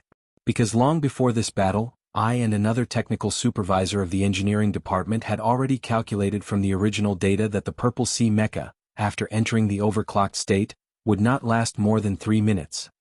After saying this, Shang Qiu connected the data storage box in his hand to the instrument on the table. On the holographic screen in the command hall, a few complex structural design diagrams appeared, as well as a few important parameter deviations that did not involve confidentiality. Looking at the rolling diagrams and parameter analysis on the holographic screen, the experts and professors gradually quieted down. They felt that the whole thing was beginning to develop in a strange direction. Shang Qiu's indifferent voice continued to sound in the command hall following the results of these calculations. The failure of the experiment last autumn was precisely due to a problem with the Z4 electron jet. The MX must complete the capture of the electron jet traces. The core data we used to solve this problem was the result of the research of Professor Xin Yulin of the Husk Institute. Let us begin our calculations from this original function model with the wrong parameters. The orientation of the particle entering the pipe interface is as shown on the diagram. The structural changes of the mecha's engine containment chamber are as shown on the diagram. The problem is that after the MX enters the overclocked state, the dual-engine particle containment chamber will be in a quantum full state for a long time. The originally captured electron jet traces will change slightly again. The modified Z4 electron jet requires a second adjustment, but with the current level of technology of the Federation, this is something that cannot be done. After a long period of hard work, the Nutshell Engineering Department found and corrected the wrong parameter, changing the design of the Z4 electron jet once again. In order to do so, they sacrificed a portion of the power output. However, they successfully avoided the fatal problem that would occur in the engine under quantum saturation. Let us continue to follow the Academy of Sciences design and calculate downward. Because of the existence of the wrong parameter, the Purple Sea Z4 electron jet design still followed the first path. The result of this was that the engine of machine number 1 suddenly stopped working. In the quiet command hall, Shang Qiu used simple words and the clear calculation process on the holographic screen to clearly and directly calculate why the Purple Sea's mecha had stopped working. She pushed up her glasses and looked down at the experts of the Academy of Science. Calmly she said, "We only need to calculate and we will know the final result." The last blueprint appeared under the holographic screen in the command hall. It was a drawing of the cracks on the inner wall of the engine made under laboratory conditions. Those cracks spread out in a radial pattern, leaving traces that could be seen. It was a shocking sight. The Purple Sea mecha on Mount Kaki in the old month has already entered the recovery program. Later, we can compare the remaining traces of the Purple Sea mecha's engine with this blueprint that I calculated beforehand. It will be very clear that the core data and functional model used by the Purple Sea mecha were all data that the Nutshell Engineering Department had long grasped. Below the stage, a professor from the Federal Academy of Science suddenly shouted, "What does this mean?" This can't prove anything. Shang Qiu knew that this professor was the person in charge of the high-amplitude particle physics laboratory in the Federal Academy of Science and Technology. She frowned and replied, "If it wasn't for the Purple Sea explosion today, I indeed wouldn't have been able to prove anything. However, these radial patterns on the inner wall of the engine are enough to prove that your Academy of Science has done something." "You have no evidence." The person in charge retorted angrily, "It must be that the Nutshell Engineering Department stole the data of the Academy of Science beforehand and found this hidden danger, but he didn't say anything. Now he is using it to shamelessly slander us." Shang Qiu guessed that the professor below the stage must have been involved in the theft of the data. Otherwise he wouldn't be so angry. Even now he still insisted on quibbling. She could no longer control her emotions and said angrily to the people below the stage, "Don't forget that Professor Xin Yulin's core data was electronically protected. There is a backup in the Federal Central Computer. If you were just using it as a reference, no one would have found anything, but you actually copied it completely. With the backup of the Central Computer and the traces on the inner wall of the engine, this is irrefutable evidence." The female engineer looked at the silent Academy of Science professors with disappointment. After a moment she said softly and indifferently, "You people are like clumsy thieves. You copied the test papers of your desk mate, but in the end, you even copied the answers that we wrote wrong at the beginning. The Federation's academic community is controlled by a group of shameless and stupid people like you. What future can there be?" This analogy was very good and powerful. The Academy of Science was directly hit speechless and did not have the courage to make any more excuses. On the stage, Shang Qiu's face was full of disappointment. She took a few deep breaths before she suppressed the complicated emotions in her heart and prepared to leave the stage. However, at this moment, Dean Lin Yuanhu slowly stood up and asked, "Do you have anything else to ask?" Shang Qiu was silent for a long time. She then said, "The time of the Purple Sea engine failure that we calculated should be 3 minutes later, but in reality, it happened 37 seconds earlier." Lin Yuanhu's body looked particularly bleak in the stands. He nodded and replied, "I don't have much research on quantum dynamics. After getting Yulin's data based on my years of knowledge and intuition, I always felt that there was a parameter in the function model. It always seemed a bit out of place and a bit unsightly when placed in the queue. The older a person is, the more timid they become. Not to mention this is the microscopic domain that I am not good at. Therefore, I did not make any changes to this parameter. I only reminded my colleagues in the institute to add a high-sensitivity device to the Z4 electron jet. Once there was an abnormal situation in the engine reactor, it would react." The Purple Sea engine did fail, but it did not spread to the fuselage and cause a full-scale explosion. "I'm very comforted by this." Shang Qiu suddenly asked, "Is it an irreversible cooling reaction?" "Yes."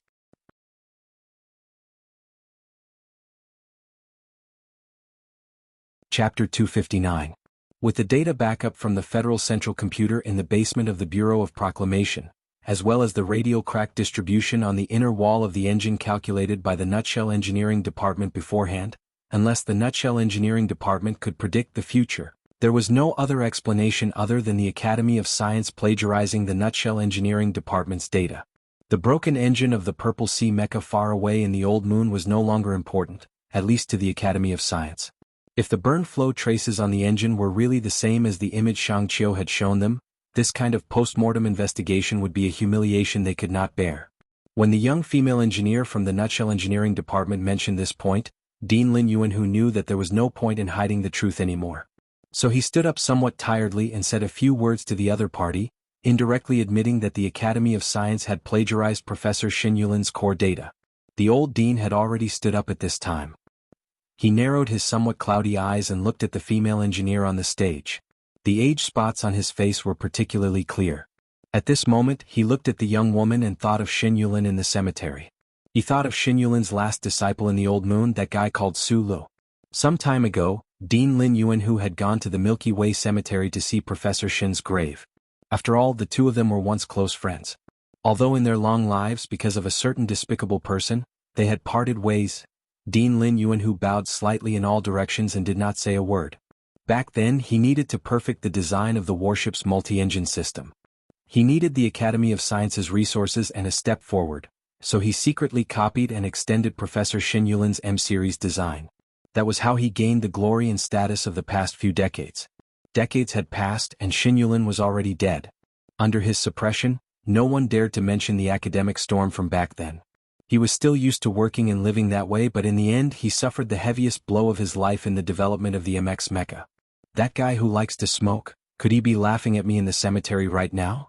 The old and weak Dean Lin thought to himself. The entire command hall was dead silent. At this time, no one dared to open their mouths because the truth that Shang Qiu had revealed was too shocking. The important figures of the Federation in the stands all looked towards the president, but all they saw was President Sieg's incomparably gloomy face. Shang Qiu looked at the thin figure of Dean Lin in the stands, and countless complex emotions welled up in her heart. She actually couldn't bear to look at this hunched old man.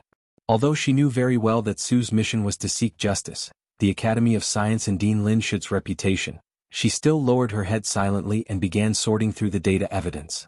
Back then, Lin Yuanhu had led the Federation's scientific community to successfully develop the M52 mecha, and perfected the design of the warship's multi-engine system.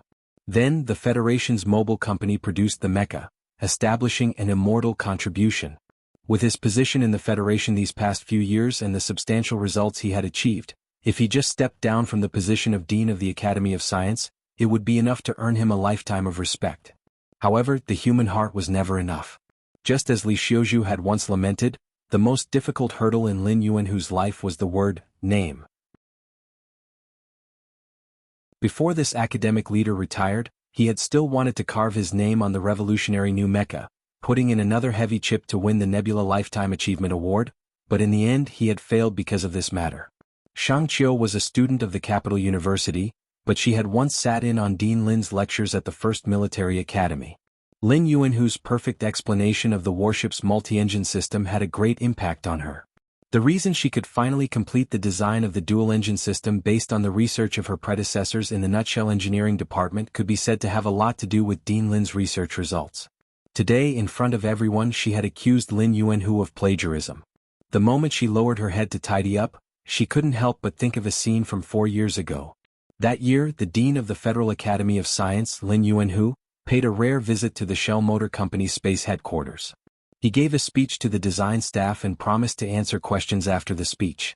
At the time, Shang Qiu had already entered the Nutshell Engineering Department. After hearing the news, she asked for leave at the last minute to attend this rare event. However, after the speech, the space headquarters venue was silent. Lin Yuanhu stood on the podium for a long time, but still no one asked a question. When the respected dean left with a smile, the human resources manager of the Nutshell Space Headquarters asked the engineering staff in confusion, "This is such a rare opportunity. Why didn't you raise your hand to ask a question?" After a moment of silence, one of the engineers replied with a sigh, "If you asked the creator to ask a question, would you dare?" At the time, Shang Qiu also held the same view of this old man in the Federation's academic community. However, today she had personally knocked him off his pedestal. She silently hugged the documents and walked down the podium. She didn't pay attention to Mr. Jose, who was frowning. She also didn't speak to her colleagues beside her. She directly sat down in her seat. The command hall was silent. However, this silence was completely different from the silence in the venue that year. President Sigurd stood up with a heavy expression. He didn't even look at Lin Yuanhu and left the command hall. Lin Yuanhu stood quietly in the center of the viewing platform. His body was slightly bent, and he looked unusually desolate. In the dead silent polar region of the moon, a formation of 4 spaceships flew to the platform at the top of Mount Kaki. The spaceships reluctantly landed. The mechanical door at the bottom of the spaceship opened. The thick mechanical arm began to retrieve the mecha. The 3 major systems of the Purple Sea mecha were basically all scrapped. After the Purple Sea mecha fell, Little White Flower couldn't bear the strain of the mecha's body anymore. When the Federal military's battleship took off, the 2 mechas were like 2 piles of garbage. They couldn't make any angry objections to the rough movements of the thick mechanical arm. The mechanical arm retracted. The mechanical door at the bottom of the spaceship closed. With a large jet of air, the spaceship broke free of the moon's gravity and flew towards the dark side of the moon. Inside the spacious spaceship, dozens of soldiers were busy inspecting the spaceships. Under the control of the computer, the ring-shaped metal mechanical arm was quickly dismantling the 2 scrapped mechas. Whether it was the descendant of the Lees of Philadelphia or the Nutshell Mecha Master who won the final victory, to the Federal military, they were all extremely valuable assets. The Federal military naturally didn't want their safety to be in any danger. In the cockpit, Su Li's lips were already curled up with dry flying skin. After Little White Flower stopped working, he took the initiative to remove the simulation system and put it back into the black box. He then changed into the backup operation suit. He knew that this black box wouldn't be able to hide it from the military researchers, but he didn't want to tell them anything. As one of the designers of the MX mecha and the pilot who won, Sulu had this confidence in his heart. The cabin door opened. The soft artificial light replaced the harsh light of the stars in the vacuum environment. Sulu squinted his eyes and immediately adapted to the environment inside the spaceship. With the help of a few medical personnel, he forced himself to suppress the soreness in his muscles and crawled out of the cockpit with difficulty. Looking back, he saw that the beautiful Little White Flower's mecha was no longer the same as before. It was like it had been kicked countless times. It was black and distorted. It was very ugly and miserable. What is this? Two military mechanics in charge of collecting data lifted the black leather box and asked Sulu. Sulu blinked tiredly and said, "Personal item. You can check the catalog. Please don't touch it." On the other side of the spacious cabin, Lieutenant Colonel Li Feng in the Purple Sea mecha also walked out with the help of the soldiers. Purple Sea's damage was more serious than Little White Flower's. When the military spaceship dragged the mecha back, the researchers discovered with fear that Purple Sea's last layer of life support system was already on the verge of collapse. If they had been any slower, the pilot in Purple Sea might have directly come into contact with the vacuum of the moon's surface. However, Madman Li didn't need anyone to support him. This was because compared to Sulu, the impact on his body was smaller. From the moment Purple Sea collapsed, this 16-year-old genius pilot fell into silence. His face, which was already prone to violent expressions, was now so cold that it made people's hearts palpitate. The special operations suit from before was no longer tightly wrapped around his explosive body. He was wearing a lieutenant colonel's military uniform. Standing on the floor, he turned his head to look at the other side of the cabin. A trace of unwillingness flashed through his eyes. "Lieutenant Colonel, what is this?" A mechanic stood at the door of the cockpit and asked while holding a small box in his hand. Madman Li turned his head to look at the man and said coldly, "Personal item. Don't touch it. After checking the catalog, return it to me." In the catalog of test body components provided by the Federal Academy of Science and the Shell Motor Company, Su Li's black box and Li Feng's small box were not there. The two mechanics each carried these two items and walked towards the storage compartment of the spaceship. Because the pilots of the Federal Army always had the habit of putting some special items in their mechas in order to get good omens, they didn't particularly care about these two boxes. They just felt that the personal items used by these two ace pilots to suppress their mechas were a little too big. One of the mechanics was numbering the items when he suddenly asked curiously, "That lieutenant colonel named Li Feng, I heard, he's the grandson of the army god?" The other mechanic frowned and said, "Just now the captain passed on the order from the department. This mecha battle is to be kept a secret. Apparently, it's an incident involving the fifth sequence of the Bureau of Proclamation. What are you still talking about?" "I'm just talking to you. Besides, I don't mean to be disrespectful to the army god. I'm just very curious. What kind of mechas do the Lees of Philadelphia usually use? You should know that when we were in the 7th Armored Division, our division commander's most precious special mecha camp usually used his own women's underwear." That person smiled and said. Then his gaze fell on the two boxes.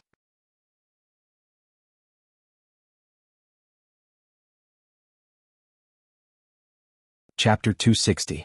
If these two mechanics really had the guts and ability to open these two boxes, perhaps they would be able to get close to one of the secrets of the Lees of Philadelphia that allowed them to roam the universe. However, it was unknown whether they were lucky or unlucky. The Federal Army's strict discipline and their respect for the two mechanics prevented them from trying to do such a thing. After going through the careful inspection of the medical equipment and medical personnel, and after a few more scans, Sulu was finally allowed to take a proper bath. However, even the bath process was under the supervision of a second lieutenant. There were actually not many people who had personally witnessed the mecha battle today, but the Federation military spaceship in charge of the follow-up procedures had a general understanding of the situation. Although the military personnel on the spaceship were particularly strict in their monitoring, their eyes often revealed a respectful expression. After all, Sulu was a normal person. After washing away his tiredness with the hot water and relieving some of his soreness, he changed into a comfortable military uniform without epaulets. Looking at the eyes of the military personnel who followed him, he gradually began to enjoy the feeling of victory. He knew that Madman Li was definitely going through the same procedures as him, But what puzzled him was that the spaceship seemed to have received some sort of order, and he was most likely being isolated. Perhaps this was the federal military's standard procedure? Sulu thought for a while, then sat on the chair and looked at the scenery outside the window. He silently calculated the time in his heart, and then looked at the edge of the upper right side of the window. He confirmed that this spaceship was not flying towards the old moon base, but towards the dark side of the moon. "This place is closer to the fleet base," the second lieutenant explained. Sulu nodded, recalling that there were several secret bases of the federal fleet on the dark side of the moon. "Is there anything you need me to do?" the second lieutenant asked politely. "Yes, when can my box be returned to me?" Sulu was very concerned about this. The standard follow-up procedures have been completed. After the higher-ups give the order, when you leave the old moon base, the box will be returned to you, the second lieutenant replied with a smile. "Thank you." Sulu rubbed his stomach, then suddenly said self-deprecatingly, "Can you give me something to eat?" "Yes, the more the better." Yes, after experiencing such a thrilling mecha battle, in order to control the simulation system, the abundant burning energy in his body had not been completely depleted, but the common hunger in his stomach was surging up again. Under the second lieutenant's incredulous gaze, Sulu ate 12 pieces of bread and drank 7 cups of protein milk before wiping his mouth in satisfaction. The hunger subsided slightly, and he had time to reflect on the previous battle, this thrilling victory, the explosion of the Purple Sea engine, and the storm that might follow. Outside the window was the desolate surface of the dark side of the moon. Black light energy conversion materials were scattered among the scattered mountains and lowlands in an irregular pattern. Sulu narrowed his eyes to look at the desolate scenery, and saw a circular base not far away. He knew that he had arrived at the secret base of the Federal Fleet. To the citizens of the Federation, being able to go deep into the dark side of the old moon and see the rumored circular base of the Federal Fleet was something worth bragging about. However, Sulu was not excited at all. He was thinking about other things, so he narrowed his eyes and remained motionless. Escaping from the foot of Mount Kaki to the peak, and then being suppressed by the terrifying attacks of the Purple Sea while in overclocking mode, Sulu had persevered for so long in such a passive situation. The ability that exceeded the limits of the human body had overdrawn his mental and physical strength. Sitting in the chair, he felt very tired, as if he was about to collapse. At this time, his thoughts were so complicated and chaotic. Looking at the rise and fall of the dark side of the old moon, he unknowingly fell asleep. In his dream he thought of many things, many people, especially that righteous face of Senator Macklin, which was deeply engraved in his dream. In his dream he only did not think of that dark dream. This was really a happy moment. The days in the Federal Fleet Circular Base were very boring. After a few hours of rest, Sulu began to write his own battle test report on the standard form provided by the base. The Federation's first MX Mecha battle test had ended. The data of the Purple Sea and Little White Flower had already been compiled in the command hall. However, Sulu and Li Feng's direct reports were also very important. The first-hand experience of a pilot in a battle environment was very important for the federal military's future work in training MX pilots. The old moon standard time was 8 p.m. Only then did Sulu know why he had been sent to the Federal Fleet Circular Base after the mecha battle ended. The federal military had increased the confidentiality level of this mecha battle by 2 levels. Everyone who had participated in and watched this battle had to sign a confidentiality agreement. Moreover, these data agreements had been collected by the Bureau of Proclamation and dealt with according to the 5th level. He did not know what had happened in the command hall, but after a conversation with the chief officer of the circular base, he vaguely guessed that the federal military probably did not want the news of the failure of the successor of the Lees of Philadelphia to spread. Perhaps this did not mean much now, but if the Federation and the Empire were to go to war in the future, the military would still need the name of the Lees of Philadelphia. As long as they did not admit that the Academy of Science had failed, Sulu made a call to S2 after obtaining permission from the chief officer. From Shangqiu he found out everything that had happened in the command hall after the battle ended. The Federal Academy of Science had already concluded that plagiarism had been committed. Sulu had done what he had wanted to do. Holding the receiver, he fell silent, but his right hand was gently clenched. If the board of directors has any problems, just tell them the truth. After all, I was the one who asked you to do this. From Shangqiu's retelling, Sulu knew that the accusations made by the engineering department against Lin Yuanhu this time had angered many powers within the Federation. Even the upper management of the Nutshell Company was somewhat angry at Shangqiu's disobedience. He could guess this possibility. After all, Lin Yuan, who had stood tall within the Federation for so many years, and who knew how many people's interests were involved with him. Technology was indeed power, or else Su Lu and Shang Qiu would not have been able to make Lin Yuan lose face. However, reputation was even more powerful, so from the government to the Federation, no one wanted to see these two youngsters from the Nutshell Engineering Department do such a thing. After hanging up the encrypted phone call, Su Lu was not worried about the situation. In other words, he did not care about the reputation or status that the Federation would give him. Instead, he felt a touch of disdain and anger. Even Shang Qiu did not know that the core data that the Federal Academy of Science had stolen from the laboratory had been tampered with by him. Using Shang Qiu's powerful and resonant example in the command hall, Su Lu had deliberately written a wrong answer in advance before his desk mate had plagiarized. The Federation did not want Dean Lin to be involved in a plagiarism scandal, and neither did the Nutshell Company. This was because the big shots and politicians in the upper management could play tricks and compromise to gain benefits. However, Su Lu didn't want to obtain anything. He had spent half a year and put in a lot of sweat and blood. What this 20-year-old young man wanted was only one principle. Su Lu was a good person, but he was also a vengeful and persistent person. Before old Professor Shin had passed away, he had given Lin Yuan an unwarranted trust, so Lin Yuan could only repay old Professor Shin by persevering without hesitation. He only wanted to write old Professor Shin's name on the MX Mecha, to write it in the glorious history of the Federation. He only wanted to stomp on Lin Yuan's name once, until it was 1,000,000 times. Now all of this had become reality. He was very satisfied. Next, it would be another old man's turn. 4 days passed. From the senior officer of the base, Su Lu found out that the military's investigation period was about to end. His mood lightened slightly. A loud metallic clang rang out. Beside the metal and cement composite wall of the circular base that was 400 meters high, the high-speed freight elevator doors closed. Su Lu and the second lieutenant who had always been by his side were in this elevator, looking out. The light of the stars flashed across the surface of the moon, illuminating countless golden shadows on the uneven surface of the moon. Those black light energy materials and hidden protrusions under the surface were so shocking in this desolate stretch of space. The circular base of the Federal Fleet occupied a large area. This high-speed freight elevator was like a small black dot on the edge of the high wall. The elevator moved up silently, the sturdy multi-layered transparent film isolating the vacuum environment. Su Lu narrowed his eyes as he looked at the surface of the moon that was moving further and further away. He felt the insignificance of individual humans in the silent universe and fell silent for a moment. He had been under house arrest in a specific area these past few days and had basically not encountered any military personnel. Madman Li must have also enjoyed this special treatment, but the two of them had not met. Could it be that that person was avoiding him, afraid that he would have to fulfill the bet? Su Lu looked at the large-scale scenery of the universe outside the elevator, took a deep breath and laughed happily.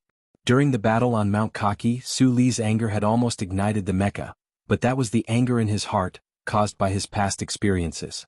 After a few days he no longer had the urge to trample Madman Li under his feet. On one hand, it was because he knew that Madman Li had lost to him because of the Purple Sea mecha itself. On the other hand, he always felt that it was really meaningless to compete with a 16-year-old kid. Many times, Su Lu had almost forgotten that he was only 20 years old. The sound of the elevator arriving rang out. Su Lu reluctantly retracted his gaze from the desolate scenery of the dark side of the moon and followed the second lieutenant out. As soon as he stepped out of the elevator door, he heard a familiar voice. Because it was in the spacious corridor of the base, that person's voice was as cold and ruthless as usual, buzzing and soaring. Today was the day they would leave the circular base, head to the old moon base and then return to planet S2. The corridor on the uppermost level of the circular base was hundreds of meters away from the surface of the moon. Standing at the edge of the transparent corridor always gave people a frightening feeling of being at the edge of a cliff. That voice was so cold and yet so loud, shaking the corridor slightly and making the surrounding soldiers feel a little scared.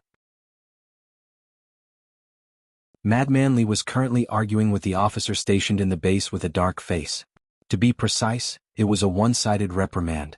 He was a lieutenant colonel, so there was naturally no problem in reprimanding a second lieutenant. However, that female second lieutenant with teary eyes had clearly never served such a difficult person before. Her small face was red and she could not say anything. The uppermost level of the base was filled with senior officers. Su Lu and Madman Li's identities did not need to be kept a secret to them. These officers looked over with complicated expressions, guessing why Lieutenant Colonel Li Feng had suddenly become so angry. Could it be related to that test on Mount Kaki a few days ago? Sulu was a person who had tender feelings for the fairer sex, but he was also a reasonable person. He listened silently at the elevator door for a while, and after confirming that it was Li Feng who was unreasonable, his pair of knife-like eyebrows rose up, and he slowly walked over. Surrounding the corridor on the top floor of the circular base was the spacious moon's vacuum. In the extreme distance was the highest peak on the back of the old moon. The starlight in the sky was not swallowed up by the stars, sprinkling down piece by piece. In the clear light, the officers in the corridor saw the two officers walking over from the elevator door. They recognized the other party's identity and saw him walk over to Li Feng. Their hearts immediately tightened, and among them, the ones with fast reactions immediately notified the base's commanding officer. The sound of footsteps slowly sounded and slowly descended. With his hands behind his back, Li Feng was silent for a moment, and then he slowly turned his head around. That body full of explosive strength suddenly tightened, and then he gradually relaxed. He looked at Sulu behind him and said lightly, "I never thought that you would actually know how to drive a mecha. It looks like you're not the pretty boy I thought you were. I never thought that the only seedling from the Lees of Philadelphia would only vent his anger on a woman. It looks like you really are a little idiot." For some reason, Sulu was originally a gentle and kind person, but every time he saw Madman Lee, he couldn't control his sharp and unkind side. These two people were like natural enemies, and no matter who looked at the other, they were both extremely unpleasant to the eye. In the starry corridor, the two young officers were facing each other in silence. The air was filled with a tense atmosphere, and it seemed like there were electric arcs flashing incessantly. The female second lieutenant, who had been reprimanded by Madman Lee until her eyes were brimming with tears, actually forgot her own sadness at this moment. She looked at this scene in astonishment and looked at Sulu in confusion, not understanding why the corridor had suddenly become so quiet.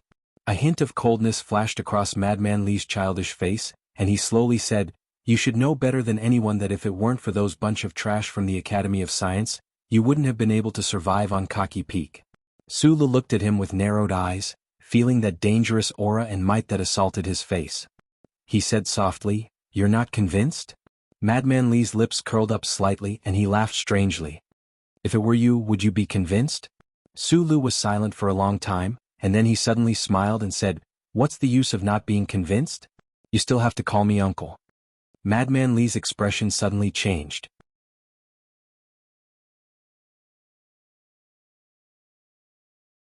Chapter 261.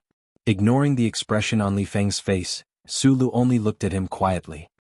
He narrowed his eyes as if he couldn't feel the anger and murderous intent in this young lieutenant colonel's heart.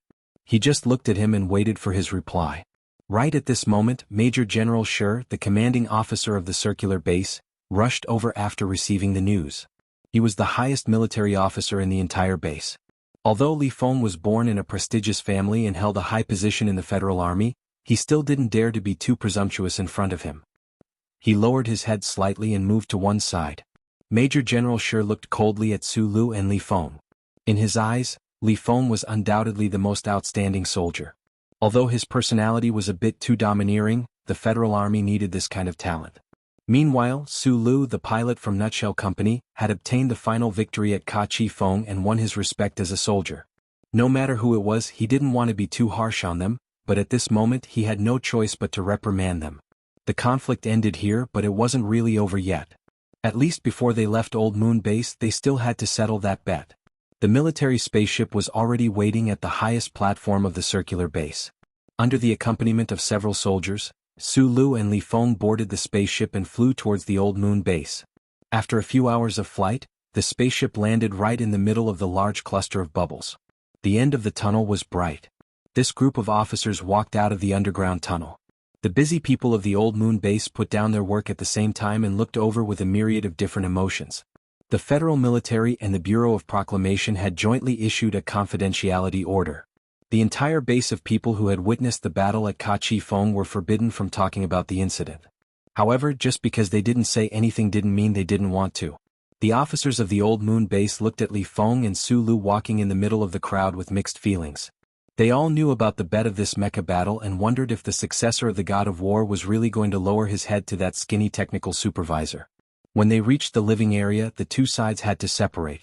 At this moment, Madman Li suddenly stopped. Su Lu also stopped his footsteps, turning his head to look at this young lieutenant colonel's tall and sturdy back, not saying a single word. Li Feng slowly turned around. After a long silence, he took a deep breath and said in a normal voice, "Uncle Su, I hope we can meet again in the future." Su Lu was slightly stunned and then he smiled. His smile was particularly bright, and his eyes were like crescent moons. He said, "You have to call me uncle when we meet. I always thought that you would never want to see me again." The Old Moon Base's main hall, which had always maintained a silent and suffocating atmosphere, could no longer control their complex emotions after hearing these two sentences. The officers were not whispering to each other, but sighing in disappointment and helplessness. The officers who sent them to the circular base of the fleet were also speechless. When he saw Zhou Yu, Su Lu knew that the military had done a very good job of keeping this test a secret. All the video recordings of the Cocky Peak had been sealed. Other than the few officers in the two bases, even the Shell Motor Company's technical team did not know who the pilot of the little white flower mecha was. Su Lu originally thought that the military wanted to keep this a secret because they wanted to protect the glory of Fei City's god of war, but he did not expect that it would also involve him. Thinking about it carefully, it was probably Lady Tai who had done some work. But why would Lady Tai do this? Su Lu frowned and thought for a long time, but he still could not figure it out. 3 days ago, the Shell Motor Company's technical team had withdrawn S1 from the core area of the base. The Shell Motor Company had specially left the CEO's spaceship behind to be responsible for bringing Su Lu back to the surface. This kind of treatment and honor proved that the victory of this new mecha battle was very important to the Shell Motor Company. The spaceship's cockpit was not very big, but because there were only 2 people sitting inside, it was much more spacious. Looking at the outline of the old moon behind him that was getting clearer and clearer, Su Lu thought about the thrilling experience of the past few days. He could not help but feel a little shaken. A small fry talking reason with the big shots of the Federation, and so happily at that. It was really a very satisfying thing, so much so that he did not want to think about the big trouble it might bring. After the waiter delivered the wine, he left. Zhou Yu held the glass of wine in his hand and gently tasted it. Then he smiled bitterly and said, "Now that I think about it, you were right when you replaced me that day. If the one in the little white flower mecha was me, maybe we would have lost before we even reached the peak of Cocky Peak." Zhou Yu had purposely stayed at the base to wait for him. Su Lu looked at the complicated expression on Zhou Yu's face and suddenly thought of the day when Bai Yulan was taken away by the Bureau of Proclamation. For excellent pilots like Zhou Yu and Bai Yulan, missing out on the first real battle of the new mecha was really a regret that could not be made up for in life. Zhou Yu seemed to have guessed what he was thinking. He finished the wine in his glass in one gulp and said with a smile, "It's a bit of a pity, but after watching the battle between you two, I don't feel too much about it." He looked at Su Lu and shook his head ruefully. "Last year at Yue University your mecha piloting skills were just SOSO. Only half a year has passed. You should know that the purple sea that Madman Li controls is really terrifying to the point of being unimaginable, but you still managed to hold on. I really don't understand. Maybe I'm just lucky?" Su Lu smiled and shrugged his shoulders. In reality, he knew best that he was able to hold on for so long at Cocky Peak because of the 10 stances that Uncle Feng had taught him. They seemed to be able to subtly counter the battle style of the Lees of Philadelphia. There was still a huge gap between his mecha piloting skills and that of Madman Li, but this sort of similarity in counter of styles played a huge role. Uncle Feng Yu was really a mysterious character. After the dust of the presidential election settled, it looked like he really would have to go to Philadelphia to find out more. But would he still be alive by then? Su Lu narrowed his eyes and imitated Shi Qinghai's actions. He slowly sipped his wine, letting the wine flow over his tongue and evoke a spicy aftertaste. The heavy black leather case was right under his feet. According to Zhou Yu, Secretary Shen was already in contact with the Bureau of Proclamation. Su Lu knew that the person in the Federation who had influence over the Bureau of Proclamation was probably that Lady Tai. He immediately relaxed and no longer worried about Bai Yulan. The Bureau of Proclamation building in the outskirts of the capital was actually not very tall and dignified. Instead, it was more like a normal research institute. That highway that only allowed entry and no exit connected this independent institute to the Federation. And deep underground, in the distant universe, there were countless invisible lines that bound it to every inch of the Federation's land, making it impossible to break away. The Bureau of Proclamation of the Federation. Many years ago, it was also known as the Royal Bureau of Proclamation. In reality, this most important organization of the Federation, no matter what name it was called, only followed the 700,000-word first charter. Following that was loyalty to the former emperor or the current Federation government. Whether it was Mr. President, the Federation Management Committee, or the enormous bodies of the 7 great families hidden in the shadows, none of them could move the Bureau of Proclamation staff at all. But they were still living people living in the Federation. Humans had to breathe and eat, and they had to interact with others. There were conflicts of interest, and naturally, things that went against the principles of the charter would happen. This is the old man's investigation report. The middle-aged assistant director, whose hair was starting to fall off his forehead, walked into the office and said to the old man on the chair, "Director Tai, do you want to take a look?" Federation Mecha Battle. Why did he run to the old moon base? He actually used his authority in this kind of place. How much money did the Li family give him for him to be so daring? The director of the Bureau of Proclamation held a crutch-like object with both hands and said in a deep voice, "Send the old man's investigation report to the Federation Investigation Bureau and invite him back for tea. Also, release that mercenary while you're at it." The Federation Military Court didn't even try this case, so why should we meddle? Yes. The assistant director took the case file but didn't leave. He said with a serious expression, "Last night, the central computer automatically generated an analysis report. Only I can see the content inside for now. Because this is a serious matter, I didn't give the authority to start the investigation." The old director narrowed his eyes slightly.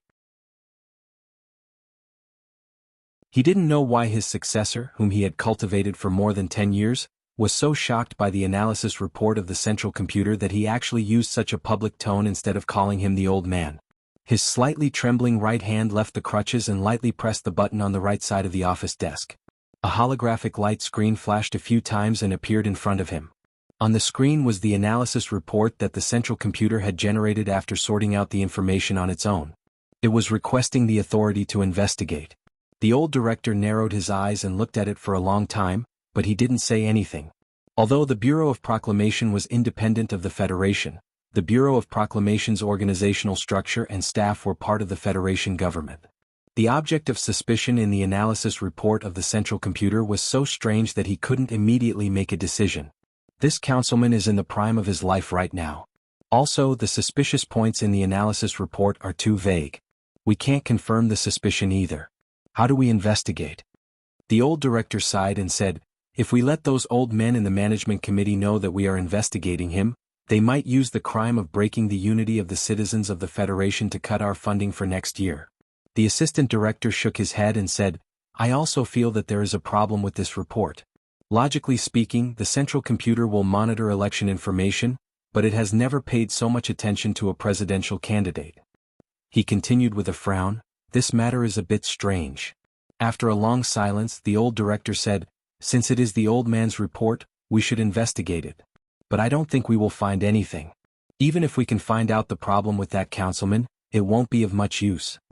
The old man said with slight mockery, "Countless years ago, those useless ancestors of mine always said that a doctor can't be punished. Actually, the situation now is more or less the same. You should give the authority to the old man. Let him do what he wants. This old man, it seems he has been bored for too long." After nagging this sentence, the old director stood up shakily and walked out of the door. He was not holding a crutch in his hand but a golf club. The Bureau of Proclamation would not allow the influence of the Federation to infiltrate. Thus, that high-ranking Bureau of Proclamation official who had gone to the old moon base had not even had the chance to enjoy the generous pension and manor in the Bermuda Star region provided for him by the Bureau of Proclamation before the Federation's Investigation Bureau was notified by the Bureau of Proclamation and brought back to S2 for tea. Director Jean and his assistant did not really understand why the Federal Central Computer would automatically generate a report for the presidential election. Actually, perhaps even the Central Computer itself did not really understand. That crystallization of human wisdom that had been through the baptism of who knew how many years was just mechanically or chaotically following a fixed program, arranging the sequence, collecting information, sensing the first to contact the target, to confirm the target's safety, to confirm the target's command authority, and then, in the spaceship, Sulu woke up abruptly. He wiped away the cold sweat on his forehead and gulped down a few mouthfuls of ice water with some lingering fear. At this moment, the victory of the Mecha Standards competition, Lin Yuan whose infamous reputation, Professor Shin's consolation, and Mad Manly becoming his nephew. These exciting events did not make him feel happy at all. Just like on the spaceship on the back of the old moon, Sulu once again fell asleep during the journey. And once again he dreamt. Once again he kept thinking about Senator Macklin in his dream, but the final color of the dream turned into the most frightening black. In the black dream, that existence that called itself Old Thing appeared once again. This time, it did not actively contact him to confirm, but instead followed that reciprocating pathway and began to talk to him. Did he say something in the dream or did he say something in his mind? Sulu gulped down large mouthfuls of ice water, a hint of fear flashing through his eyes. This time he was really dreaming, unlike that time when he was awake in the laboratory. He could not recall the feelings in the dream. What one thinks in the day one dreams at night. Sulu thought silently, thinking that what he wanted most now was of course to trample Senator Macklin to the ground, just like how he had trampled on Lin Yuanhu a few days ago. A soft electronic sound rang out, reminding the two passengers in the cabin that they were about to enter the atmosphere of Planet S1. Please fasten your seatbelt and do not drink. The sound woke Sulu from his thoughts. He instinctively looked out the window and saw the beautiful Planet S1 taking up most of his field of vision. The thin atmosphere was like a layer of soft skin covering the outer edge of the planet. Outside the pale white boundary of the atmosphere, satellites of various types and purposes were suspended in their respective orbits, like haystacks in a wheat field. Among them, those surveillance satellites that were painted black were extremely inconspicuous. Just by relying on their high-energy batteries, these surveillance satellites seemed to be able to fly forever in space. This was part of the Federation's electronic surveillance network, part of the glory of the Charter. These were the eyes of that old thing? Zhou noticed that Su Li's face was a little pale, and cold sweat was flowing down. He frowned and asked, "Did you have a nightmare?" He then smiled and comforted him. "I know that the last few waves of attacks from the Purple Sea were a little scary, but in the end you won." Sulu squinted at the satellites outside the window and shook his head. "No, there are too many things in this universe that are scarier than Madman Li."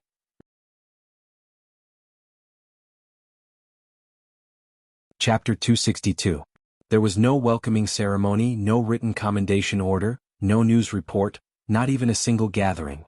Sulu returned to his apartment in the Wangdu district and sat alone on the sofa, eating his instant meal box and staring blankly at the news on TV. Only after several hours had passed did he finally shake off this somewhat absurd state of mind. No matter what the color of the dream was, since that dream kept happening, then it was really not a good choice to keep thinking about it, to the point where his face was pale, his body was thin, and in the end he had coughed up blood and died. Sulu used his own coarse nerves to temporarily forget that great existence, but he still could not get used to the silence of his apartment. Developing the MX mecha and participating in Ka Chifeng's mecha combat test, Sulu had wanted to make Professor Shin's name belong to Professor Shin. He had wanted to give some big shot a slap in the face. He had wanted to indirectly strike a blow at the joint election of Governor Ross and Senator Macklin. However, he was still a young man after all. After Nutshell Company had successfully obtained the Federation's new mecha standards, as the most important participant, he had actually been forgotten by the entire Federation. Not to say that he would feel resentment, but it was still somewhat difficult to understand. He lowered his head and ate the vegetables in his meal box in big bites, crunching them loudly. Then he drank a mouthful of water and raised his head to look at the news on TV. On the news screen, the spokesperson for the Federal Academy of Science was currently dodging the reporters' questions in an extremely awkward manner. The Federation had sealed off the details of the MX Mecha's testing, but they had not sealed off the news of the MX Mecha's passing of the standards. After all, this was an event that could greatly increase the Federation citizens' sense of honor and confidence. Unlike the details of the mecha battle being hidden, Shang Qiu had accused the Federal Academy of Science of plagiarism in the command hall that day. Under the evidence, Dean Lin Yuanhu had been forced to quietly admit it. This scene had been seen by too many people, and for some reason the Federation government did not seem to spend too much effort to cover up this scandal. During the days that Sulu had been at the Old Moon Circular Base, the entire Federation news community had been hyping up this plagiarism scandal. Many media outlets had begun to show their spirit of beating the dog while it was down, digging up the plagiarism controversy that had caused a stir on the public network a month ago. Some had even begun to directly discuss which parts of Dean Lin Yuanhu's academic achievements when he had entered the Academy of Science many years ago and received the Nebula Award had been copied from Professor Shin Yulin. The mindset of the media was different from that of the citizens of the Federation. but they could better grasp the mindset of the citizens of the Federation. The Federal Academy of Science was the most respected top-level academic institution within the Federation, and Dean Lin Yuanhu was the most revered scholar. This scandal would hurt the feelings of many citizens, but it was also the most eye-catching event. The media naturally would not let go of such a major incident. Who knew how many people were grieving at home as they watched the news, but the media would only continue to discuss it in depth. Unfortunately, they did not manage to find any more details of the incident, and the Academy of Science did not have the face to make any more excuses. Sulu looked at the news, smiled, and then lowered his head to begin eating. Then, he raised his head again to glance at the news, and ate another mouthful of rice. His mood was incomparably joyful. As he was clearing away the dishes, Sulu received a call from Major Jiao. He knew that this strange silence would soon disappear. After this call, he received a call from Zhou, inviting him to eat at Linyuan. He rubbed his stomach. After Uncle Fengyu had taught him that set of martial arts, his appetite had indeed increased by the day, so there should be no problem for him to eat another meal. Of course, even if he did not have the appetite to eat, this invitation was inevitable. In Linyuan bamboo residence, clear spring water slowly flowed past. Zhou used two slender fingers to hold a maroon clay cup, gently sniffing the fragrance of the plum wine in the cup. Her eyelashes slightly blinked, and she secretly glanced at Sulu across the table. A year ago, when they first met at the entrance of the nightclub in Linhai, Zhou played the role of a cold and rude rich girl. At that time, her eyes actually paused for a moment on Shi Qinghai's stunning face, but she did not pay attention to this ordinary-looking young student at all, even though he had already displayed a rare persistence and loyalty to his friends. Later, because of some very strange things, the two of them actually lived under the same roof. It was during that time that Zhou was incomparably amazed by Su Li's way of doing things. It was really difficult to find someone like him in the current Federation. At that time, she also came into contact with some of Su Li's secrets, and knew that this guy would one day shock the entire Federation. She just did not expect that day to come so early. Zhou smiled slightly and raised her head. On that unadorned face, there was a faint scar on her lower jaw that was no longer clear. Her postpartum figure had recovered extremely well, but because she had to breastfeed herself, she could not even smell a hint of perfume. "I heard that you are now Madman Li's uncle?" Zhou asked with a smile, but there was a trace of lament in her words. Even that little lunatic who had defeated the unrivaled in the military and dared to charge into Parliament Hill to beat people up had actually been defeated by Su Li's hands. This was really hard to imagine. There's something wrong with that mecha he's piloting. Being too familiar with Zhou, Sulu did not care about his manners. He casually leaned back in his seat and shook his head, saying, "Otherwise, I'm not his match when it comes to mecha piloting. What about close-range combat?" Zhou narrowed her eyes and asked curiously. That day at the entrance to Tiger Mountain Road, she had personally seen Sulu charge up the cliff, and had also seen him kill Madman Li in 3 strikes in Linyuan. She knew that this guy's individual combat strength was also extremely fierce. "You'll only know after we actually fight," replied Sulu with a smile. You're just a person who looks gentle on the outside, but in reality, you won't tolerate the slightest bit of bullying." Zhou looked at him quietly, thinking of that rumored bet. Probably only you would let the Lees of Philadelphia suffer such great humiliation and not worry about anything at all. "He wants to kill me. It's not like you don't know." Sulu took a sip of wine and asked, "I heard that the military did an excellent job of keeping this a secret. How did news of this bet leak out?" "Any secret is not a secret in certain circles." Zhou put down her wine glass and said seriously, "I'm seeing you today because some people have a few words for you. There are many people who don't know, but you're now already a captain in the Ministry of Defense's General Assembly base. Based on your results this time, it wouldn't be a problem for you to be directly promoted to Lieutenant Colonel, but it was suppressed by the higher-ups." "Major Jiao already called me just now to explain," replied Sulu. Zhou said with a trace of apology, "The Nutshell Company originally prepared a very generous reward, but other than the bonus, the rest was also suppressed. Even now, many people still don't know that the person who defeated the mecha from the Federal Academy of Science was you." Sulu was silent for a long time, then suddenly opened his mouth to say, "I feel a little uncomfortable, but you also know that I don't really care about these things. I don't like this attitude. When it's time to fight, you should fight." Zhou paused for a moment, then said, "But this time you really shouldn't fight. This should be the madam's intention." Su Li's expression didn't show much surprise. He had heard Zhou Yu mention this once at the Old Moon base. After returning to S1, he had also thought about this problem in his apartment. Using the Federation government and the military to protect the reputation of the Lees of Philadelphia, while at the same time hiding himself as much as possible, the only person who had the ability to do this was that Lady Tai. However, he didn't know why Lady Tai did this. Sulu thought of Shangqiu. Could it be that the accusation of plagiarism in the command hall made the Tai family feel that he was too difficult to control? However, Lin Yuanhu's loss of power would be a great help to Senator Pabre's presidential campaign. The Tai family should be very clear about this, and the reaction of the Federation's press these past few days also proved this point. I haven't seen the madam recently, but according to my speculation, part of the reason should be related to your accusation of Lin Yuanhu. Zhou Yu lowered her eyes slightly and ate the food that Sulu had ordered for her. She said, "You probably didn't pay attention to the name Lin Yuanhu? Dean Lin is actually a distant relative of the Lin family. There may be disputes between the 7 major families of the Federation, but it's very rare for them to be as ruthless as what you did this time. You directly knocked Dean Lin down to the ground and even stepped on him a few times. The madam might be a little unhappy with your behavior of acting on your own without asking for permission." Lin Yuanhu? Lin Banshan Lin Dohai. Su Li's eyes narrowed. There were too many people with the surname Lin in the Federation.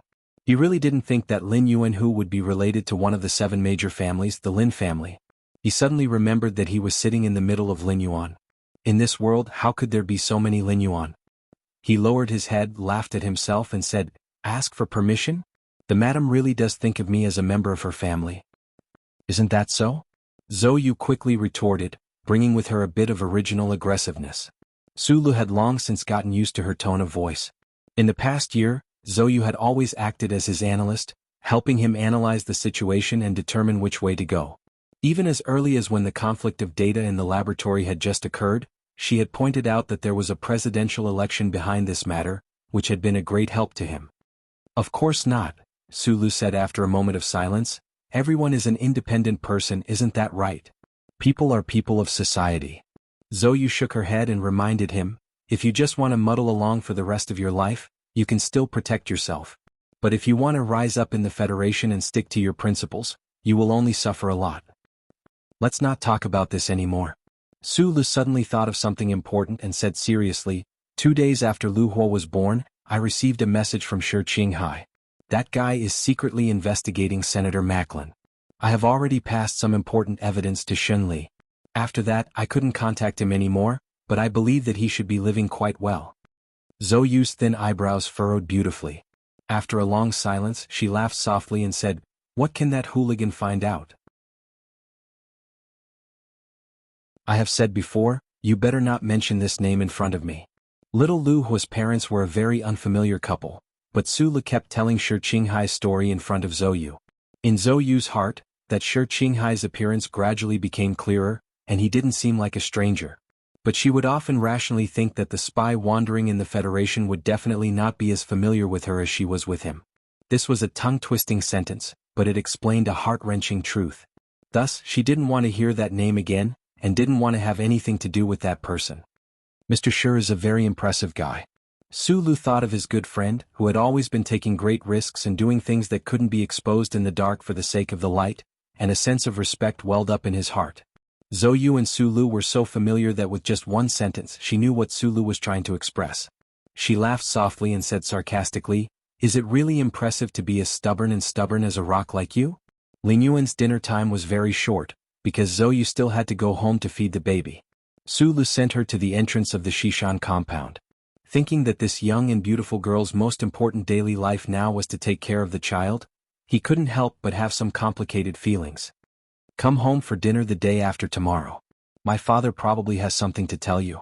Also, my mother keeps asking when you will be back from your business trip," Zhou Yu said helplessly after alighting from the car. Su Lu smiled and agreed, just like how he had promised Deputy Minister Zhou in the cemetery that he would be the scapegoat. His life might not be considered exciting, but it was definitely strange enough. How long would he have to be the scapegoat? The night at the back of Macho Mountain was so quiet. The picturesque scenery during the day, under the blowing of the cold night wind and the illumination of the 2 bright moons, lost a bit of the aura of a king and gained a bit of the charm of a young lady. The image currently being broadcasted on the holographic screen was not the plagiarism incident that had caused such a stir in recent days. In the dim image, two of the Federation's newest MX mecha were engaged in an intense battle.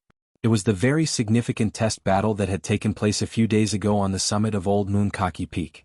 The federal military and the Bureau of Proclamation had worked together to seal off the details of this mecha battle. All of the video footage and data had been sealed up after going through the necessary research at the main assembly base. Logically speaking, the appearance of these images on the holographic screen was already a serious violation of the Federation's confidentiality regulations.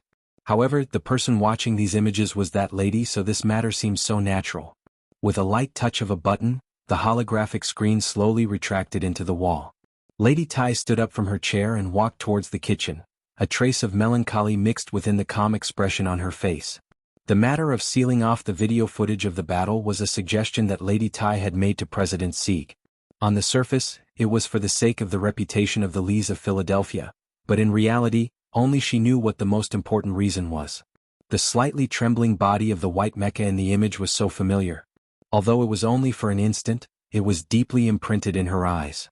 Most of the people who had seen that person operate the mecha were already dead, but there were still some people who were still alive. That daring brat, was he not afraid of dying a horrible death? Lady Tai thought to herself with a sigh as she gently stirred the white fruit porridge in the white porcelain pot.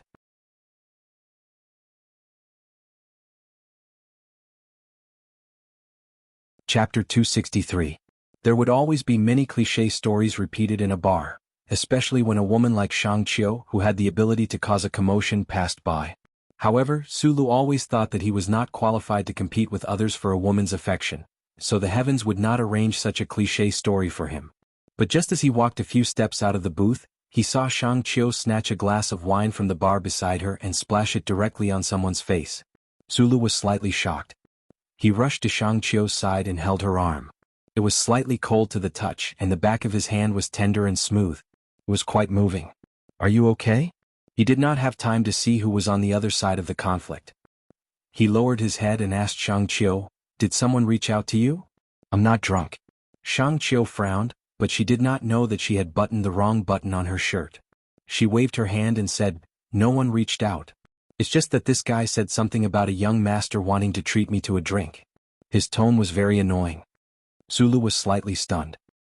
He turned around and saw a middle-aged man wiping the wine off his face. Looking at the middle-aged man's attire, he should be a powerful figure in the Federation. However, he was only inviting her on behalf of someone else. He did not know who the person behind this was. He did not ask Shang Qiu how annoying that person's tone was because they were engineers in their bones and did not fit in with this society. Some people with power and money were used to looking down on others and using frivolity to represent their strength, but they could not get used to it. Of course, Sulu was not worried that he would not be able to clean up the mess later. Although his role in the development of MX was forcefully suppressed by the government, Shang Qiu and the Nutshell Engineering Department's contributions were already set in stone. From a certain perspective, Shang Qiu was now a hero of the Federation. At this time, who would be stupid enough to provoke her? Even if they made a scene in public, they would only be at a disadvantage. "I just want to invite this young lady up for a drink on behalf of my young master. I don't know why I received such rude treatment." The middle-aged man standing not far away wiped the wine off his face and angrily asked. Sulu knew the details of the matter, so naturally he couldn't answer. He raised his head and looked up. In the luxurious partition on the second floor of the bar, there were a few young people in luxurious clothes whispering to each other. From time to time they would turn their heads and look over as if they were commenting on him or Shang Qiu. He narrowed his eyes and recognized one of the faces. He also found that the back of the person who was facing him was somewhat familiar. For a moment he couldn't help but feel a little puzzled. Although this bar was the most famous high-end nightclub next to Capital University, with the identity of the young man's family, he shouldn't have come to such a place. He didn't want to cause trouble, but he wouldn't torture himself to apologize to the middle-aged man in front of him. He was about to leave with Shang Qiu when Shang Qiu said with a slightly red face, "I'm in a hurry." Sulu immediately remembered this matter and walked forward with her. He was used to seeing Shang Qiu Qingyan's strange appearance mixed with the spirit of an engineer. It was rare to see her blushing, so it was quite a pleasure. The middle-aged man clearly didn't expect this pair of man and woman to walk away like they didn't exist. Not only did they not apologize, they didn't even say a word of apology. Therefore, when Su Lu and Shang Qiu returned, there were a few more people blocking their way. It really is a cliché, Shang Qiu said with a wink. Previously, on the way here, Su Lu had laughed and said this kind of cliché problem. The bar was very large, so not many people would notice the abnormality in this area. Even if they did, they would be blocked out of the area by people who had come from who knew where. Su Lu narrowed his eyes and looked at the people in front of him. He wasn't surprised that the other party would bring so many people to drink. After all, they were the children of aristocratic families. It was rare for them to experience the hardships of the common people, so of course they would pay extra attention to safety. At this time, a very calm voice came from above the isolated quiet area. It's fine if you don't drink, but it's really not good for you to act like a shrew when you're so pretty. You should at least apologize to my subordinates. Some people thought that because they were elegant and calm, they could act like they were hiding needles and cotton wool. However, they didn't know that these words were really asking for a beating. Su Lu looked at the silently approaching Magnolia Bai. He heard Shang Qiu, who was beside him, shout directly to the upstairs, "This old lady wants to apologize to your mother." Shang Qiu was 24 years old this year. She worked in the underground of the nutshell engineering department for many years, so she rarely saw the sun. Her snow-white skin, elegant face, and exaggerated figure were indeed very eye-catching. However, when she said the words "this old lady," it really revealed her character. As the technical director of the nutshell engineering department, she was not as simple as a beauty. The young man upstairs couldn't sit still.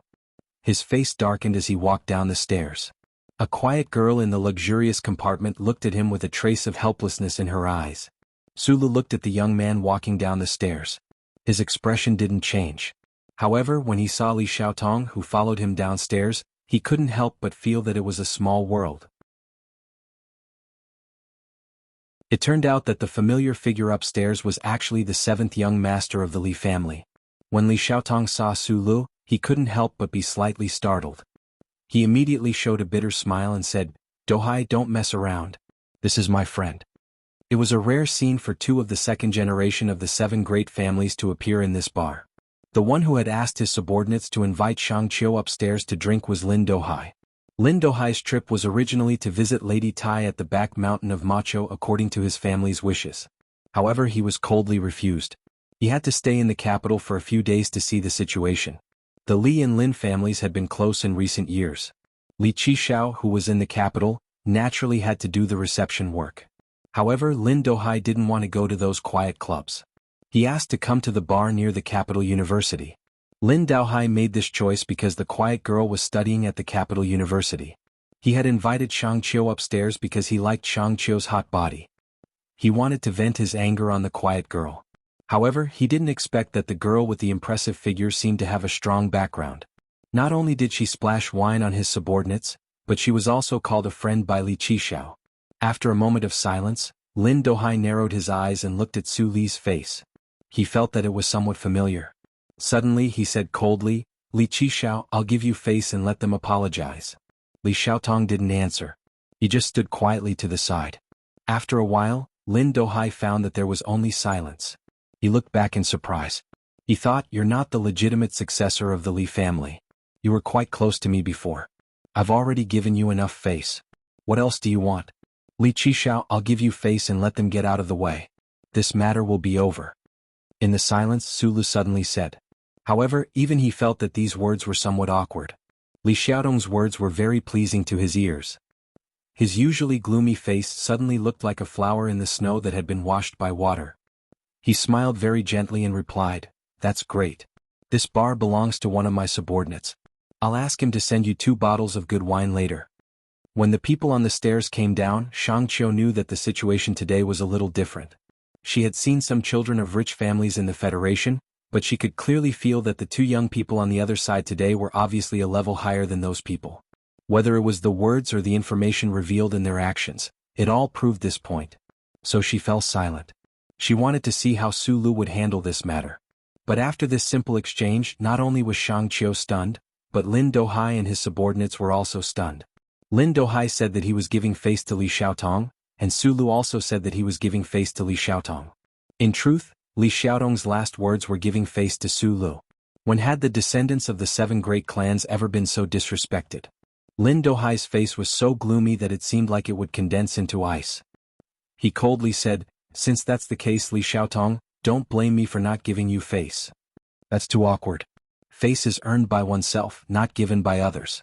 Su Lu narrowed his eyes and expressed his opinion. He didn't pay attention to Lin Dohai, only looking at Uncle Kong behind him, who seemed to be facing a great enemy. He asked, "How have you been recently?" Kong Wu naturally wouldn't answer.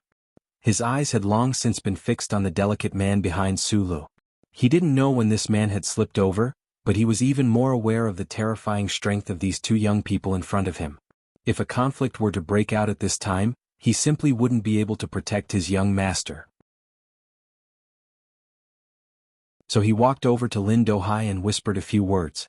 Lin Dohai's expression slightly changed. Only now did he recall that wine party in Gangdu. Associating it with the scene of that day, an unprecedented anger welled up in his heart. But this was, after all, Li Xiaotong's territory. Since the other party had already spoken and he didn't want to shed all pretense of cordiality, he could only wait until after the matter was over. Su Lu said to Li Xiaotong, "Where's Brother Zheng?" Li Xiaotong smiled bitterly. "I'll tell you in 2 days." Watching the man and woman leave, Lin Dohai was silent for a long time at the top of the stairs. He turned his head to look coldly at Li Xiaotong and said, "Don't you have anything to say?" Li Xiaotong glanced at him indifferently. He didn't need to explain anything, but he knew that this person had remembered Su Lu. In order to help Su Lu reduce some of the trouble, he opened his mouth and said, "He is Su Lu." Su Lu? Lin Dohai repeated this name silently in his heart, thinking that he understood Li Xiaotong's fear. The inside story of the mecha battle had been sealed, but it couldn't stop existences like the 7 great families from finding out the details. In his impression, this was an even crazier fellow who had forced Madman Li to call him uncle. Li Xiaotong ignored him and walked up the stairs, a cold smile on his lips. He thought to himself, the girl you wanted to force up to drink with is probably Shang Qiu from Nutshell. Even your family's Dean Lin was flipped over by this woman, so what do you count for? Lin Dohai stood where he was, unmoving. With the mention of Su Li's name, he thought of many things, including the commotion caused by the mecha battle a few days ago. The double humiliation made it impossible for him to stay in this bar any longer. Especially when he thought of that quiet girl who had been watching this scene from upstairs, he felt even more furious. He stormed off with his subordinates in a huff. Dohai still has a childish temper.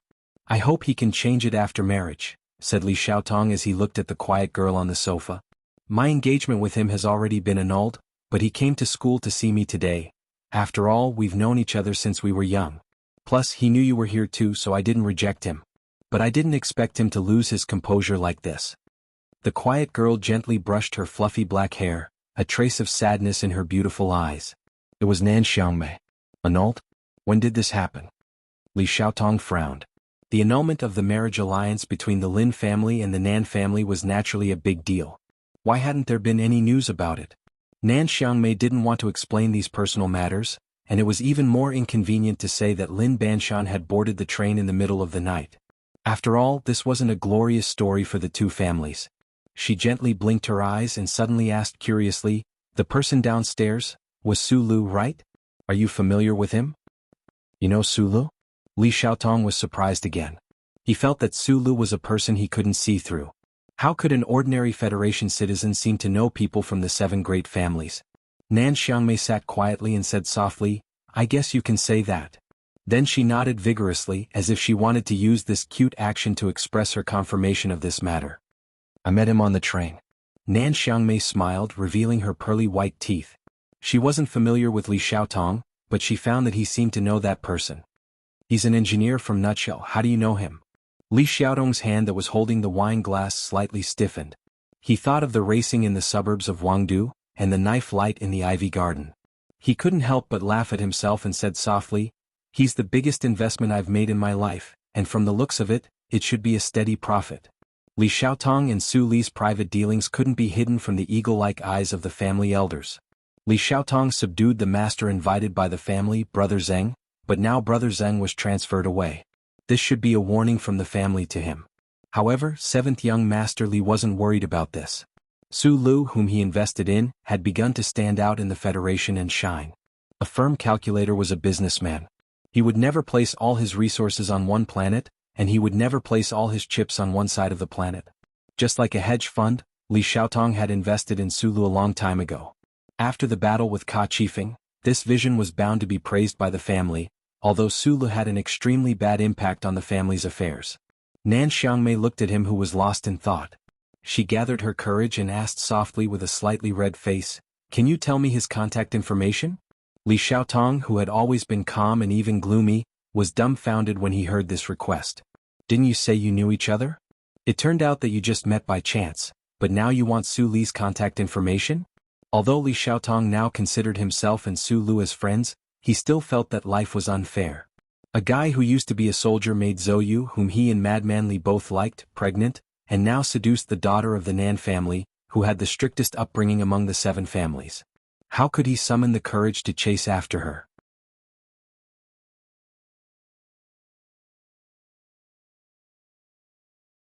Chapter 264. Under the influence of the Tai family, the successful development of the MX mecha named Little White Flower was a product of the collaboration between the Tai family and Su Lu. Lady Tai had never doubted the performance of the MX mecha because she was the only person in the Federation who knew Su Li's true background. She had great confidence in that person. Lady Tai had only started to worry after the Federal Academy of Science had conscripted Li Feng. However, when she found out through secret channels that Su Lu had personally piloted the mecha into battle, her worry faded a little. After all, she had lived with that person for so many years. Su Li's final victory in this lady's eyes was a matter of course. Everything was still because she had an indescribable absolute trust in the strength of that old friend of hers, right? The pearl-like white bubbles appeared evenly in the ginkgo porridge. The porridge was slightly green in color and looked appetizing. The heat was just right. Lady Tai filled 2 bowls and took one for herself. She started tasting it in the spacious kitchen. She also knew about the bet between Su Lu and Madman Li in the assembly base. As she cooked the porridge, Lady Tai thought that according to that person's seniority, Li Feng, that little tyrant, calling Su Lu uncle, was really something very normal. "Madam, young Master Lin Dohai just called. He happened to be in the capital recently and wants to visit you on behalf of the family," Butler Jean said respectfully. Butler Jean said respectfully at the door. Most people in the Federation who wanted to contact the wife of the head of the Tai family had to go through Great Secretary Shin. Only the members of the 7 great families who had coexisted for countless years would go through Butler Jean. "I'm not in a good mood recently. I don't want to see guests." Lady Tai gently blew on the hot porridge in the bowl and said with a smile, "If those old guys in the Lin family can figure out when they only have Lin Banshan to rely on in their family, I'm very willing to meet Lin Banshan." Butler Jean understood the meaning behind Madame Jin's words. Naturally, he also knew how to reply to her call later. Lady Tai had indeed been in a bad mood for the past 2 days. Matters such as the presidential election and the standards of the new mecha did not cause her mood to fluctuate too much. Over the past 10 years or so, she had maintained a good personal friendship with each successive president.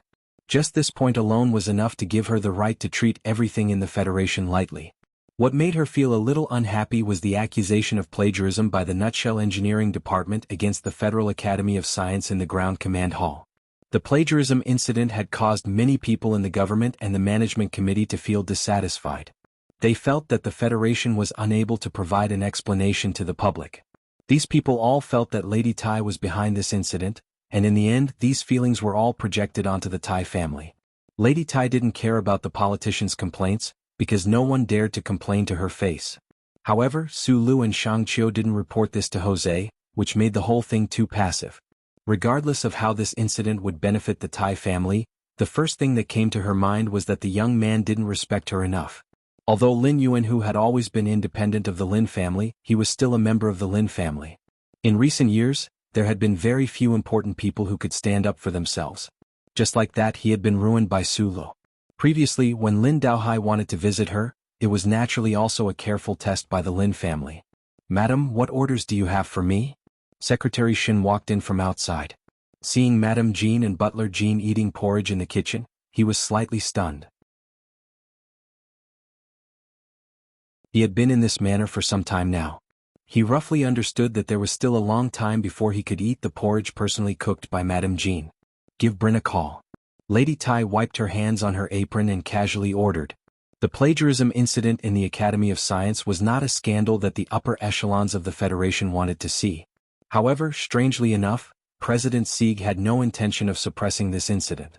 She was very curious about this, so she asked Shunli to contact the deputy director of the president's office. Yes. Secretary Shin continued, there will be a live broadcast of the election debate in 6 days. I have made some arrangements for the news channel. Lady Tai waved her hand and stopped him from reporting. She said, I trust you to handle this matter. Since that little fellow Su Lu had already rudely and insidiously overturned Lin Yuanhu, Lady Tai could only take advantage of this situation to gain more benefits. Senator Pabre's campaign office had been keeping quiet about this incident. However, the Tai family's influence on the media had already been highlighted. Lady Tai couldn't help but frown when she recalled Senator Pabre's deep voice and very direct rejection during the phone call today. She had never dreamed of being able to control a president, but she always felt that Senator Pabre was a little too independent. However, Pabre was someone who was going to be the president in the future, so Lady Tai would give him enough respect. However, she wouldn't treat Sulu the same way. What an unruly fellow, said Lady Tai in her heart. The most important thing in the Federation was rules. Sulu had been too unruly in this incident. Lady Tai thought silently as she mixed the green porridge. She decided to give this young man another chance for now, and there wouldn't be a next time. Secrecy, silence, no one cared about him. The invisible pressure in the air from all directions caused the battle on Kaki Peak to not bring any substantial benefits to Sulu. He didn't know that Lady Tai was doing this to protect his safety, but she was also warning him. Because he hadn't considered these two aspects at all. Would using the simulation system expose his identity as a fugitive? In the moment when his mind was filled with emotions, Sulu would not consider this point at all. As for the warning, he had already obtained what he wanted the most from the Mecha Standards competition. A victory in both logic and spirit. That was enough to satisfy him, not to mention that he had a friend now. Loneliness was a kind of illness. Sulu had always thought so, but he was often plagued by this illness. His closest family and friends had all disappeared in the vast universe, in the tide of people that was even wider than the universe for some reason. So when he received Shang Qiu's call at the entrance of the West Mountain compound, he agreed without hesitation. This female engineer with a genius brain and full breasts had already become one of his most trusted companions in these past few days. The black car without a logo arrived at the bar in the southern entrance of the capital's special administrative region at 10 p.m. Capital University was near the southern entrance. This was a rare social university that didn't need to be built in Linhai. The streets around the bar were filled with beautiful girls wearing short trench coats. The bar's decor was extremely high-end. Sula couldn't understand it, but he roughly understood that this place was at least much more high-end than those nightclubs in Donglin. Soft dance music mixed with an obscure rhythm. Although there were many people in the bar because the area was too big, it didn't seem crowded. Young men and women gently swayed their bodies to the dance music. Dazzling geometric lights swept across the entire bar, occasionally mixing to form a three-dimensional star pattern full of a sense of space, branded on those youthful and restless bodies. Cheers. Several round glasses filled with strong alcohol were raised and lightly clinked, completely unable to suppress the happy shouts of the crowd. Other than Shang Qiu, there were also a few members of the technical team who had stayed behind in the capital who had come to attend this party. These engineers, who usually looked quiet and wooden, appeared much more relaxed than usual because of the successful development of the MX Mecha. In less than half an hour, they had already downed several bottles of good alcohol and were beginning to slurp their words. Back in the Harbor City Industrial Park, Su Lu and his colleagues in the engineering department had only communicated through the internal network. But later on, after a series of meetings, they had quickly become familiar with one another. Sitting together was quite comfortable, but hearing the praises of those engineers, Sula couldn't help but feel a little embarrassed. Emboldened by the alcohol, the engineers walked towards the dance floor, preparing to get close to those young girls swaying their youthful bodies. Sula looked at them with a glass of wine in hand and couldn't help but smile. He asked, I remember that some of you seem to be married already. Married is about the same as not being married. After the failure of last year's experiment, everyone has basically been living in the engineering department. They rarely have time to go home, Shang Qiu replied, lying lazily on the densely woven sofa. Perhaps it was because she had drunk some alcohol, but Shang Qiu wasn't wearing those square spectacles. Her legs were pressed under her, and her body was leaning against the sofa, which made her ample bosom appear even more conspicuous. Today she was wearing a very casual shirt. Inside the shirt was a light green tube top. Her snow-white skin peeked out from the opening of the shirt. Even in the dim bar it was still so dazzling. Sulu turned his head. Seeing the moving scenery in front of Shangqiu's chest, he was momentarily stunned. He thought back to the moment when he had turned on the video feed for the first time in the engineering department's basement, and also the dumbfounded expressions of Lan Xiaolong and Zhou Yu standing behind him. This is a bit too big. He sighed in his heart. Under the influence of Uncle Feng Yu, Sulu definitely couldn't be considered a gentleman. However, after all, he hadn't experienced too many things between a man and a woman. With a trace of nostalgia, he turned his head away, not daring to be blinded by the soft white skin. He called Bai Yulan. After confirming that the Bureau of Proclamation didn't make things difficult for him, he felt a lot more relaxed. He asked Shangqiu and told her to come to this bar for a few drinks. Of course I don't have any objections. Shangqiu said, your secretary Bai has actually done a lot for MX. You and I both know that. She paused, then suddenly raised the glass in her hand very seriously and said, Sulu, thank you. What's there to thank me for? Sulu said sincerely. He gently touched her glass and said, I just want to take back what originally belonged to me. Speaking of which, on behalf of Professor Shin and myself, I really want to thank you for what you said in the command center. The two sat next to each other.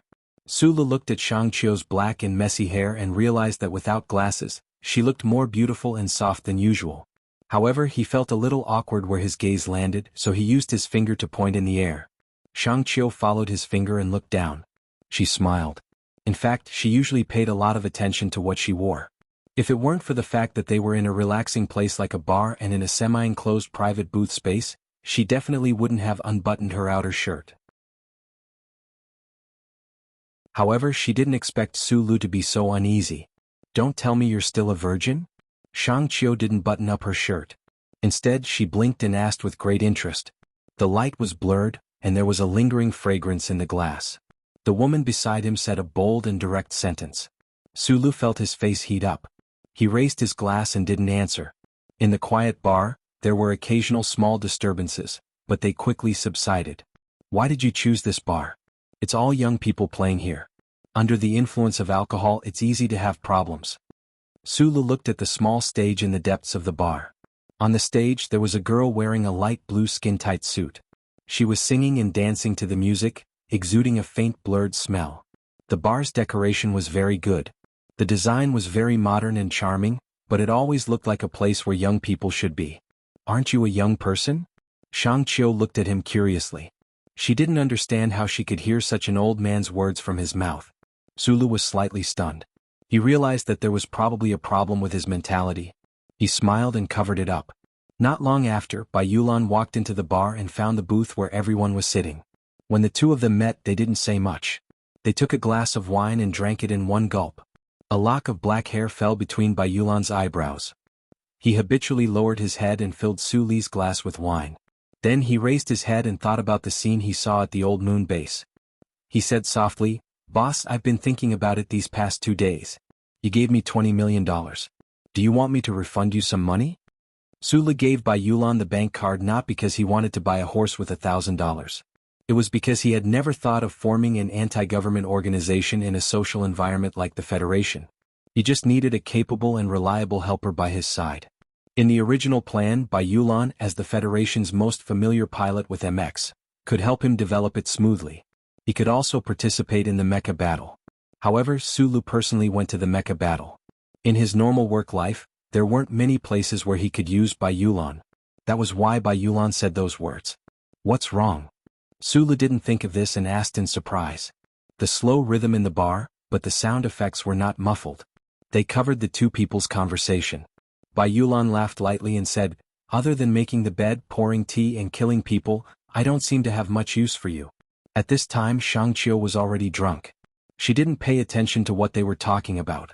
She buttoned up her shirt and walked out of the booth, preparing to go to the washroom. Sulu looked at her and couldn't help but laugh. Shangqiu's white shirt buttons were done wrongly, which made her chest look even more exaggerated. Only now did he understand that women with amazing figures would attract the attention of others no matter what they wore. Sometimes attracting attention wasn't a good thing. Shangqiu swayed her way through the bar. The bar patrons all noticed this woman with a unique temperament and mesmerizing chest. Luckily, the waters of the Capital Special District were too murky. This bar beside the capital university was also a well-known place that Shang Qiu had specially chosen. Although she attracted the attention of countless burning gazes, no one dared to approach her. After working together for so long, Sulu knew that Shang Qiu was not someone to be trifled with. Plus, there were so many companions in the bar, so he wasn't too worried about her safety. Instead, he was worried that she would pass out drunk when she reached the washroom. He looked in that direction worriedly, and after informing Bai Yulan, he followed her.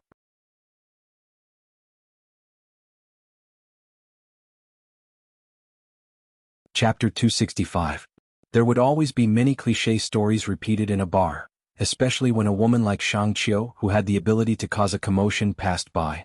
However, Sulu always thought that he was not qualified to compete with others for a woman's affection, so the heavens would not arrange such a cliché story for him. But just as he walked a few steps out of the booth, he saw Shang Qiu snatch a glass of wine from the bar beside her and splash it directly on someone's face. Sulu was slightly shocked. He rushed to Shang Qiu's side and held her arm. It was slightly cold to the touch, and the back of his hand was tender and smooth. It was quite moving. "Are you okay?" He did not have time to see who was on the other side of the conflict. He lowered his head and asked Shang Qiu, "Did someone reach out to you?" "I'm not drunk." Shang Qiu frowned, but she did not know that she had buttoned the wrong button on her shirt. She waved her hand and said, "No one reached out. It's just that this guy said something about a young master wanting to treat me to a drink." His tone was very annoying. Sulu was slightly startled. He turned around and saw a middle-aged man wiping the wine off his face. Looking at the middle-aged man's attire, he should be a powerful figure in the Federation. However, he was only inviting her on behalf of someone else. He did not know who the person behind this was. He didn't ask Shang Qiu how annoying that person's tone was, because they were engineers in their bones, and they were somewhat incompatible with this society. Some people with power and money were probably used to looking down on others and using frivolity to represent their strength, but Shang Qiu were not used to it. Of course, Sulu was not worried that he would not be able to clean up the mess later. Although his role in the development of MX was forcefully suppressed by the government, Shang Qiu and the Nutshell Engineering Department's contributions were already set in stone. From a certain perspective, Shang Qiu was now a hero of the Federation. At this time, who would be foolish enough to provoke her? Even if they made a scene in public, they would only be at a disadvantage. "I just want to invite this lady up for a drink on behalf of my young master. I don't know why I was treated so rudely," the middle-aged man standing not far away said angrily as he wiped the wine off his face. Sulu knew the details of the matter, so naturally he could not answer. He looked up and saw that in the luxurious bar on the second floor of the bar, there were a few young people in luxurious clothes whispering softly. They would turn their heads from time to time as if they were commenting on him or Shang Qiu. His eyes narrowed as he recognized one of the faces. He also found that the back of the person who was facing him was somewhat familiar. For a moment he couldn't help but feel a little confused. Although this bar was the most famous high-end nightclub next to Capital University, with the identity of the young man's family, he shouldn't have come to such a place. He didn't want to cause trouble, but he wouldn't torture himself to apologize to the middle-aged man in front of him. He was about to leave with Shang Qiu when Shang Qiu said with a slightly red face, "I'm in a hurry." Sulu immediately remembered this matter and walked forward with her. He was used to seeing Shang Qiu's strange appearance mixed with the spirit of an engineer. It was rare to see her blushing, so it was quite enjoyable. The middle-aged man clearly did not expect that this pair would walk away like he was nothing. Not only did they not apologize, they did not even say a word of apology.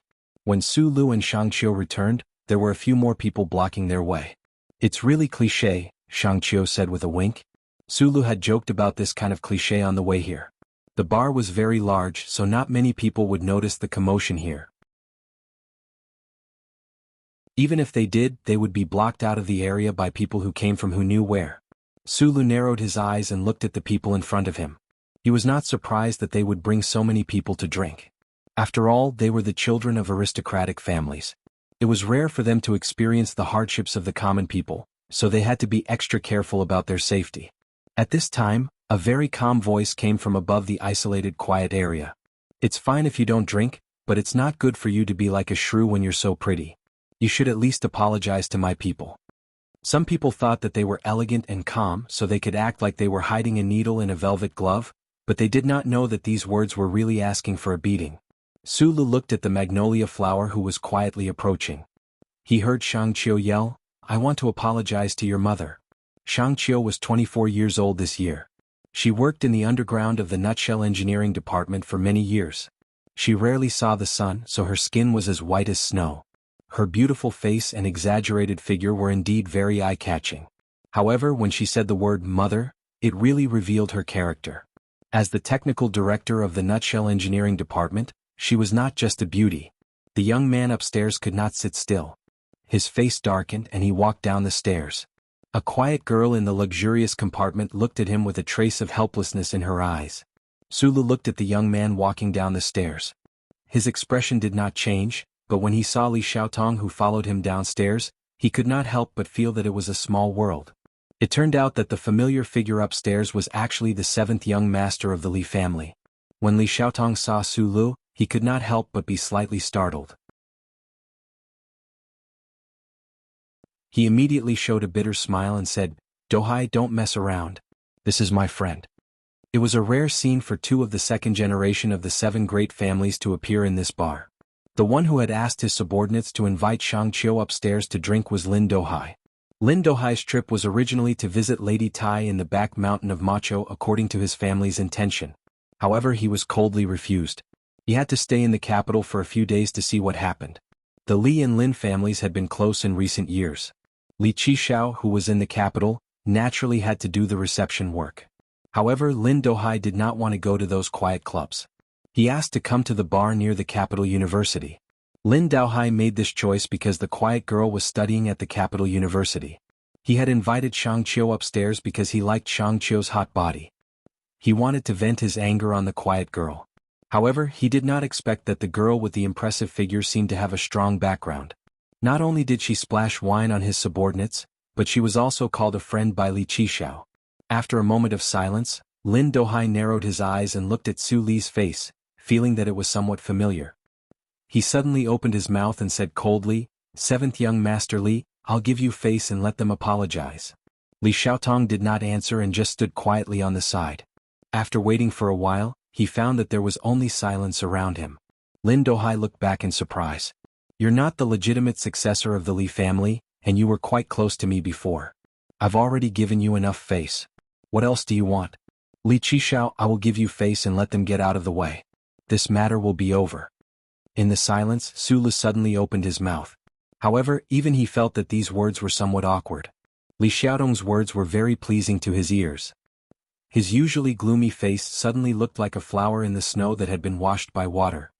He smiled very gently and replied, "That's great. This bar belongs to one of my men. I'll ask him to send you 2 bottles of good wine later." When the people came down the stairs, Shang Qiu knew that today's situation was somewhat different. She had seen some children of rich families in the Federation. However, she could clearly feel that the 2 young people today were obviously a level higher than those people. Whether it was their words or the information revealed in their actions, they all proved this. Thus she fell silent, wanting to see how Sulu planned to handle this matter. But after these 2 or 3 simple words, not only was Shang Qiu stunned, but Lin Dohai and his subordinates were also astonished. Lin Dohai said that he was giving face to Li Xiaotong and Sulu also said that he was giving face to Li Xiaotong. In truth, Li Xiaotong's last words were giving face to Sulu. When had the children of the 7 great families ever been so disrespected?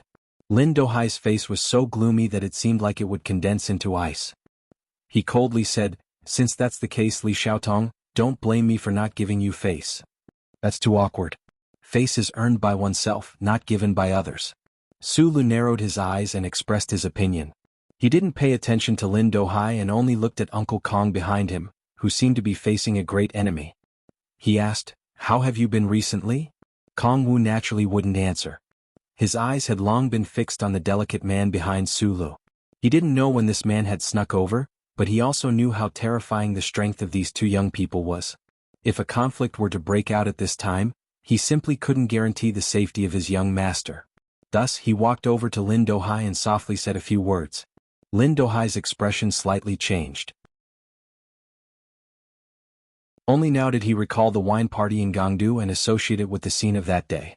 An unprecedented anger welled up in his heart, but this was Li Qishao's territory. Since the other party had already spoken and he didn't want to shed all pretense of cordiality, he could only wait until after the matter was over. Sulu said to Li Xiaotong, "Where's Brother Zheng?" Li Xiaotong smiled bitterly and said, I'll tell you in 2 days.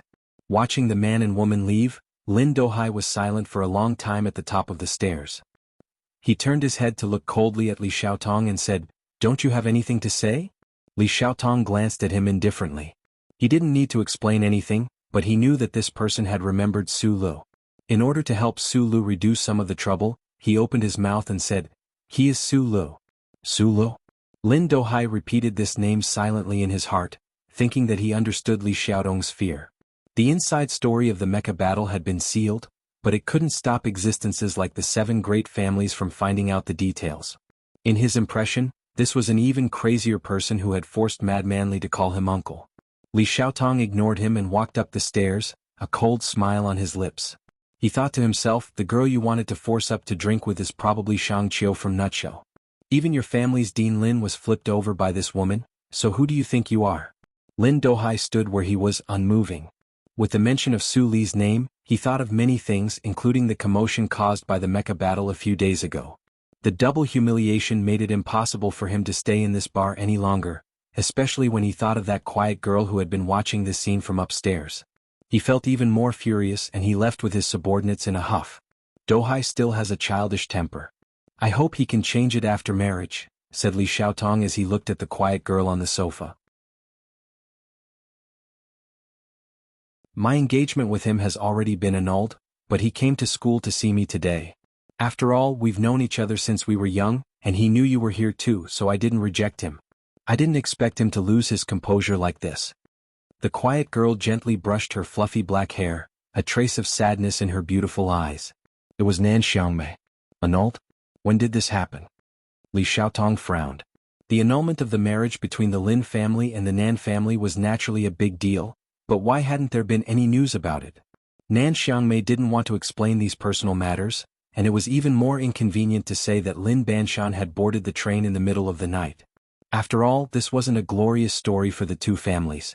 She gently blinked her eyes and suddenly asked curiously, "The one downstairs, was Su Lu right? Are you familiar with him?" You know Su Lu? Li Xiaotong was surprised again. He felt that Su Lu was a person he couldn't see through.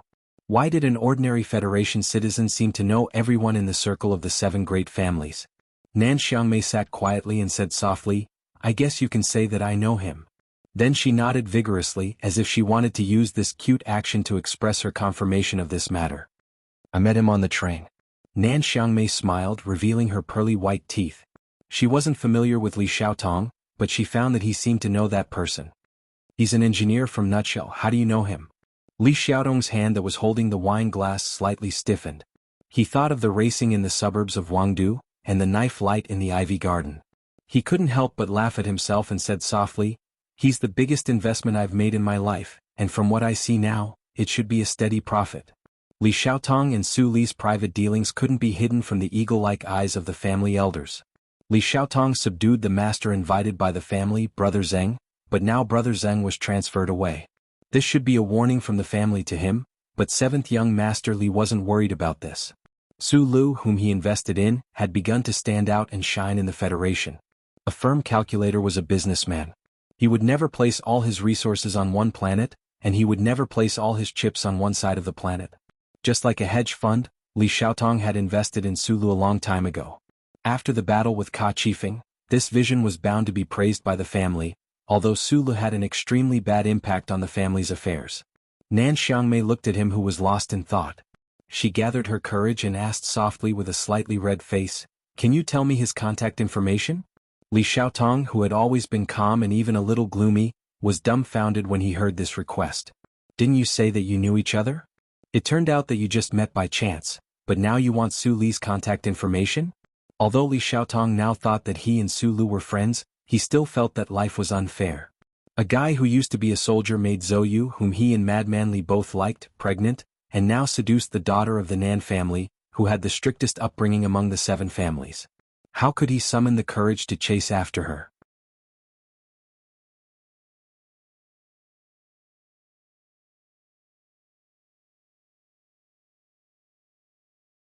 Chapter 266. It's not that I'm a troublemaker.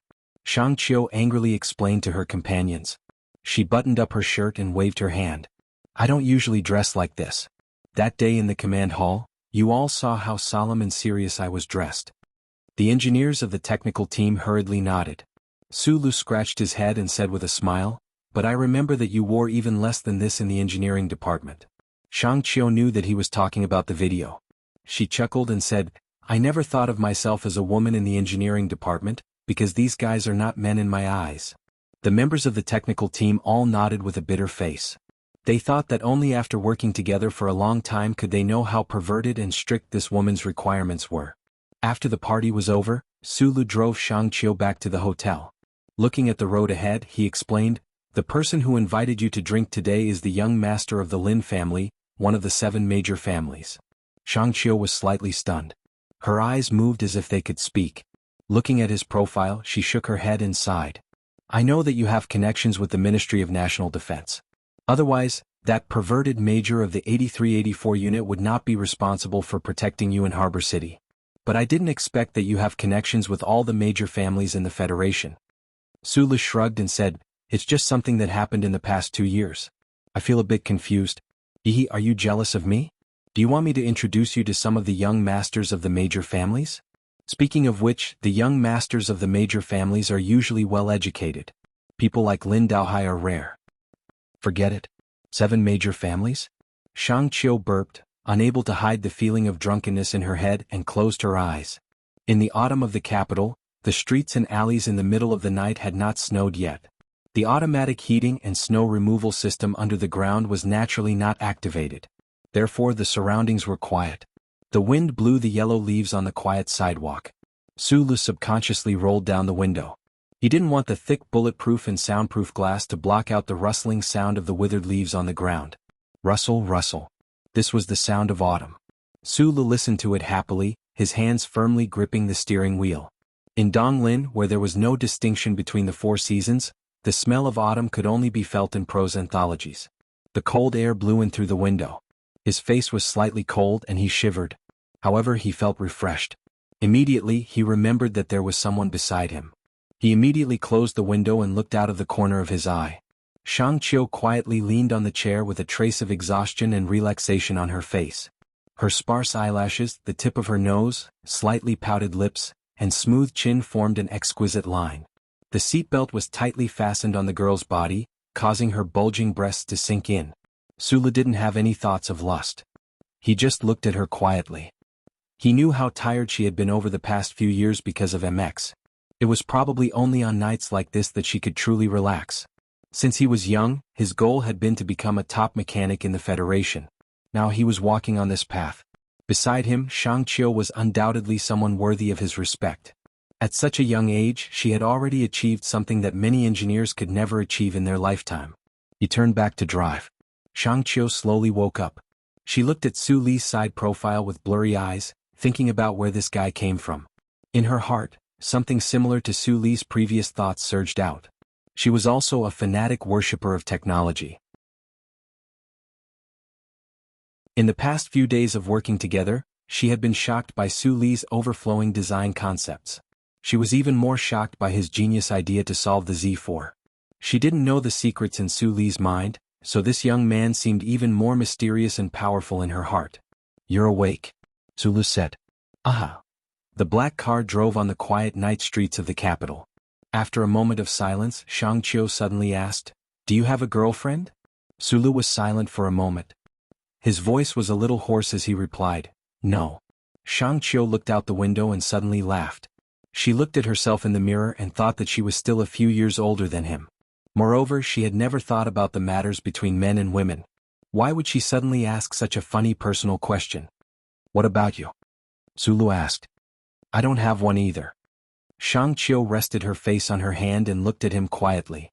She said, "I look down on men in the Federation, but you're an exception." Su Li's heart skipped a beat. His palms on the steering wheel were sweating. However, Shang Qiu immediately smiled and said, "Unfortunately, a little virgin like you is too mysterious. I just want to quietly stay in the engineering department." Although it was a joking explanation, it vaguely pointed out something. Su Li's young heart felt like it had been frozen. It was not to describe cold disappointment, but to describe a crisp, cool, and very comfortable feeling. Su Li's face was a little hot. He did not understand why the girl with the impressive figure beside him would say such a thing. This time, you've made a great contribution to the company, or rather to the Federation.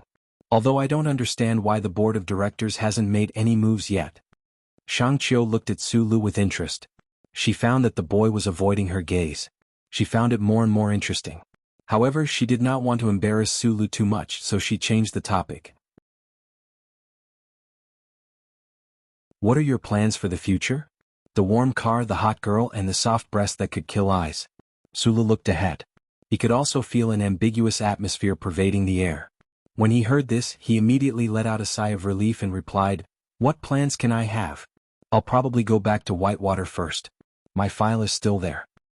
Do you want me to transfer you to the engineering department?" Although Mr. Jose was angry at the command center that day, he would definitely want you to go over. The board of directors would probably promote you directly to level 1 technical supervisor. Shang Qiu sat up straight and placed her hands calmly on her smooth thighs. She calmed the trace of uneasiness in her heart and smiled calmly as she spoke. The Shell Motor Company was a giant company that prioritized technology above all else. There was an independent technical director on the board of directors, and below that was a level 3 technical supervisor system. Level 1 technical supervisors were usually important figures in the various large companies under them. Because of Shang Qiu's ability in mecha design in the engineering department, she had only been acting as level 1 technical supervisor for half a year.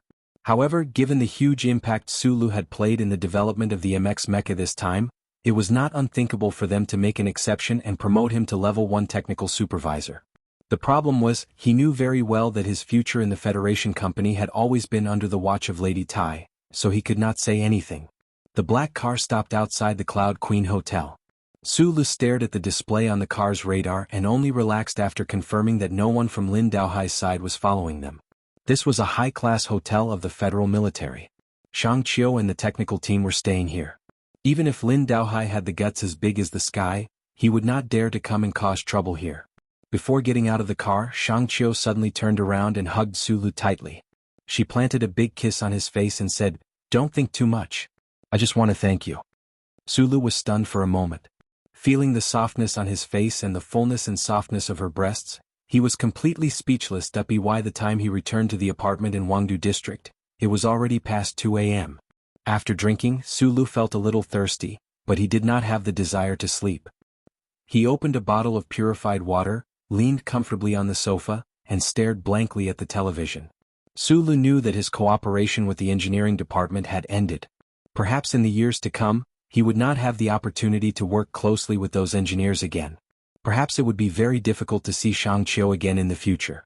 Therefore, when he thought of the gathering in the bar earlier and the hug before parting, he felt a little nostalgic. It had been a long time since he had such intimate contact with the opposite sex. Sulu narrowed his eyes as he watched the Federation TV Awards ceremony and said to himself in his heart, at his age, it should have been the time of youth and yearning for spring. However, when he thought about the relationship between a man and a woman, he would think of that pair of black-rimmed glasses and that ball of fireworks that disappeared in the atmosphere of S2. His heart would ache, so he refused to think about it. Before he had been partying, but now he was lonely. Sulu sat alone on the sofa without moving. His feet were on the coffee table and the metallic phone was by his feet. Just like him, he was silent and quiet. A night without anyone to contact was indeed difficult to get through. Lin Yuanhu had fallen, but many people in the Federation were still standing. There was not much that Sulu could do, but he wanted to see how things would develop. The TV was broadcasting the Federation Autumn Literary Awards. The star who had won the Best Female Lead in a Drama Series was hugging the award excitedly. She was sobbing uncontrollably. Then she smiled faintly and said, "This is really an exciting year. The results of the presidential election are not out yet, but I have already won the award." The celebrity audience below the stage laughed and applauded one after another. The beautiful curly-haired female star smiled and said, "Of course I have to thank many people. However, at this time I should be thanking Jian Shuier for not signing up." Then the curly-haired female star said seriously, "I hope that nothing will stop us from admiring beautiful things. Jian Shuier, we will wait for your return." The audience applauded. Ever since the terrorist attack at the Huanshan 4 Prefecture's concert, the Federation Channel 23 TV series that was popular throughout the universe stopped broadcasting. Jian Shuier also disappeared from the screen. She had not appeared for a long time. Sulu watched the TV quietly. He thought about the idol of the Federation that he had almost forgotten. Thinking about his obsession back then, he felt that the progress of life was so fast that he could not react. In the past year, because he had been busy with many things, he had not watched TV for a long time. Thinking about this, he fell asleep quietly on the sofa. The simple security monitoring system around the apartment faithfully carried out its mission. When dawn broke, the phone on the coffee table that had been quiet all this time suddenly rang. Sulu rubbed his eyes and pulled back his somewhat numb legs. He saw that there was an email on the phone. The sender was a string of confidential asterisks. The email said,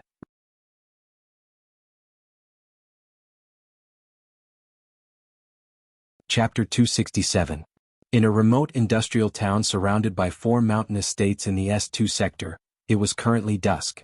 The warm twilight sun shone on the simple and crude buildings. The S2 planetary system had several of the Federation's most important resource planets, as well as the Federation's most developed heavy industrial base. Most of the Shell Motor Company's production lines were set up on this planet. The Federation's great industry flourished, and the disparity between the rich and the poor was especially evident on this planet. That was why Green Dragon Mountain, surrounded by 4 heavy industry provinces, produced a group of armed forces that dared to oppose the federal government. In the eyes of historians, this was an extremely natural matter. Although the Federation had been constantly passing legislation over the years to seek a balance between the interests of capitalists and workers, and had achieved a lot of results, the rise of George Carlinism in the Federation society brought a fatal blow to this attempt. The anti-government forces were besieged and suppressed for decades, but instead became stronger and stronger. Fortunately, in the past decade or so, the federal government had pursued a policy of combining military force with economic blockade, which had successfully curbed the development of the anti-government forces. It was only in recent years that the armed forces had been driven deep into the mountains and forests. Green Dragon Mountain was a large mountain range that spanned 2,000 kilometers. There were 4 large states surrounding this mountain range, and it was the base of the heavy industry of the Federation back then. The people who lived here were staunch supporters of Senator Macklin's nonviolent resistance, even if they did not support the anti-government army's idea of using force. Because of years of fighting and the Federation's strict blockade policy, the industrial areas near the Green Dragon Mountains had gradually become desolate, especially this industrial town, which showed signs of decay everywhere. Zhang Xiaoming, wearing a work outfit, walked out of the relay station's workshop. She smiled and greeted her colleagues who passed by her before walking back to her room. She had been in S2 for more than half a year. Under the arrangement of her leader, she entered the industrial town incognito. Nominally, the relay station was actually a hidden information node of the anti-government forces intelligence organization in the mountains, and she was the person in charge here. In the past half a year, Zhang Xiaoming experienced the terrorist attack at the concert, and also personally experienced several secret military encirclements by the government forces.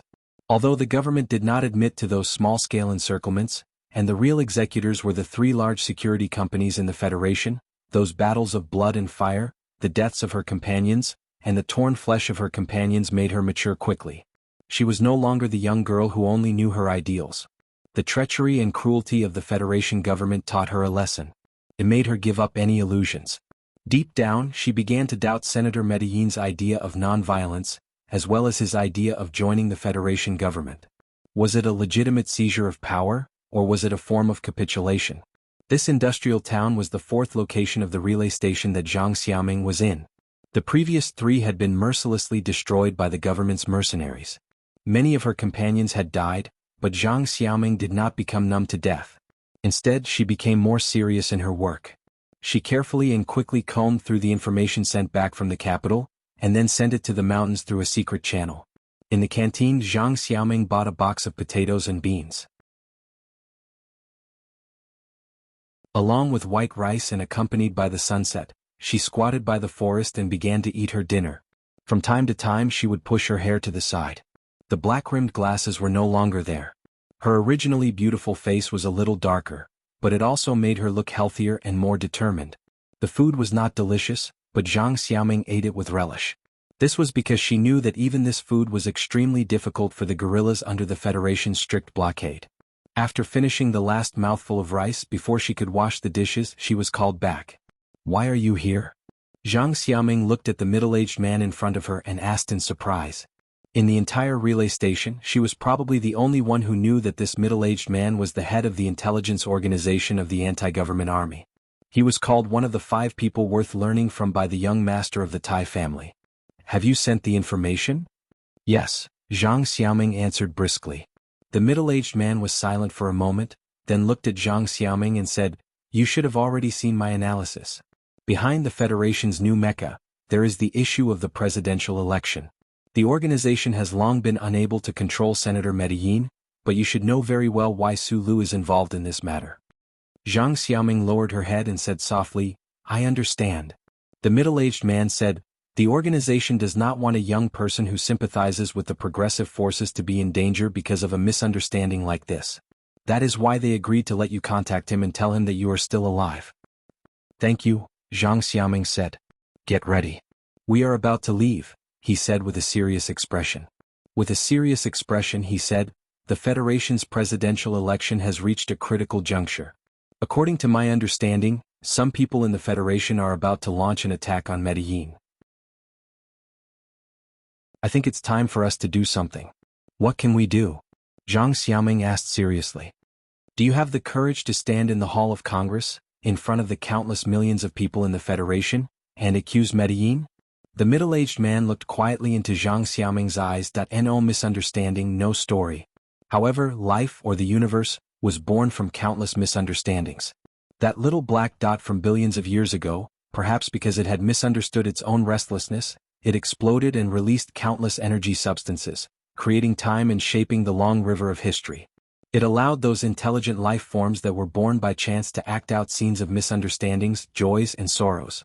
Perhaps it was not a misunderstanding in the first place but a lie.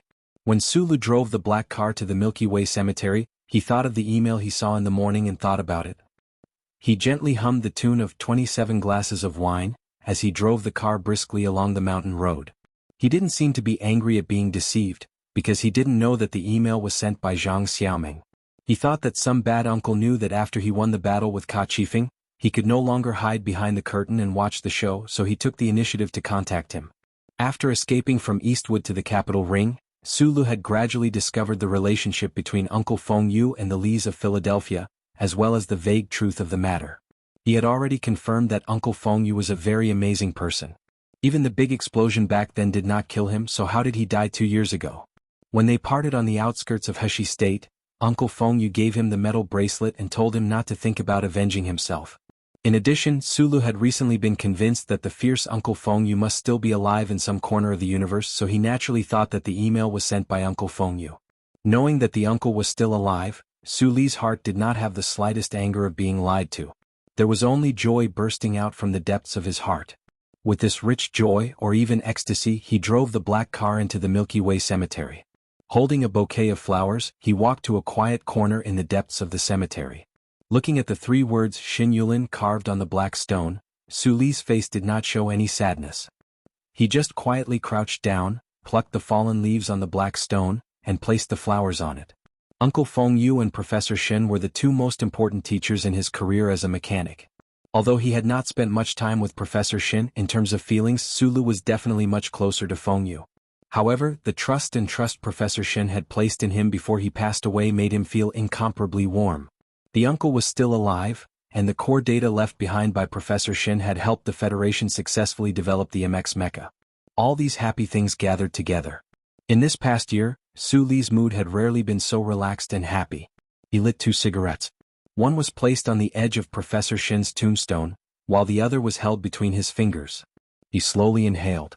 Light blue smoke rose up in the late autumn cemetery, just like the fog in the mountains. Perhaps it was because of the smoke, but Su Li's eyes were somewhat sore. Very naturally, he thought back to the scene of the professor sitting on the ladder in the laboratory and smoking with him before his death. He looked at the black tombstone and after a moment of silence he said, "Professor, we succeeded." In the next few days or so, the Federation government would hold an official press conference to announce the development process of the MX mecha.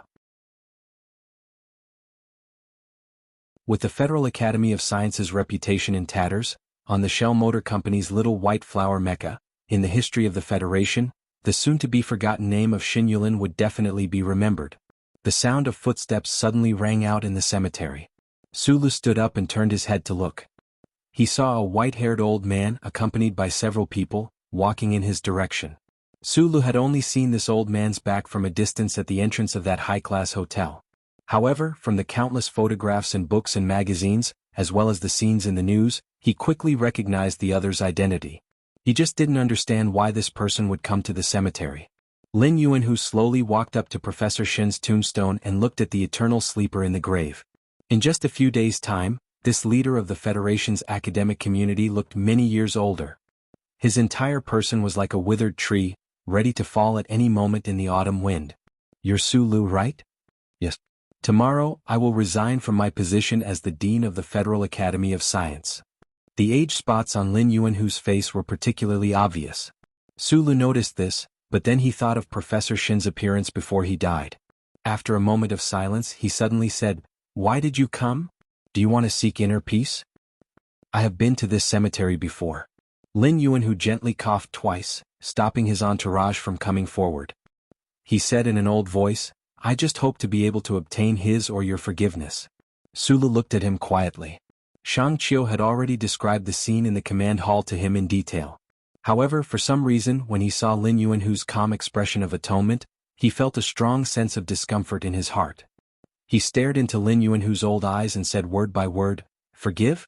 No, including you, I will not forgive a single one of them. Your performance doesn't mean that you are open and honest enough. You were just beaten down by the trap I planned for half a year.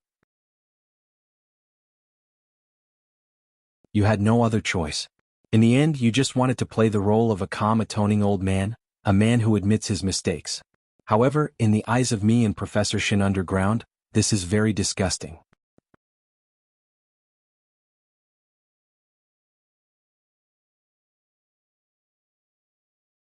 Chapter 268.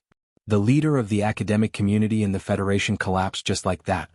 With ironclad evidence and the deliberate instigation of certain parties in the Federation, Lin Yuanhu was forced to step down. The academic community that he had single-handedly controlled for several decades was also temporarily plunged into chaos and silence.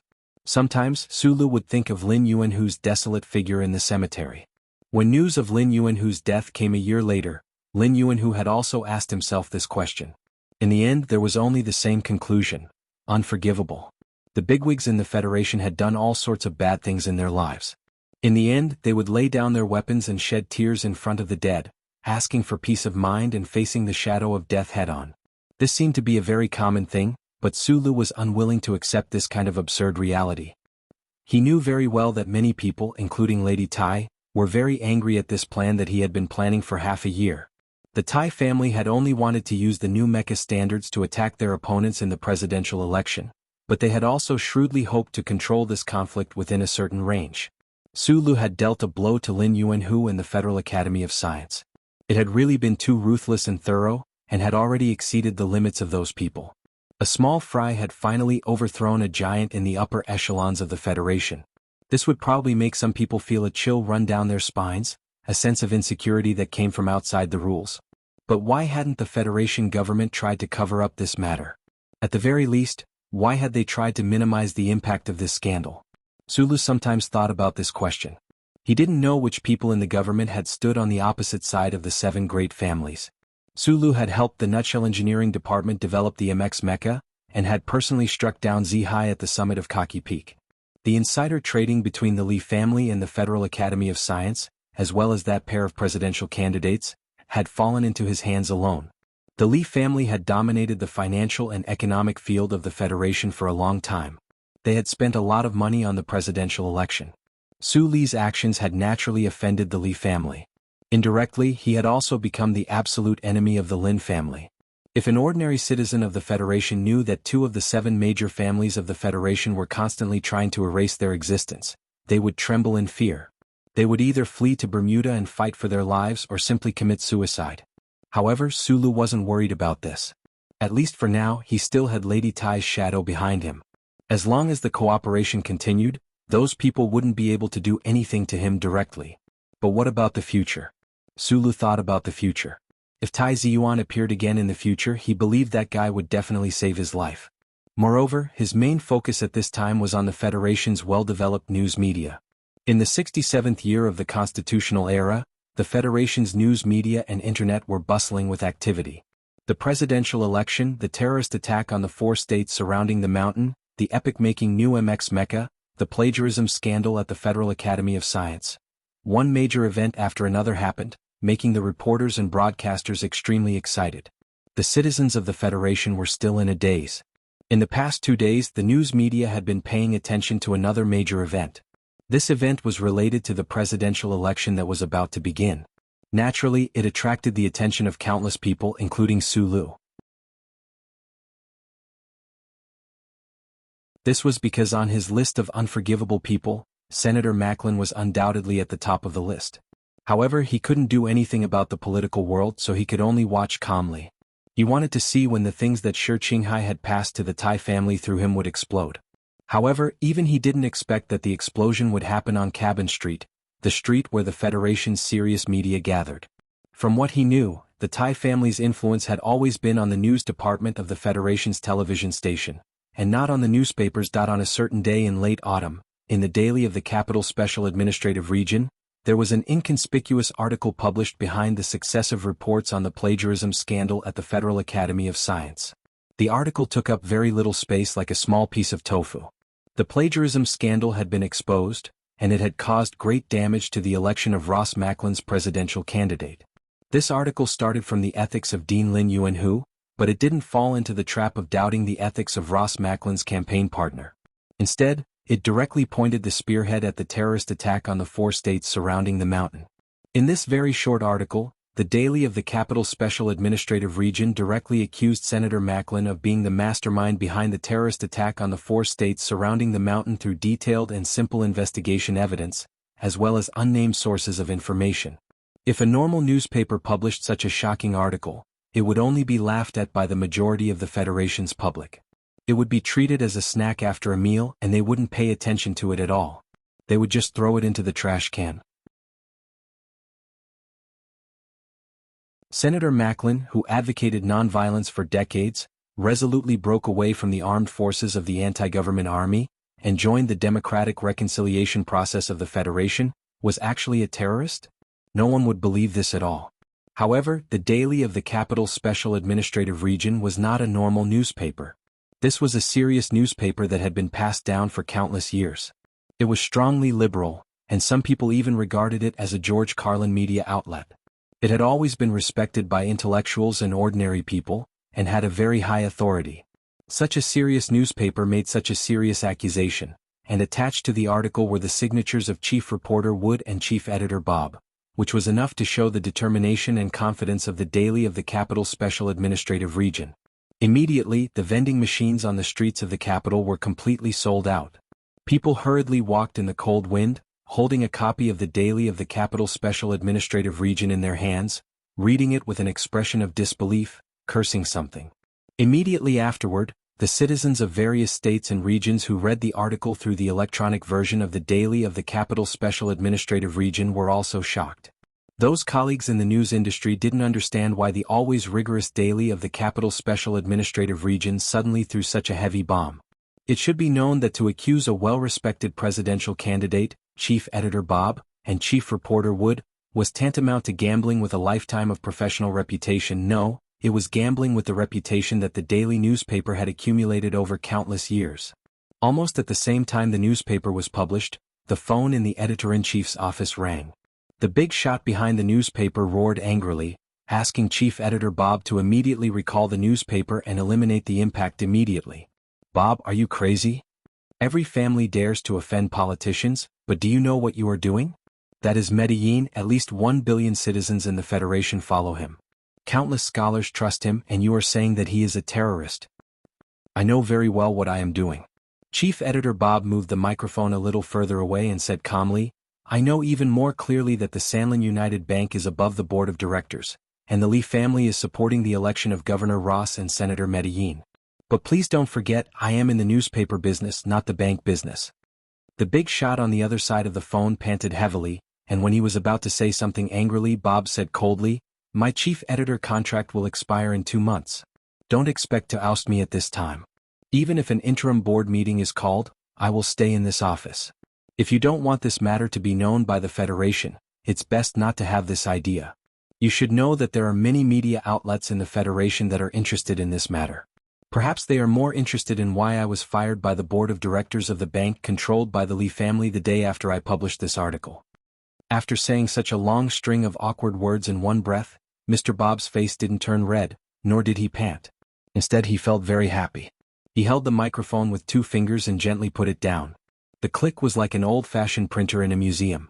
It was very crisp and moving. Many years ago, the news workers in the Federation used those printers to produce many reports that seemed crazy at the time, but were later found to be very beneficial to the future of the Federation. The president's office called and asked what we want to do.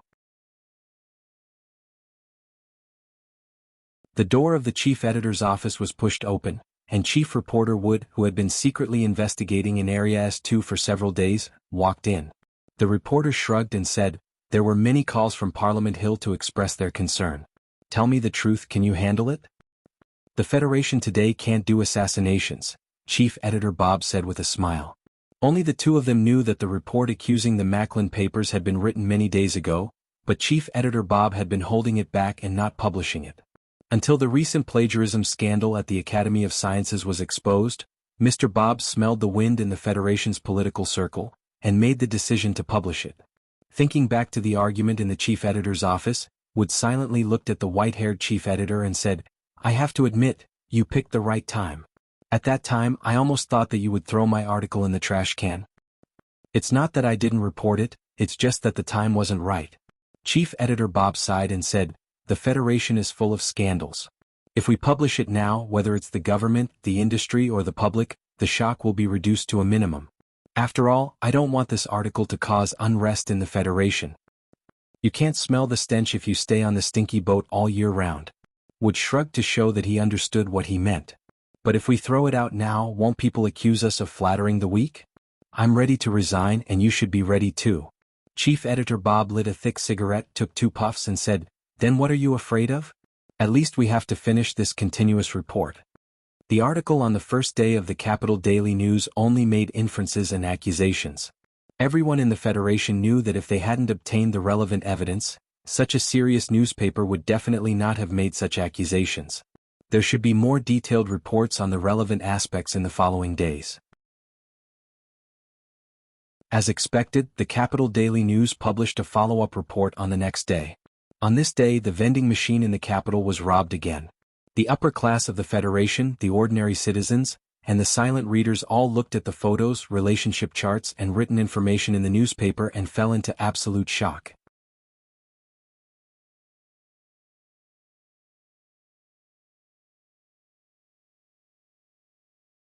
Chapter 269. The Capital Special District Daily's investigation report on the terrorist attack at the concert in the Mountain Ring 4 states had entered the follow-up stage.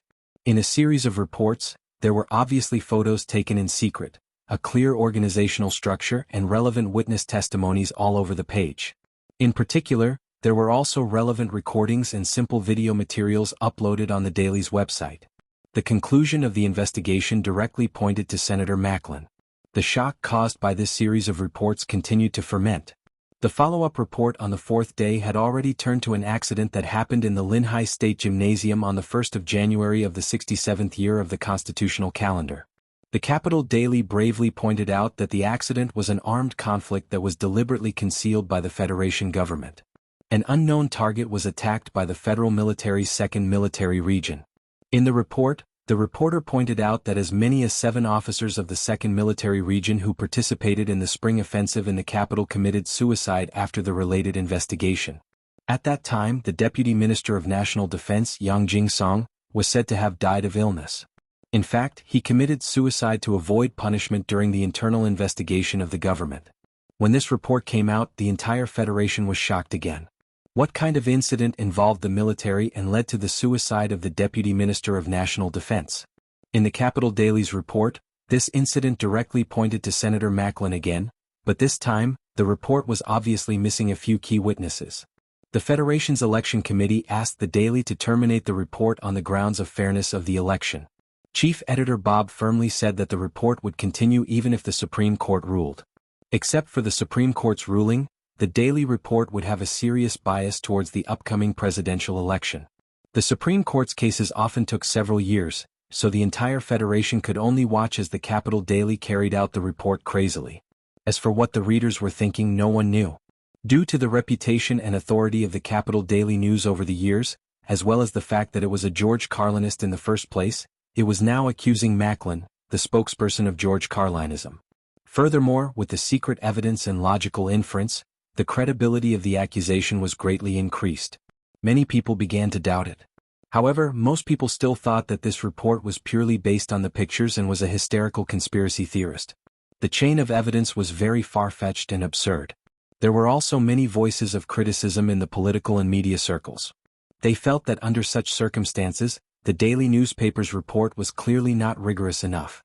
As for the young people who believed in George Carlinism, their way of expressing their attitude was much more direct. They angrily believed that this was the old stubborn forces of the Federation.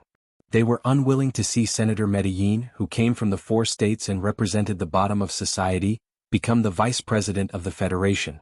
The Capital Daily News was the mouthpiece of these forces and was a shameless political lackey. Many reporters are waiting for us in the conference room. Wood glanced downstairs with a solemn expression.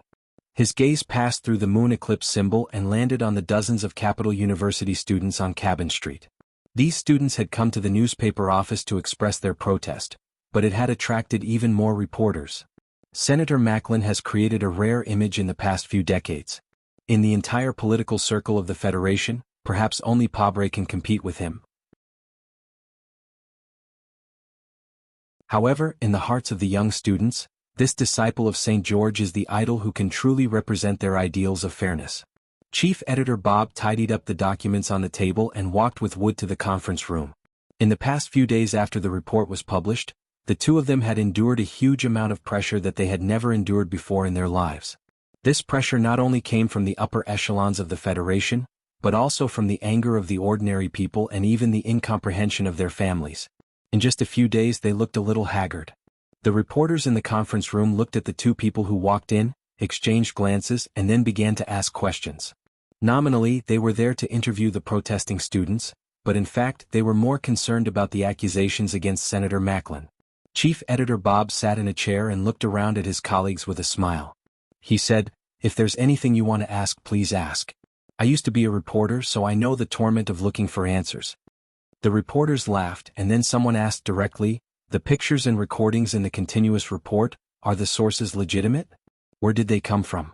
If this question isn't answered, I believe that the credibility of the report will be reduced a lot. The reporters wouldn't try to find the information, and the newspaper definitely wouldn't leak it. Even if they got the information, the newspaper might not dare to publish it. The young students who were protesting downstairs proved the risk of doing so. "We have to protect the source of the information, but in fact, it was sent." Wood answered first, "Everyone is familiar with the law of the press. There is no question of legality in sending materials like this. As for the related investigation in Area S2, I spent 70,000 Federation coins and hired a dozen paparazzi to dig it up." Paparazzi from the entertainment line?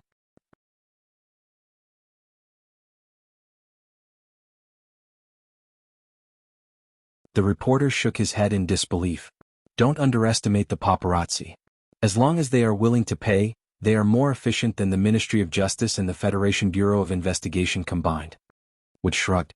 After a few more questions, a middle-aged man who had been silent suddenly said, "Bob, I'm not interviewing you. I just have some questions about this report and I want to ask you." Chief Editor Bob and the reporters in the conference room all knew the middle-aged man named Wuxia. They were very familiar with him because he was a famous hard-working reporter in the Federation. Until now, he had written countless articles that disgraced the Federation government. Since it wasn't an interview, the reporters in the conference room tacitly turned off the recording equipment in their hands and listened quietly. Wuxia deliberated for a long time before saying, "You know what kind of person I am, but I still think that it's not appropriate for you to throw out this report before the election. In the end, I still believe in Senator Macklin. Let's not talk about the credibility of your chain of evidence based on inferences, but what do you mean by inferences? Could it be that the blonde girl in the pictures isn't Macklin's secretary? Could it be that the guy in the foundation didn't explain what he did?" Wood angrily waved the newspaper in his hand. "But these people are all dead." Wuxia frowned and said, "And I don't want to argue about this. I'm just thinking, if Senator Macklin is the mastermind behind this, why would he do this?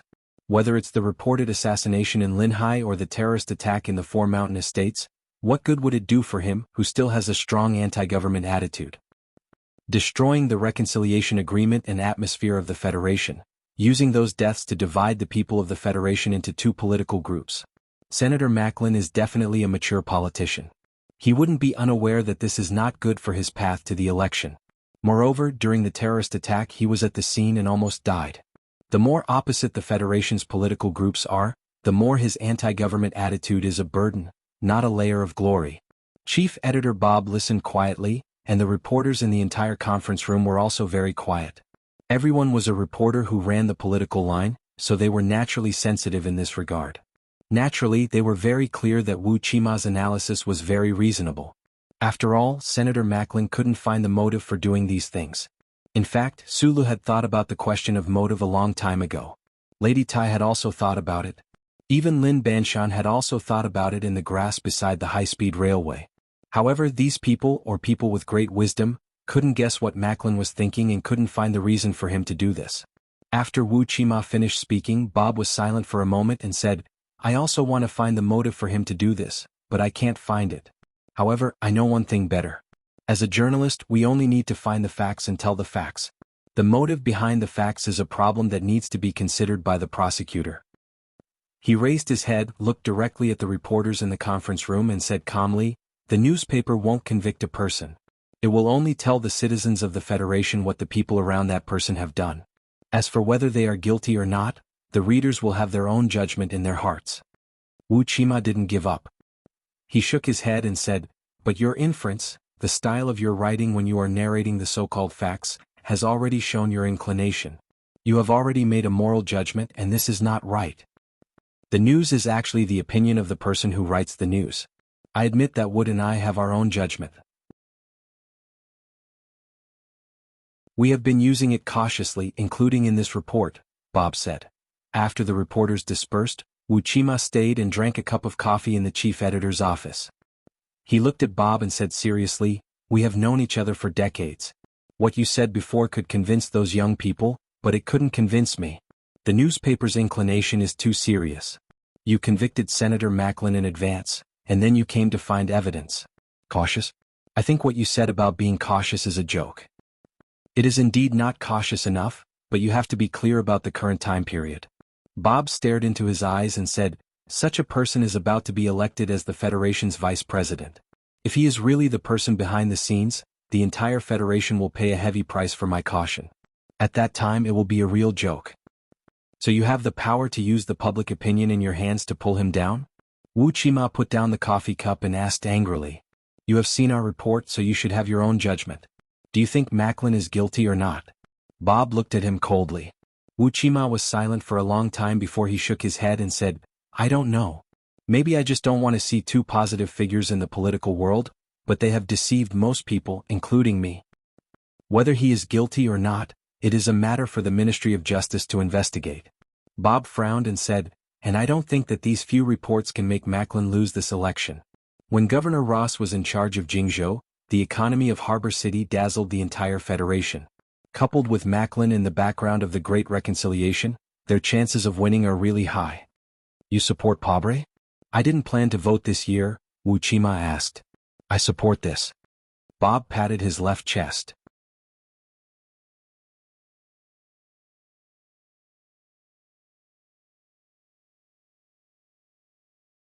Chapter 270. The shock caused by the Capital Daily News was still being amplified in countless galaxies in the Federation. That night, the last TV debate before the presidential election was broadcasted on the Federation's TV channel as scheduled. As early as 2 months ago, in the middle of the election process, several candidates who were far behind in public opinion had already announced their withdrawal and called on their few supporters to vote for the other two candidates. At 8 o'clock in the evening, Sulu, who had not been assigned any work or received any transfer orders, sat quietly on the sofa alone and watched the TV screen intently. The news that Uncle Fengyu was still alive made him happy for a long time, but when he thought about which corner of the universe that guy was wandering, he had no choice but to give up the strong urge to find him. The most important content of his life these days was to pay attention to the progress of the Federation's presidential election. He defeated Lin Yuanhu, which indirectly and deeply affected this election. At least, many people who originally supported Ras Medellin because of Lin Yuanhu's call had already fallen silent. However, his strength was ultimately in technology. He had done what he needed to do, and the information that Mr. Schur obtained after narrowly escaping death had also begun to come into play. All he could do now was wait for the results of the election and wait for the Federation's judicial system to intervene. On the TV debate, the dark-skinned Senator Pabre did not mention the recent plagiarism controversy at all, nor did he use the continuous reports in the Capital Daily News to make an issue of it. He chose a senior member of the Federation Management Committee as his partner. The two of them sat in the specially arranged venue of the Federation's TV station and described their governing program and reform plans for the Federation in a deep voice. The expected fierce debate did not happen, but the four candidates still performed extremely well with their eloquence and calm demeanor. Pabre, who was a lawyer, was originally a famous orator in the Federation. Since he stepped into politics, every speech he made was considered a model by campaign experts. Senator Medellin was an even more outstanding politician. Whether it was a long time ago or in the recent 2 years, his articles published in the Capital Daily News were read by countless people. Sulu watched the TV debate end and felt a little bored. Just as he was preparing to practice diligently like he had done countless nights in the past, the remote control subconsciously changed to another channel. This channel was playing a campaign advertisement for Ras Medellin. At this time, it had just used detailed data to describe Governor Ross's absolute economic control and was talking about Senator Medellin's life. Looking at the old photo on the TV screen, the innocent child, Suli's eyes narrowed. The first work of the masters of art and literature was their diapers, and a peerless villain like Medellin also had an innocent past. In the 16th year of the 37th constitutional era, the first imperial invasion ended and the Federation won. The S2 heavy industry fell from its wartime status and countless workers lost their jobs. His parents were kicked out of the factory apartment and he had to work to support them. In the 23rd year of the constitutional era, his mother passed away. He joined the Federation Expeditionary Force and received a Purple Star Medal. But he was expelled from the army because he did not carry out the withdrawal order of the army commander. In the 27th year of the constitutional era, his business failed and his father passed away. With an unexpected financial aid, he entered the School of History and Economics of the Capital University. Later, a person named George Carlin appeared in this school. In the 31st year of the constitutional era, because he participated in the activities of the Veterans Association to occupy Charter Square, he was expelled from the Capitol Purge and was accused by the Federation. In the 32nd year of the constitutional era, he signed a plea agreement and returned to the S2 area to open a store. He got engaged, but less than 2 months later, his fiancée died and his heart was broken. In the 33rd year of the constitutional era, the store went bankrupt again. He had a complete mental breakdown and was bedridden for 6 months. In the 34th year of the constitutional era, he participated in the election of the third-class city councilor, but did not obtain enough signatures, so he was not included in the nomination list. In the 35th year of the constitutional era, he entered the Green Dragon Mountain alone and joined a guerrilla group. But he was suspected of being a spy of the Federation Investigation Bureau and was imprisoned in a single cell for 10 months. In the 36th year of the constitutional era, he tried to become the spokesperson of the anti-government army, but failed. In the 37th year of the constitutional era, because of the internal strife of the anti-government army, he was only 3 minutes away from death. In the 41st year of the constitutional era, he was successfully elected as an alternate member of the anti-government army committee. In the 43rd year of the constitutional era, he fought for a by-election in the first half of the year, but failed. In the 47th year of the constitutional era, he was re-elected as a member of the Anti-Government Army Committee and has been re-elected ever since. In the 51st year of the constitutional era, he proposed non-violence, but was attacked by an assassination at the Green Dragon Mountain Airport. The investigation has not yet concluded. He was seriously injured and recuperated for 2 years. In the 54th year of the constitutional era, he represented the anti-government army and participated in the election of the 4 states surrounding the mountain for the first time, but failed. In the 58th year of the constitutional era, he succeeded in the election of the 4 states surrounding the mountain, but was disqualified by the Federation Election Committee because he violated the plea agreement signed with the Federation that year. In the 59th year of the constitutional era, He came to S1 to report to the Federation High Court and asked for the right to be elected fairly. In the 60th year of the constitutional era, the High Court ruled that the election 2 years ago was valid, and he was successfully elected as a state senator of the Federation for the first time. He was born with nothing and faced setbacks throughout his life. He could have become a hero respected by the federal military, but because of his hatred of the invaders, he lost this honor. He could have become a scholar in a university, but because of his thinking about the unfairness of the Federation society, he was exiled to the edge of society. Countless elections, countless failures, 2 business failures, the tragic death of his fiancée, countless times on the verge of despair, but he did not give up, because he knew what he wanted to do for the Federation. That was why he was finally elected as a member of the Federation Management Committee and became a candidate for the vice presidency of the Federation. He is Senator Medellin, and whether he succeeds or fails this time is in your hands. This was a very exciting campaign advertisement. Sulu was a little entranced by it.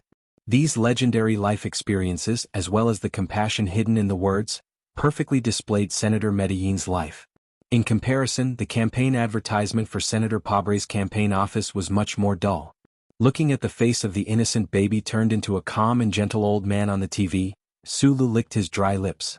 He had done a lot of homework on this high and mighty politician, so he easily guessed that this campaign announcement must have been written by Medellin himself. At the moment when George Carlinism was prevalent, in an environment of great reconciliation in the Federation, Medellin's life was indeed a perfect role model in the hearts of voters.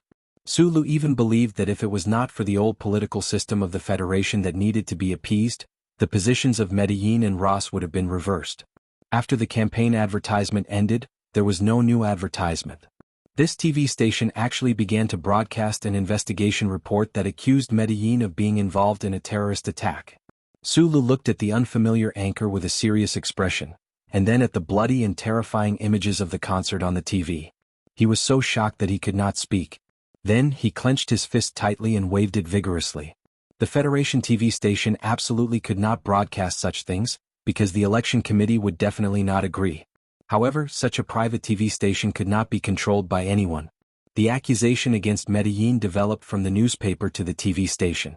The vivid images, together with the recorded evidence and vague video evidence, suddenly became very lethal. For Sulu, the addition of more news media was like a spring breeze blowing overnight. All the flowers in the pear garden bloomed, comforting and looking forward to it. However, for most of the citizens and politicians in the Federation, these reports were like a bone-piercing cold wind. The thunder in South Dakota in summer made them feel somewhat frightened and uneasy. Regardless of whether it was the Capital Daily News or the TV station that was not very famous, they made serious accusations through their own channels. Although the evidence available was not enough, it was already somewhat shocking. Under the pressure of the media and the influence of the Thai family in every corner of the Federation, in the last days of autumn in the 67th year of the constitutional calendar, the Federation Management Committee finally approved the Ministry of Justice's application to establish an independent prosecutor for the Medellin case. In fact, the Ministry of Justice had already received the same report as the Capital Daily News 2 months ago. The secret investigation of Senator Medellin had also been carried out to a certain extent. However, without the authorization of the Parliament Hill, it was extremely difficult to carry out the investigation. Since then, the candidate for the independent prosecutor appointed by the Ministry of Justice had also been revealed. For the past 2 months, the secret investigation team of the Ministry of Justice had felt like they were unable to act freely. Now that they finally stood in front of the stage, they immediately began to work. In a very short period of time, they controlled the target they needed and began to retrieve the call records and internal documents of Senator Medellin's office. Inspector Xiao Wenjing had a serious expression as he led a few colleagues into the Parliament Hill. Under the gaze of the crowd, while waiting for the elevator, he said softly to Su Songzi behind him, "Teacher is under a lot of pressure as an independent prosecutor. We have to be careful when handling cases." Su Songzi nodded. Just yesterday she had received a transfer order from the Internal Affairs Department of the Ministry of Defense to assist the Ministry of Justice's investigation work. Being able to participate in such a big case, this outstanding judicial talent also felt unprecedented pressure. However, they were professionals who defended the justice of the Federation. Although they knew that Senator Medellin had the support of countless powerful political figures and surging public opinion behind him, they still stepped into the Parliament Hill. Countless reporters swarmed up and waited at the bottom of the long stone steps of the Parliament Hill. Perhaps it would take many days, but they would not miss a single second of the shocking investigation process of the entire Federation. At this time, no one noticed that a black car without a logo slowly drove over and quietly parked by the lawn. It was like a spectator sitting in his seat.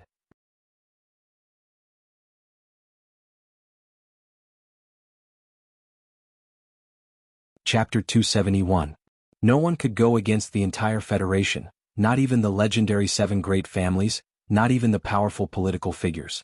Once the will of the Federation was expressed through a specific organization, powerful efficiency and terrifying power would descend upon the world. The investigation of the Ministry of Justice did not have the cooperation of the Bureau of Proclamation, but tens of thousands of Federation Bureau of Investigation agents and secret agents of the Ministry of Justice spread out like ants. They followed the paths that Senator Macklin had taken and the places that he had been to, and began to investigate the suspicious points in the evidence. The investigation process was very smooth and did not take long. The suspicious points found and the evidence sent by the mysterious person were enough to support many conclusions. When the 70-centimeter thick case file was sent to the Hall of Parliament Hill, even the most stubborn senator and the strongest supporter of that side had no choice but to agree to the president's request for an emergency meeting. In this emergency meeting of the Federation Management Committee, the Minister of Justice and the independent prosecutor from the 1st Military Academy gave a detailed explanation of the situation, and at the same time, expressed the seriousness of the situation. After an intense debate and even cursing, the Parliament finally voted to temporarily strip Senator Macklin of his judicial jurisdiction with a very narrow margin. As Senator Macklin was still a candidate for the presidential election, he still needed the signature of the Supreme Judge of the Federation Court.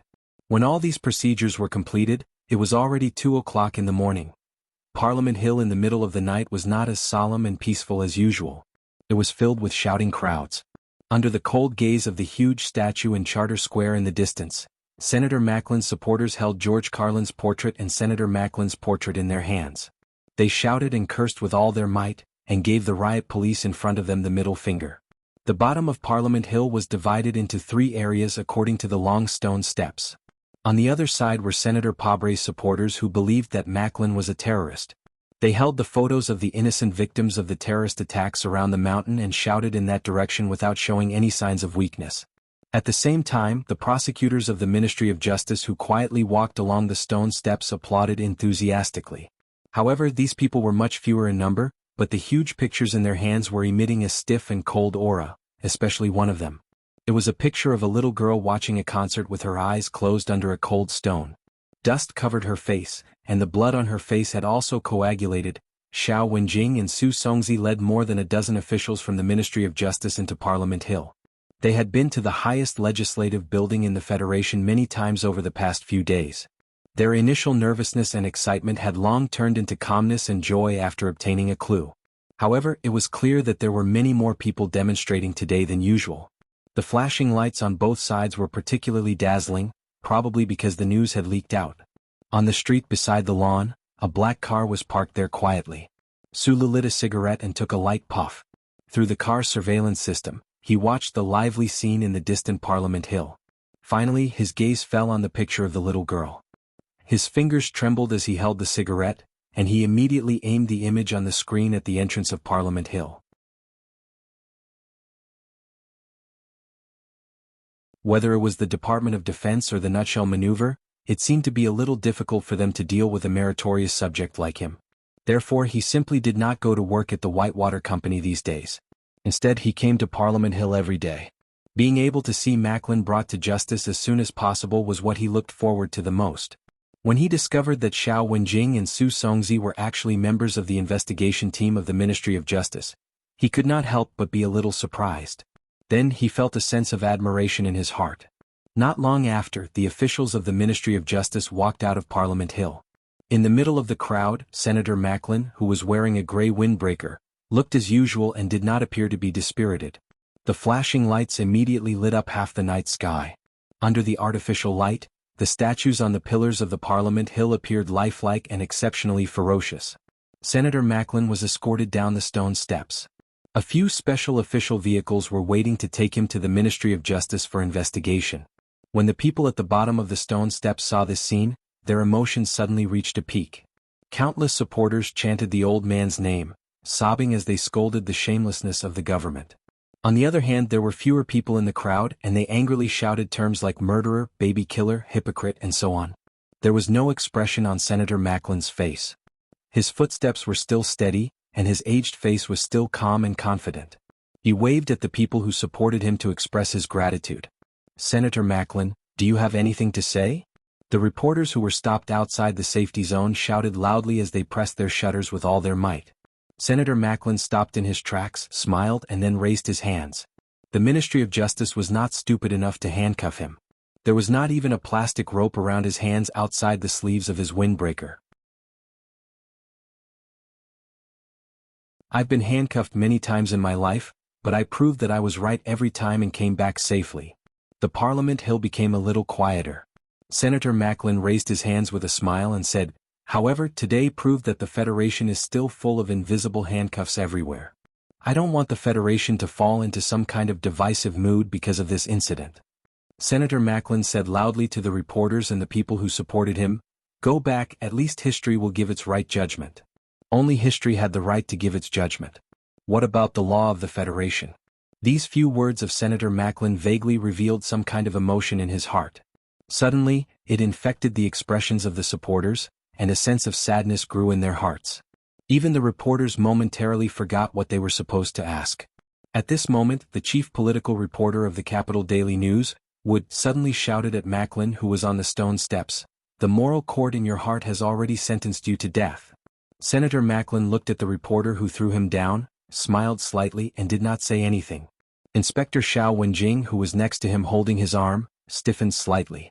She remembered that the sentence that reporter Wood said was the focus of the last of the 17 editorials that Senator Macklin published in the Daily News. The angry people began to throw paper balls and spit at Wood. The scene was chaotic. A few special official vehicles, under the protection of the riot police, slowly drove away from Parliament Hill. Su Lu turned off the remote monitoring screen and silently finished the last puff of his cigarette. He thought about the crowd and the angry young people just now. He thought about how even Zhou Yingxing did not believe that Macklin would do such a shameless thing at the beginning. He suddenly understood why he was unwilling to forgive Lin Yuanhu in the Milky Way Public Cemetery.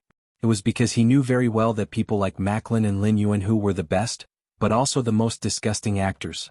Professor Shin once said that there was no such thing as reason in the universe. However, the major events that happened one after another in the Federation in the past 6 months seemed to prove that reason still existed, at least in the hearts of some people. Because of this understanding, because of the news that Uncle Feng Yu was still alive, Su Lu, who seemed to have been forgotten by many people, was very happy to be a spectator in a drama. He watched as murderers and arsonists were sent to court, and bridge builders and pavers were at ease underground. However, the development of the situation was out of his expectations. On the day that Senator Macklin was invited by the Ministry of Justice to investigate, demonstrations broke out in countless cities in the capital ring.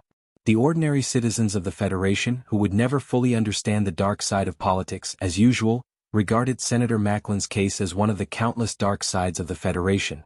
The thoughts of the people were very simple, very simple. Macklin, who came from S2, was an outsider in the political system of the Federation. He was a weakling and he had no motive to commit such evil acts. Therefore, in the hearts of the people, Senator Macklin was definitely a victim, and the accusation by the Ministry of Justice was just a shameless plot by some big shots. Senator Macklin had worked tirelessly over the years to preach his nonviolent views, creating an extremely perfect political image for him. Coupled with the cries of the fanatical and loyal George Carlin activists, countless people of the Federation began to take to the streets in solidarity with the senator who had been deprived of judicial jurisdiction, especially in the university town of Linhai. Most of the students joined the demonstration, causing a large number of suspension of classes. The next night, as Senator Macklin's campaign partner, Governor Ross, held a press conference. In the press conference, he expressed his absolute trust and strong support for Senator Macklin's ethics. He angrily and discontentedly accused the government of the Federation of playing an extremely dishonorable role in this matter. He also stated that he would not rule out revealing some ugly truths at the appropriate time. He asked the Ministry of Justice to immediately release Senator Macklin and sincerely apologize. At the same time, he announced that the campaign office had submitted a letter to the court, accusing the Capital Daily and a private television station of spreading false information, endangering public safety, defamation, and bribery of journalists. As an experienced politician who had controlled the largest city in the Federation for many years, the counterattack of Governor Ross of Jingzhou was definitely not just a press conference. Just after the press conference, several of the most famous business people in the Federation also began to stand up, expressing their distrust of the Ministry of Justice and their support for Senator Macklin. A large number of influential organizations such as the Federation Financial Association, the Mining Association, and a large number of far-reaching organizations also expressed their attitudes. In the next 10 hours, more powerful people stood up to support Senator Macklin. 17 professors of the Capital University signed an open letter, and the Academic Committee of the Federation also expressed their concern.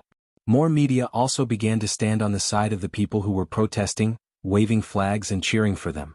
They felt that it was unimaginable and unbearable for such a blatant act to happen on this day of the 37th Constitution.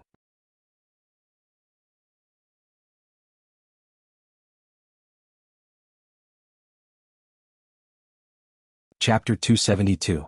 Sulu watched the scene on the news and could not help but shake his head, cursing under his breath. He could never have imagined that the usually silent Federation citizens would actually have so many people standing up this time. Moreover, the Federation Academic Committee actually had the face to express concern. This was truly incomprehensible to him. After squatting for an hour in the horse stance, silently practicing those close combat stances several times in the Wangdu apartment, every inch of his muscles and joints were stretched. However, he was no longer in pain like he had been in the Eastwood district all those years ago. Instead, the slight soreness and numbness felt very comfortable. The power in his body was like a scorching hot line moving through his body. It no longer made his muscles and skin tremble. In the 67th year of the constitutional calendar, he was still persisting in his training, steadily advancing towards the path of becoming the #1 machine that Uncle Fengyu had spoken of. However, there were too many things to handle after all. The development of the MX Mecha and many other matters distracted him. His progress had been stagnant, and there was even a faint possibility that it might regress. And after that battle at the peak of Kaki Peak a few days ago, under the pressure of Madman Li's powerful and terrifying strength, Sulu had been stimulated by a certain emotion. He had a general understanding that whether it was in Federation society or the military, in the end, individual ability was the most important factor. When the situation or social system could not help every individual citizen, they could only rely on themselves. After taking a cold shower, he sat back on the sofa and began to watch the news again. This feeling in his heart grew stronger and stronger. In the past few hours, countless unexpected events had happened in the Federation. Like interstellar dust at the core of a galaxy, they constantly changed angles and colors, making the hundreds of millions of Federation citizens unable to take it all in. They were dazzled and frightened. Senator Macklin was being investigated by the Ministry of Justice. The public gathering outside the Ministry of Justice building had also been going on for a long time. It was already late at night, and candles were densely arranged on both sides of the street.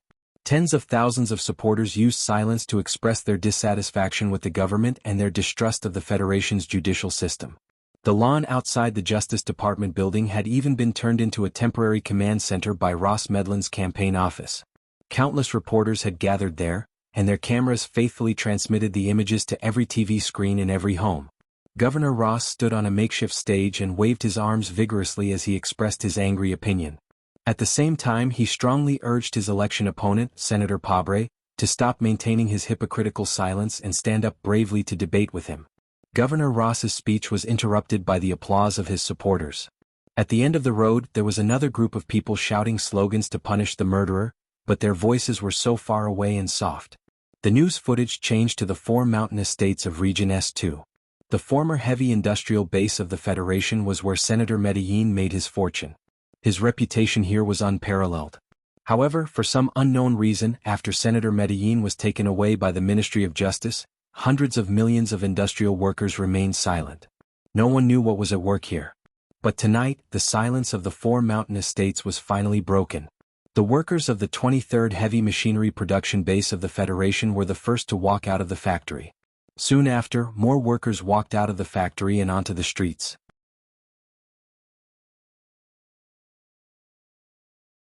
The 4 mountain estates strike had thus begun. Whether it was Shi Qinghai who was hiding in the dark, or the madam of the Tai family, or the senior officials of the Federation government, none of them had expected that the Federation, which had been peaceful for many years, would become chaotic just like that. Sulu narrowed his eyes and looked at the dense crowd on the news. He thought of Zhang Xiaoming's unswerving loyalty to Senator Medellin. He knew that the old man had an outstanding ability to win people's hearts, and he suddenly felt uneasy. Li Xiaozhu had never believed the investigation conclusion of the Ministry of Justice. As a behind-the-scenes supporter of Ross Medellin's campaign, he had met Senator Medellin several times at fundraising parties. He had a very good impression of the senator, so good that he almost forgot that he had an anti-government background. He thought that Senator Medellin was an extremely mature politician. How could he do crazy things that wouldn't benefit his career at all? Those who supported Councillor Macklin had created a huge commotion in a very short period of time. It was definitely not just because of Councillor Macklin's reputation, but also because of the influence of the forces led by the iron schemer in the business world. Even so, when Li Xiaozhu heard about the 4 mountain estates strike, he was still a bit shocked. He felt more and more that his decision to invest in Ross Medellin on behalf of his family was a wise decision. Standing on the top floor of the Sanlin United Bank headquarters, Li Xiaozhu's handsome face flashed with a relaxed smile as he looked at the candlelight on the street in the distance through the glass curtain wall. People's hearts were not something that could be bought with money. At this moment, the phone beside him rang. Li Xiaozhu held the phone and said respectfully, "Father, according to the internal information from the Ministry of Justice, they will probably be unable to withstand the pressure from all sides very soon. The senator will be released soon, and will only be put under house surveillance." The head of the Li family on the other end of the phone said softly with a hoarse voice, "Senator Medellin has always been deepening his influence among the younger generation of the Federation. He has considered himself as George Carlin's successor. He has been doing this for more than 10 years and finally there are results. Those fanatical young people will naturally do anything to follow him. But do you think this situation is the same as what we originally expected? I don't know where the Ministry of Justice got these messy materials, but it is very clear that the madam is adding fuel to the fire. Otherwise, the parliament wouldn't have taken away Senator Medellin's judicial jurisdiction so quickly." Li Xiaozhu said calmly, "I admit that I underestimated the Tai family's influence and determination, but the situation is still under control." The other end of the phone was silent for a long time. Then the head of the Li family slowly said, "Idiot, come back immediately. At this time, you still can't see that the situation is already out of control. What is in your stinky skin? If the madam is determined to solve this situation, do you think that those foolish people who are marching can go against her?" Li Xiaozhu held the phone and remained silent. He had a strange expression on his face. He didn't know where the problem was. The Federation government killed George Carlin. We can't let them kill Senator Medellin. At this time, I think that all the citizens of the Federation should stand up and express their position. I don't want to vote at all in this year's election. I even lean towards Senator Pabre, but the actions of the Ministry of Justice this time have disappointed me. How can the politics of the Federation be so dirty? In the news, the reporters randomly interviewed the people who were marching at the Ministry of Justice building in Linhai University. Those ordinary people's answers were very emotional. The situation is a bit out of control. Lady Tai lightly rubbed her forehead and said slowly, "That useless person from the Li family still can't see the danger. The 4 states around the mountains have already gone on strike. If this continues, the society will be in chaos, and the Federation will be the one to suffer." The 7 major families lived in the Federation and coexisted with the Federation. If the Federation was in trouble, then the 7 major families would be in trouble. These important people hidden in the shadows of history would coldly and cruelly fight for each other's benefits. However, they would definitely not allow this kind of fight to bring unpredictable risks to their benefits.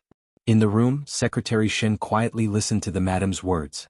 At the same time, he quickly browsed through the feedback from the various departments of the Tai family. In the end, he said softly, "The Ministry of Justice will remove the enforcement measures tomorrow morning. Senator Medellin will be put under house surveillance." Lady Tai shook her head indifferently and said, "Medellin won't come out. He's an old gambler. He bet all of his decades of influence on this case. He didn't even hesitate to let the social and political races go against each other and cause chaos just to seek a reversal of victory. The latest public support rate is out. Ross Medellin is only 1 percentage point away from Mr. Pabre," Secretary Shin reported. "Why is Medellin so desperate? He should know that if this continues, the Federation's fundamental interests will be damaged. He won't have any good results." Madame Tai closed her eyes and thought. A person like her knew very well that the young people in Senator Macklin's office had played a role in the protests that had spread across the Capitol ring. The Lee family should stop very soon. They are not idiots. No family can bear the loss of the strike in the 4 states. Maybe Senator Medellin just wants fame? Secretary Shin tried to give an opinion. Lady Tai opened her eyes. After thinking for a while, she shook her head and said, I just can't figure out what this old fox wants. That's why I'm so cautious. Lady Tai said coldly, Medellin started a fire in the Federation. No one knows how big this fire will burn. I'm afraid he can't control it even now. But I don't know if he doesn't want to control it. If it's the latter, then he really should die. No matter what he wants, we must extinguish all of his hopes and force him to withdraw from this election. We must have his cooperation to quell the Federation's uneasiness. Lady Tai turned to Butler Jean beside her and said, You've been in contact with the people in the mountains. When will the witnesses that the leader of Nanshui promised arrive? Butler Jean lowered his head and replied, Tomorrow morning at 9:23. At 8 o'clock a.m.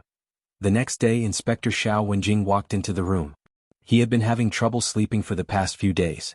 His eyes were deeply sunken. When he looked at the energetic and calm senator by the window, although he hated this person's hypocrisy, he couldn't help but admire his shrewdness. Senator Medellin smiled and refused to leave the Ministry of Justice's notice. He chose to stay here and watch as the entire Federation surged because of him.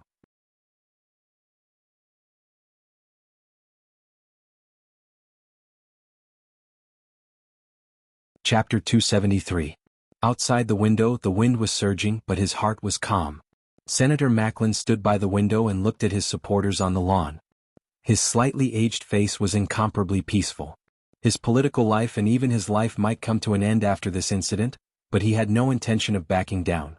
In the entire Federation except for himself, no one could understand the persistence in his heart. In the eyes of the Federation politicians, that madam and the head of the Lee family, he did not hesitate to provoke the opposition of the Federation society and stubbornly refused to back down. It was really a crazy move, but he was going to continue like this unless the situation changed again. A few months ago, Senator Macklin felt that there were some problems around him. In the network of subordinates that he had been managing for a long time, some dangerous person seemed to have found some gaps. The death of one of his capable subordinates made him directly use the young people who had been following him for a long time, including Helen's secretary, as sacrificial objects in the concert attack. However, even so, the matter was not over because after the incident, another subordinate mysteriously disappeared, and was still not found to this day. Senator Macklin could not have known that his subordinate had already become a dry corpse in the ocean. He also could not have thought that the person who found so much evidence of his crimes was just a person who walked on the edge of the Federation's darkness. However, many years ago he was mentally prepared for his own ending. In fact, he had never imagined that he could face the powerful Federation head-on with the power that he had discovered among the young people in the 4 states around the mountains. 60 years in a foreign land, when did I not miss my family for a moment?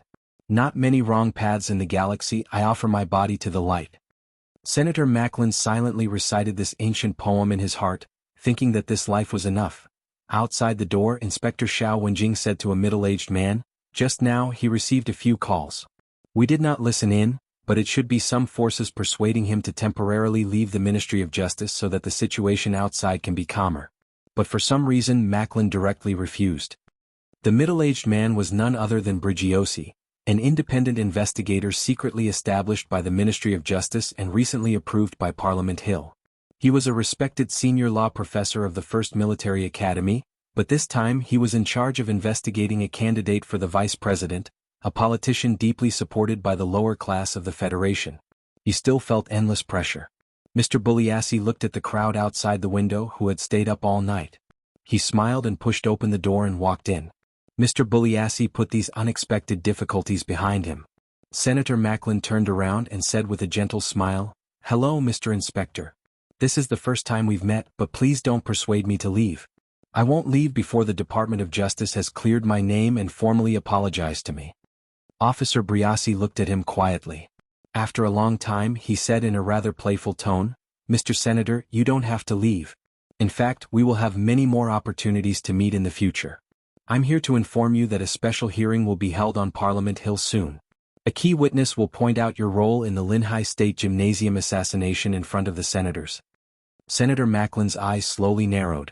It only took him a short time to remember that girl, the girl who liked sex, the girl he had personally trained for a year, the girl who should have been dead. The sun at 8 or 9 in the morning shone over the capital special district. The magnificent building on Parliament Hill had a long shadow that extended all the way to the back of Green Mountain, covering the green trees and morning birds there. The straight pool and lawn in front of the Parliament Hill were extremely neat. White pigeons walked in between, pecking at the grains thrown by people. Senator Macklin was being interrogated in the Ministry of Justice building, and the protesters were also gathered in that direction. The sacred Parliament Hill of the Federation should have welcomed its own tranquility, but at this time, the long stone steps were already surrounded by reporters who had heard the news. The Parliament Hill hearing procedure was a very complicated matter. However, the madam behind the scenes and the big shots in the Federation had forcibly simplified the procedure to the extreme. Even the most well-informed senators only found out about the news in the middle of the night. More senators cancelled their trips at the last minute and rushed to the Parliament Hill. However, when they thought of the seriousness of the matter, no one raised any objections to the holding of the hearing. The reporters who had heard the news were only a few minutes late. The broadcast vans of the major TV stations in the Federation were already on standby, ready to broadcast at any time. However, in order to win the right to broadcast in the Parliament Hill, who knew how many rounds of requests and torment they had to go through to win the right to broadcast in the Parliament Hill? At 11:30, when it was almost time for lunch, the old senator from South Dakota finally rushed back on a special plane. The Parliament Hill had the necessary number of people, and the hearing on the charges against Senator Macklin was officially held. The 5 huge circular stone pillars on the Parliament Hill were incomparably grand and magnificent. The interior of the meeting hall was even more spacious. The dark wood decorations, the huge lamp that hung dozens of meters in the air, the arc-shaped rows of senators' seats, and the quiet atmosphere filled the Federation's highest legislative meeting place with a dignified and authoritative atmosphere. Zhang Xiaoming, who was wearing a bra, walked in through the side passage of the Parliament Hill under the guidance of an official from the Ministry of Justice. She wore light-colored boots, plain clothes, and short hair that reached her ears. She looked extremely capable. Seeing that this witness was a young lady who had an uncomfortable feeling about her, the senators who were leading the Federation's direction were slightly startled. After that, they began to discuss softly. The dignified feeling in the air made Zhang Xiaoming, who was entering the Parliament Hill for the first time, feel a little nervous. However, she immediately took a deep breath and nodded to the senators closest to her with a calm expression. At the same time, she subconsciously glanced at the camera lens fixed on the passage. The 3 TV stations of the Federation had obtained the right to broadcast live. Everything that happened in the hearing would be transmitted to every TV screen through wireless signals. Zhang Xiaoming gently clenched her fists, trying to make her footsteps more steady. However, she silently thought that since she had returned to S1 once again, Lin Hai's parents should have seen her. He should have seen her as well. Her heels stepped on the expensive mahogany floor, making a steady rhythm in the quiet and spacious Parliament Hall. The official from the Ministry of Justice stopped below, and the Parliament's protocol officer led her to the table on the right side of the rostrum. Zhang Xiaoming stood behind the semicircular podium and turned around to face the hundreds of senators in the Parliament Hill. The seats of the councillors were like countless arcs that extended upwards. Every seat was extremely far apart, and there were countless seats that were not filled. In the interior of this magnificent building, everyone seemed so small. She also had this feeling, especially when she saw the most famous politicians of the Federation staring at her with hawk-like eyes. She was a little flustered. "Please place your hand on the Magna Carta and recite the oath after me." The Parliament's protocol officer stood below the mahogany podium and said softly. He was a few heads shorter than her.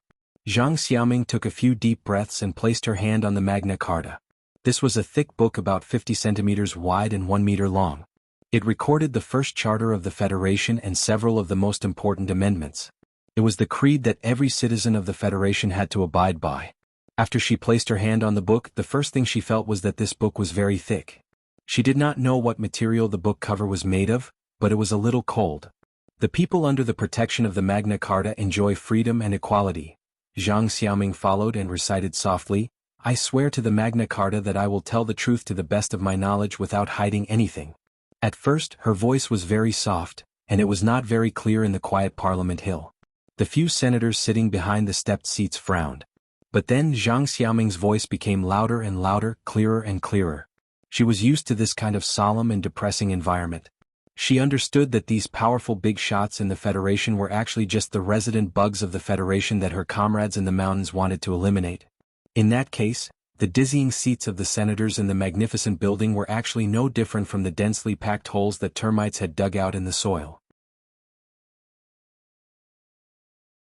After experiencing the betrayal, and seeing the pain, poverty, sacrifice and corpses, the Zhang Xiaoming of today was no longer the innocent and kind girl from a year ago. She calmly finished reciting the oath and then calmly waited for the senators to ask her questions. The host of today's special hearing was the chairman of the Ethics Committee of the Federation Management Committee, the senior senator from S3 Shaun.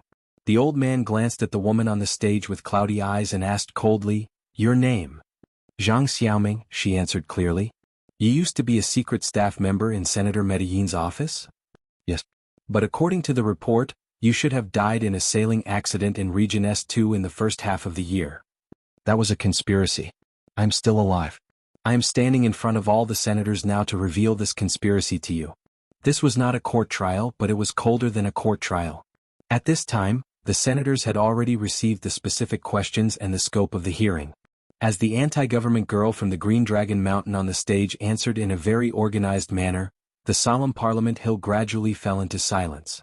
This was the first time in history that a member of the anti-government army stood in the Federation's highest council in broad daylight. This matter itself was history. In the Wangdu condominium 120 kilometers away from the Parliament Hill, Sulu was silently watching the live broadcast on TV. He looked at the girl who was both familiar and unfamiliar, calm and composed. There was no trace of the young and inexperienced girl from before, only a determined temperament. He did not feel that there was another historical event in the Federation. He only felt that the history of the past 2 years was ridiculous.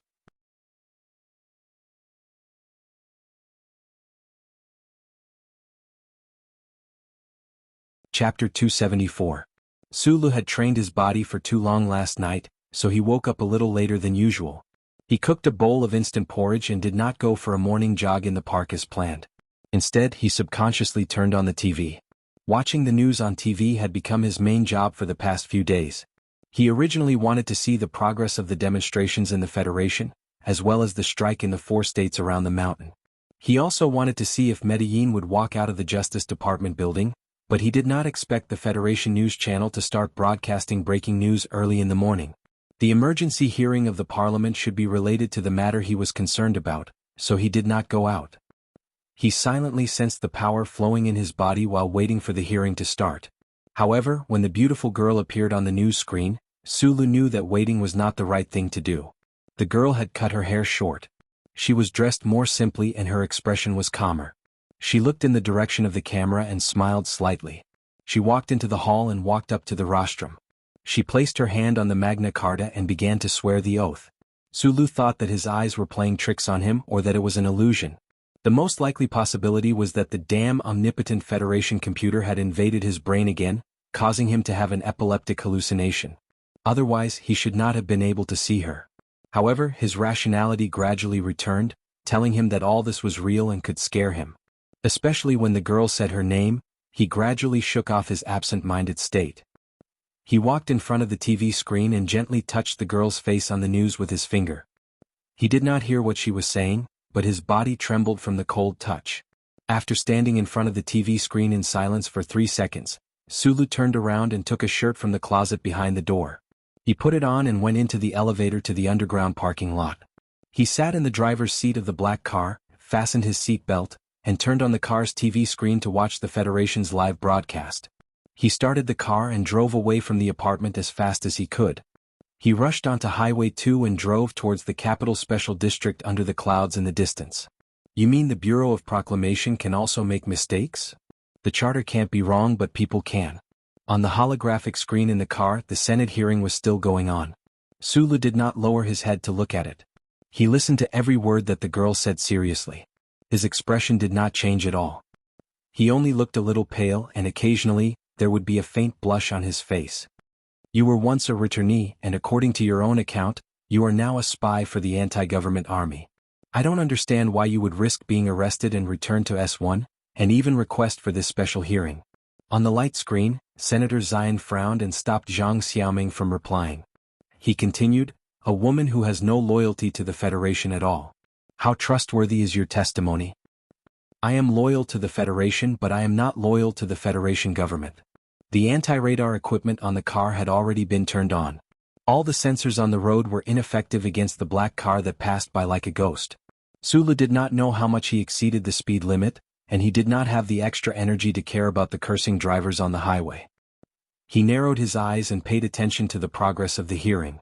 He drove into the Capital Special District, bypassed the empty Hawking Avenue, and turned towards Charter Square.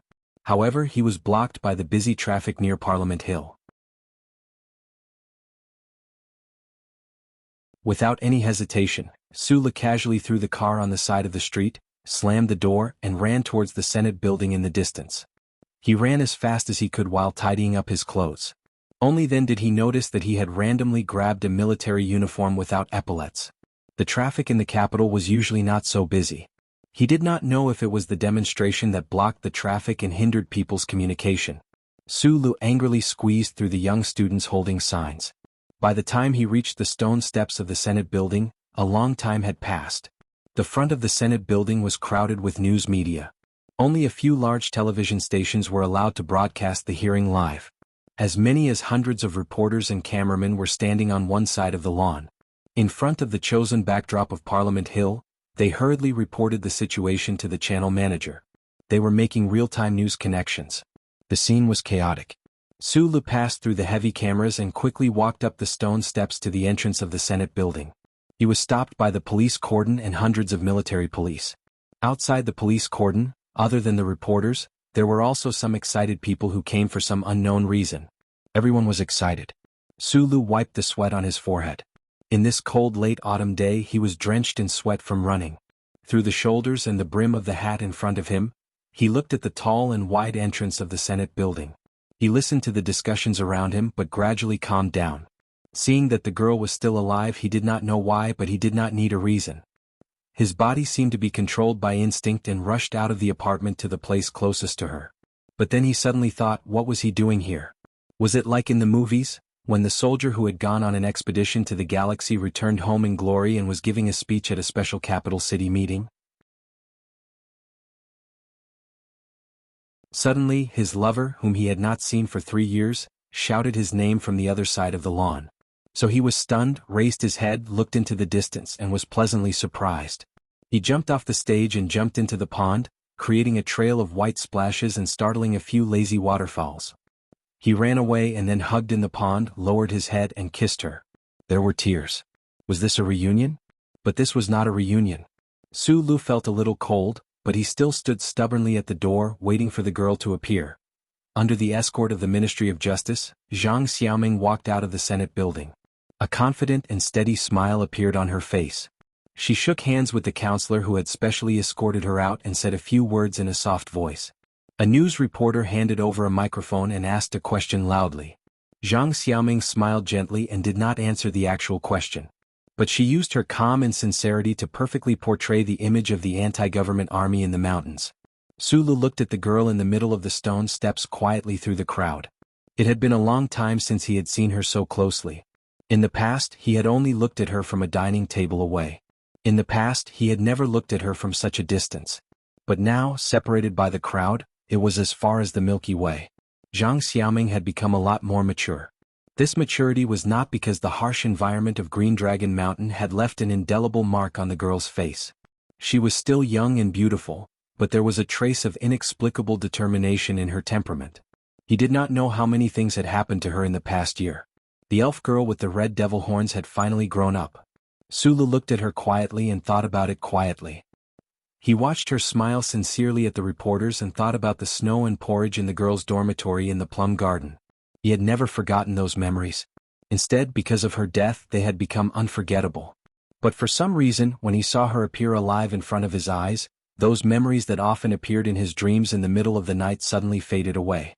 At this moment, Sulu saw Zhang Xiaoming turn her head to the side amidst the flashing lights. Her calm and steady eyes seemed to be wandering, as if she was looking for something in the crowd. Then those eyes fell on his face. On the stone steps of the highest authority in the Federation, separated by the crowd and noise, Su Lu and Zhang Xiaoming's eyes met. At this moment, it was as if there was no existence other than them. Zhang Xiaoming's eyes flashed with a trace of surprise, a trace of helplessness, a trace of guilt, a trace of sadness, a trace of uneasiness, a trace of joy. Countless emotions eventually converged into a single teardrop that slowly flowed down from the corner of her eye. Su Lu quietly watched her cry in the crowd. His incomparably complicated emotions suddenly became clear and calm. A reporter in the crowd asked a question loudly. Zhang Xiaoming, who was in a daze and crying, came to her senses and slowly turned her head. It was so difficult to turn her head back. The flashing lights around her were so bright. Zhang Xiaoming clenched her fists tightly. That was why she had seen the other person later than he had. At that moment, she thought she had seen wrongly. The female anti-government soldier suddenly came to the capital special district and testified on Parliament Hill. This was the first time in the Federation's history that this had happened. The reporters and the public had been paying attention to the progress of the hearing. They were deeply impressed by the calmness and perseverance of the young girl on the stone steps. This girl had a temperament that was completely absent from her peers in the Federation. This temperament was extremely charming in front of this grand building. However, at this moment, many reporters and the public noticed that the calm and determined girl suddenly had tears in her eyes. "Miss Zhang Xiaoming, may I ask why you are crying?" The reporter asked loudly. "Is it because you remember the unfair treatment you once suffered, or is it because you are angry at Senator Macklin's despicable actions?" "The flashing lights are too bright," Zhang Xiaoming replied with a smile. There was laughter all around. Amidst the laughter, the girl looked out of the corner of her eye. However, she sadly found that the boy had disappeared into the crowd. The moment she turned her head, Su Lu did not hesitate anymore. He immediately turned and left. He had come, seen and confirmed. That was enough. He walked down the stone steps in loneliness. Then he was blocked by a group of Justice Department officials wearing trench coats and holding black umbrellas. The sky above the capital special district was cloudy and thick. However, the probability of rain in late autumn was very low, so the pedestrians on the streets and the reporters on the stone steps did not carry umbrellas. Therefore, these officials wearing trench coats and holding black umbrellas were particularly eye-catching. Trench coats and black umbrellas were the standard equipment for Justice Department officials in autumn. Just like the heavy black commercial vehicles of the Federation Investigation Bureau, it clearly showed their identity.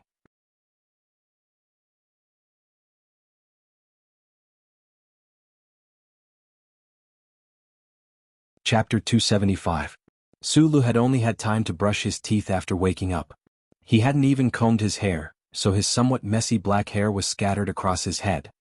He quietly looked at the Justice Department official in front of him and noticed that this person's face was slightly red, and he was panting heavily. It seemed that he had just run not far. "I won't cooperate because I'm not in the mood." At this moment, his feelings were complicated and heavy that no one could understand.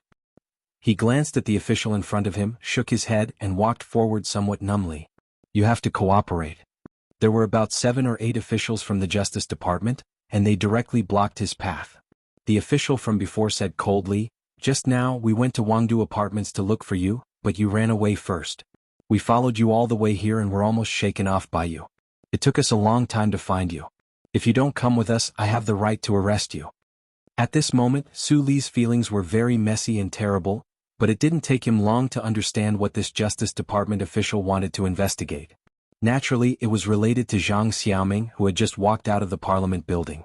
The Justice Department wanted to accuse Senator Macklin of participating in the Linhai assassination, so they naturally needed his testimony. However, this was a cold and sad day. He just subconsciously wanted to leave the crowd behind him, leave his chaotic emotions and leave this place as soon as possible. Therefore, he didn't want to go to the Justice Department for any investigation. He pushed the official in front of him away and continued to walk forward in silence. Suddenly, a voice said, "If I'm not wrong, our goal should be the same. You know that we are investigating Macklin, so I think you should come with us."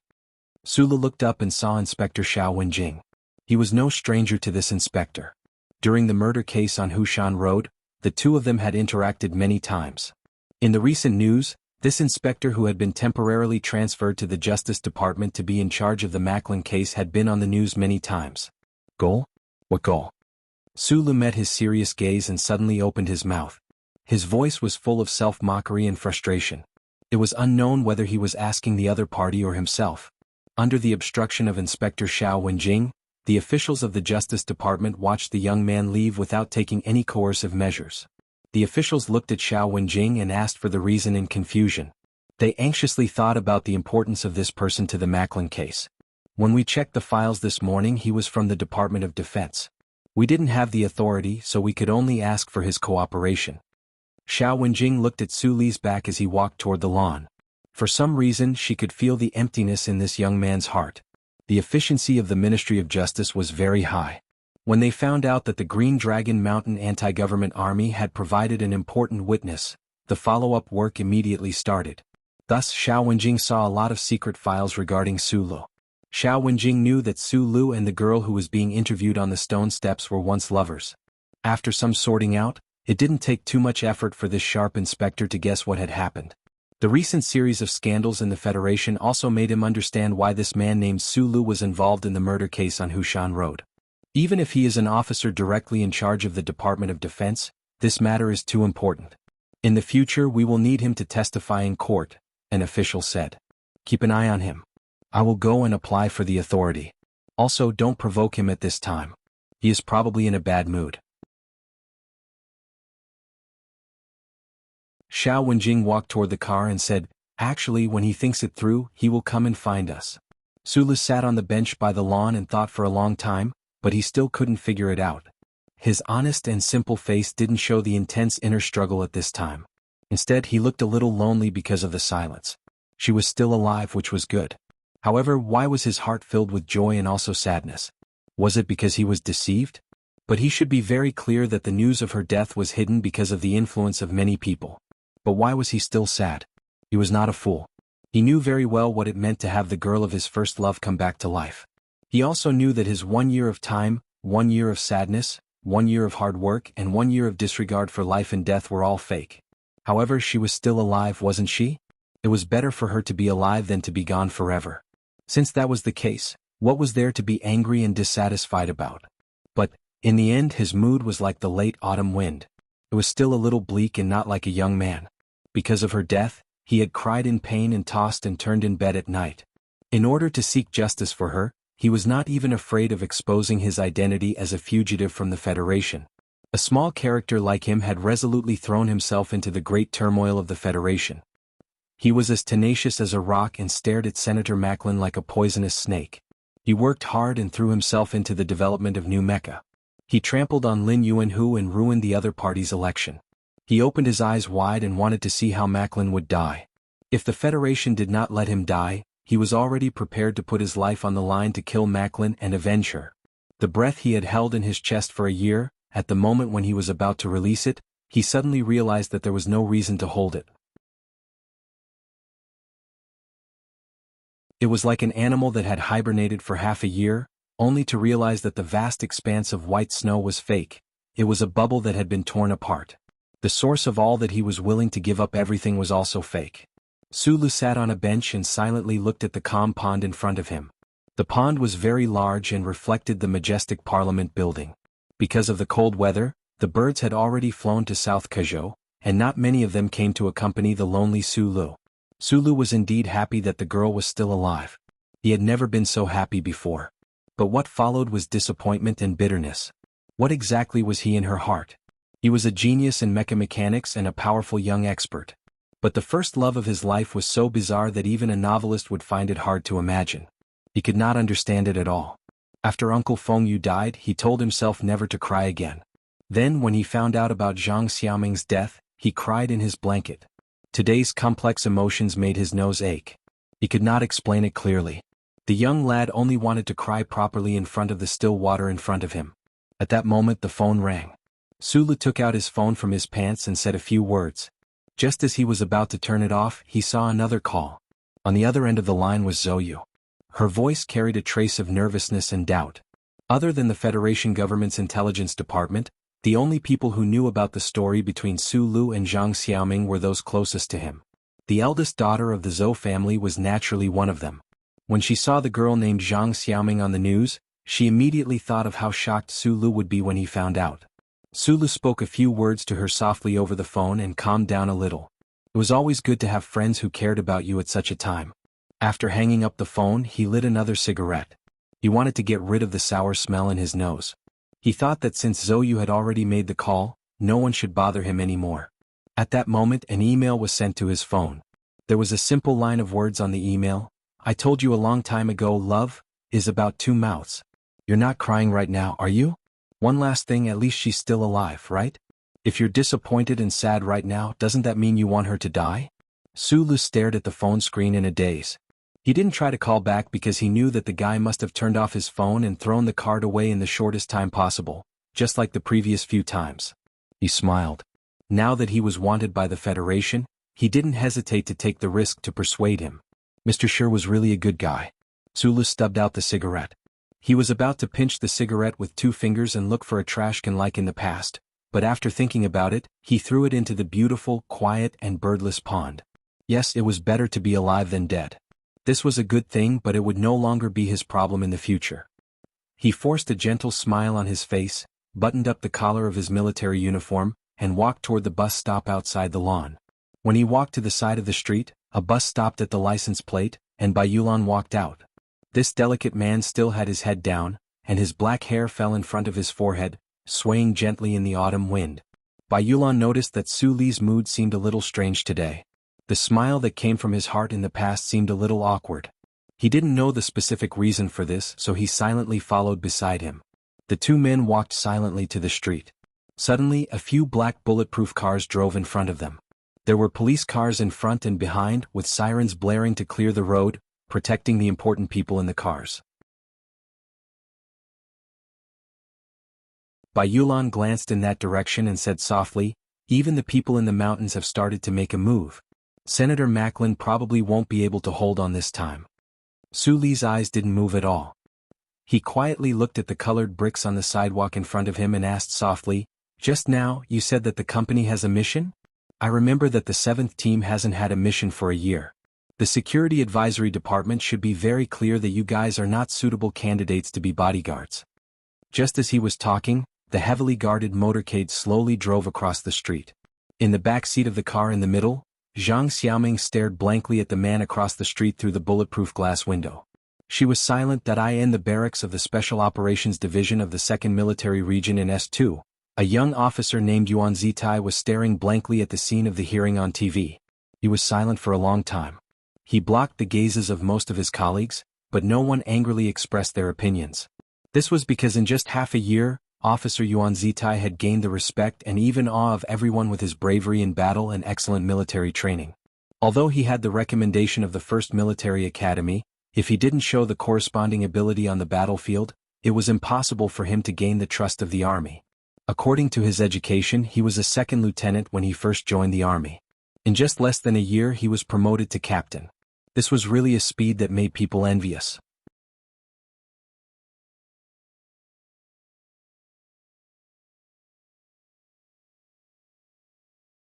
Chapter 276. In this universe, Tai Ziyuan was the one who understood the story of Su Lu and Zhang Xiaoming the most. He understood it even better than Shi Qinghai. He personally arranged the Double Moon Festival ball and gave Su Lu a surprise. He personally facilitated the reunion of the young man and woman under the Double Moon Pillar. He even knew that Su Lu only lasted a short while on that wonderful night before he was utterly defeated. Because he understood, he had a deep impression of it. He, who used the pseudonym Yuan Zitai, quietly watched the girl on the news. He knew that Su Lu must be feeling very complicated and uneasy, but he only felt cold and angry. He saw Su Li's silence and sadness after hearing the news of Zhang Xiaoming's death. It turned out that all of this was just a setup. The person who set this up might have their own intentions, but if a woman could bear to see the man who loved her fall into despair, it was really cold to the point of being cold-blooded. At this moment, Tai Ziyuan suddenly wanted to give Su Lu a call. He wanted to temporarily forget about his life plans and comfort his only friend in the Federation. However, at this moment, the division commander walked in with an ordinary-looking middle-aged man. He coldly turned off the TV and ordered them to assemble. After they assembled, the division commander looked at the elite special operations team and said in a deep voice, "Now we are announcing the Bureau of Proclamation's second sequence mission. From this moment on, You are to cut off all contact with the outside world. Except for direct orders from the Bureau of Proclamation, reject all requests from the military. Your mission is to enter Green Dragon Mountain and find a grave. The middle-aged man was an official from the Bureau of Proclamation. After confirming that there was no possibility of any leaks, he showed a picture on the holographic screen and coldly said to the soldiers below, "Find it and dig it up." Tai Ziyuan's eyes narrowed. Friends who had been with Su Lu for a long time seemed to be infected by that cheerful young man. When they encountered a difficult problem, they would always narrow their eyes and hide their true emotions. The picture was an old-style double grave lying in an unknown mountain forest. The word, "My," could be faintly seen on the tombstone. In the faraway sector of the West Woods, in front of the channel of the Night Scorpion Nebula, an elite Special Forces squad of the 4th Military Region was stationed. In the middle of the night, the closed door of the barracks was suddenly pushed open. Colonel Lake walked into the barracks with a solemn expression, turned on the light and pulled up the information. He said to his subordinates who were still getting dressed, "Second order of the Bureau of Proclamation, infiltrate planet Karzi immediately, enter this company, and find all the information since the 37th constitutional era. If this matter is exposed, kill without mercy. Keep this a secret." The valiant soldiers looked at the information on the holographic screen, and their spirits were suddenly lifted. They were not a group of special forces that specialized in the battlefield, but a sharp weapon used by the Federation to infiltrate the Bermuda Star region. Every one of them had extremely powerful stealth abilities. They were all too familiar with the Bermuda Star sector. Planet Karzi was the second largest administrative planet in the Bermuda Star sector, and the name of the company was even more familiar. This company was engaged in the most notorious human trafficking business. If you can't bring back all the information, remember the information from the first few years of the constitutional calendar is the most important, Colonel Lake said coldly, then put on his glasses. Generally, private spaceships flew in the vast universe, and its amazing speed could not be seen in the large-scale background at all. Now that the Federation's crystal mine resources were exhausted, space travel was extremely extravagant, and small private spaceships like this were even more extravagant to the extreme. "There are still 3 days before we enter the space passage," the gray-haired captain said softly to Lin Banshan. Lin Banshan gently stroked the Defei watch on his wrist, thinking about the information hidden in the watch, even his unmoving brows slightly furrowed at this time. "I hope it's not too late." He lowered his eyes slightly, and finally understood the thing that he had been puzzled about, but the possible truth of this matter made it difficult for him to understand. The quiet Bureau of Proclamation building on the outskirts of the capital. The usually taciturn assistant to the bureau chief, whose expression rarely changed, frowned deeply. Looking at the investigation conclusion that kept flashing on the holographic screen, looking at the calculation report of the Federal Central Computer, in the end, he could not help but curse softly. He walked to the bureau chief's office, walked to the old bureau chief's side and said in a deep voice, "The management committee called to inquire about the internal modification of the data in the Bureau of Proclamation. In the data of the Federation Investigation Bureau, the girl named Zhang Xiaoming should be dead, but she is still alive. No one can modify the data in the citizens' database. Someone in the Bureau gave the Federation Investigation Bureau fake data," the old bureau chief said slowly. "This is just a small matter, don't worry about it. Compared to the matter that the Bureau of Proclamation was investigating with all its might, the matter of Zhang Xiaoming's death data being tampered with was indeed too small as a sesame seed." The assistant chief took a deep breath and said, "I still can't believe it. I can't believe it either." The old bureau chief watched the news report on the TV with narrowed eyes and said slowly, "But we must investigate. If it is fake, then it doesn't matter. If it is real, then I really don't know what will become of the Federation." The assistant chief turned his head to look at the TV news and said with a frown, "If he is really going to be put in prison this time, then we can relax the time on our side." The old bureau chief's narrowed eyes showed a hint of mockery. He has been operating in the Federation for so many years. Whether it is those ignorant and hot-blooded youths or those families and politicians who think they are extremely shrewd, they have all become inept. The president or that madam will not stand by and watch the Federation society fall apart and become turbulent. As long as he takes a step back, the president and madam will not make things difficult for him. This is a proposition that has been proven in history. The vice president of the Federation is the legal speaker. Thinking of the 17 editorials, I finally understand what that person wants to do, but this understanding is somewhat unpleasant. The old bureau chief sighed softly and said, "It is good that those big shots have compromised. At least they don't have to worry about the election." It was already late autumn in the capital, but the heat wave island in the southern hemisphere was about to welcome the first wave of heat. On the beach, the girls in tight-fitting swimsuits were not stingy with their youthful naked bodies, and the men around them were not stingy with their burning gazes as they gazed at the scenery. Shi Qinghai, wearing a straw hat, was sitting in a beach bar with a bottle of beer in his hand. The beer on the heat wave island was very good, and the girls were very good. The big gun he wanted had been hidden, and the mobile phone had been thrown into the toilet, so he was in the mood to drink and look at it. It seemed that he did not have to do anything. He smiled as he watched the hearing on the TV news and the crowd marching outside the Ministry of Justice.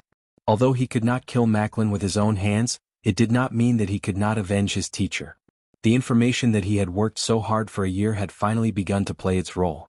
It had caused such a big stir in the Federation, so Mr. Shi had the right to be proud. He looked at a beautiful girl who walked into the bar and could not help but whistle proudly. He thought that Sulu should learn from his attitude towards life. Even if he appeared in the middle of the night, he should still reflect countless beautiful peach blossoms in his black eyes. Only then would he not hurt himself and not feel sad. "Miss, everything is good on this island, but it is too lonely." Mr. Shi began to approach and strike up a conversation. The beautiful girl looked at the dense crowd on the beach with some surprise. Just as she was about to move away from this man who could not even strike up a conversation, she suddenly saw the man's face under the straw hat. She could not help but be dazzled, and her face turned slightly red as she lowered her head. Shi Qinghai hummed softly in his heart, "Miss, you're so pretty."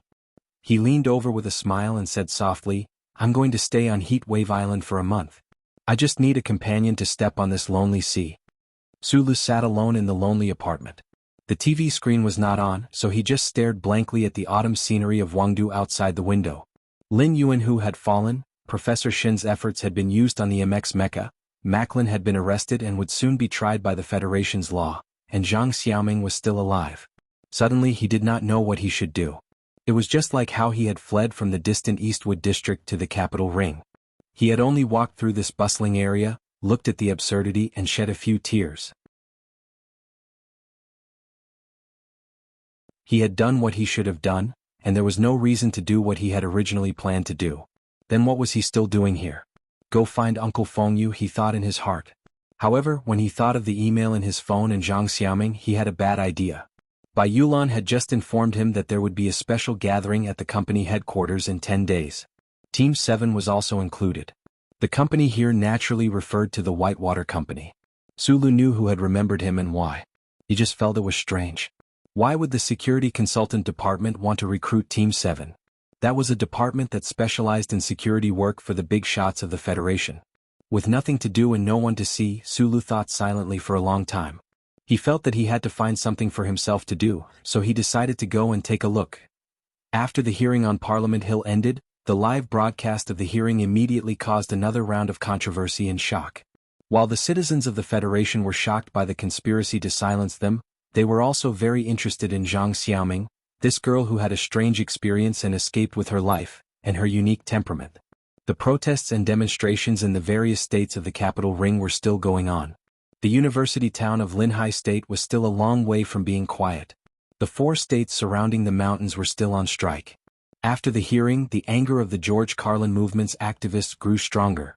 They all accused the military forces in the mountains of taking a divided path and betraying their comrades.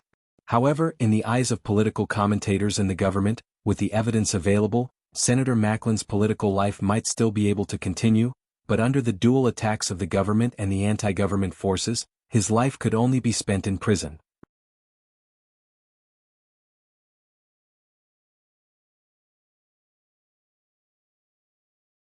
Chapter 277. According to intelligence reports, your first boyfriend is now very impressive. He is one of the biggest contributors to the new MX Mecha. According to an even more secretive source, he was the one who defeated Lieutenant Colonel Li Feng of the Lees of Philadelphia during the mecha testing. He should be a captain of the General Assembly base now. After this incident, he will probably be promoted again. This was a hotel in the western district of the capital. The terrain was quiet and surrounded by autumn trees, keeping the reporters outside at bay. This was the first time the Federation government had cooperated with the anti-government forces in the mountains. In terms of details, they had done very well. This hotel was not far from the training base of the Ministry of Defense. A large number of armed forces could be mobilized at any time to prevent accidents from happening. Zhang Xiaoming stood by the window and looked at the unfamiliar streets of the capital. Thinking about how he had lived in this city for a year, working hard for a year, she felt an indescribable sense of loss. She knew about Su Li's ability in the field of mecha repair, but she had not expected him to be able to participate in the Federation's development of the new MX mecha and play the most important role. Only mecha battle? In those beautiful memories of hers, Su Lu only spent his days in Section H of the library. He was born a soldier, how could he know how to operate a mecha? You met today? The middle-aged man in the room frowned. Looking at the girl's back, he vaguely sensed something. Zhang Xiaoming turned around and looked at him calmly. Yes, but we didn't talk. The middle-aged man was silent for a moment, then sighed and said, at least you should talk and hug. There's no point. Zhang Xiaoming lowered her head slightly. She knew better than anyone the stubbornness hidden in that boy's honest nature. The two brushed past each other. This parting was real. It was no longer a lie of parting by death, but a real parting of life. The middle-aged man looked at her quietly. Like a father, he patted her head gently and said, call home later. After your parents see the news, they will definitely need you to comfort them. Zhang Xiaoming nodded softly and said seriously to the middle-aged man, there are government spies and surveillance facilities everywhere here. You shouldn't have taken the risk to come here personally.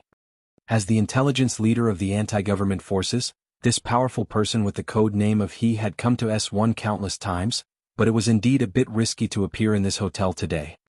He looked at Zhang Xiaoming gently and said, after all, it's a big deal. I was worried that you wouldn't be able to handle it. But, it's much better than I expected. You didn't disappoint me. Zhang Xiaoming shook her head and said, those big shots need me to help them defeat Macklin. My safety is not a problem, but you should leave quickly. The Federation government has put me on the wanted list for many years, but I am still alive and well, the middle-aged man said gently. Don't worry about anything. His extremely ordinary face, which no one could see through his disguise, suddenly flashed with a trace of deep worry, but he didn't say anything to the girl by the window. As an important figure in the anti-government forces, he had dealt with the Federation government for decades and knew how shameless those big shots and politicians were. In a manor hidden in the woods in the southern suburbs of the capital, the vice president of Sanlininha Bank, Li Xiuzhu, stood silently and stiffly in front of a chair like a piece of bamboo. This was an old black wooden chair. The armrests on both sides of the chair had been rubbed for many years and had become extremely smooth. After experiencing the baptism of time, this chair didn't show any signs of decay. Just like the old man in the chair.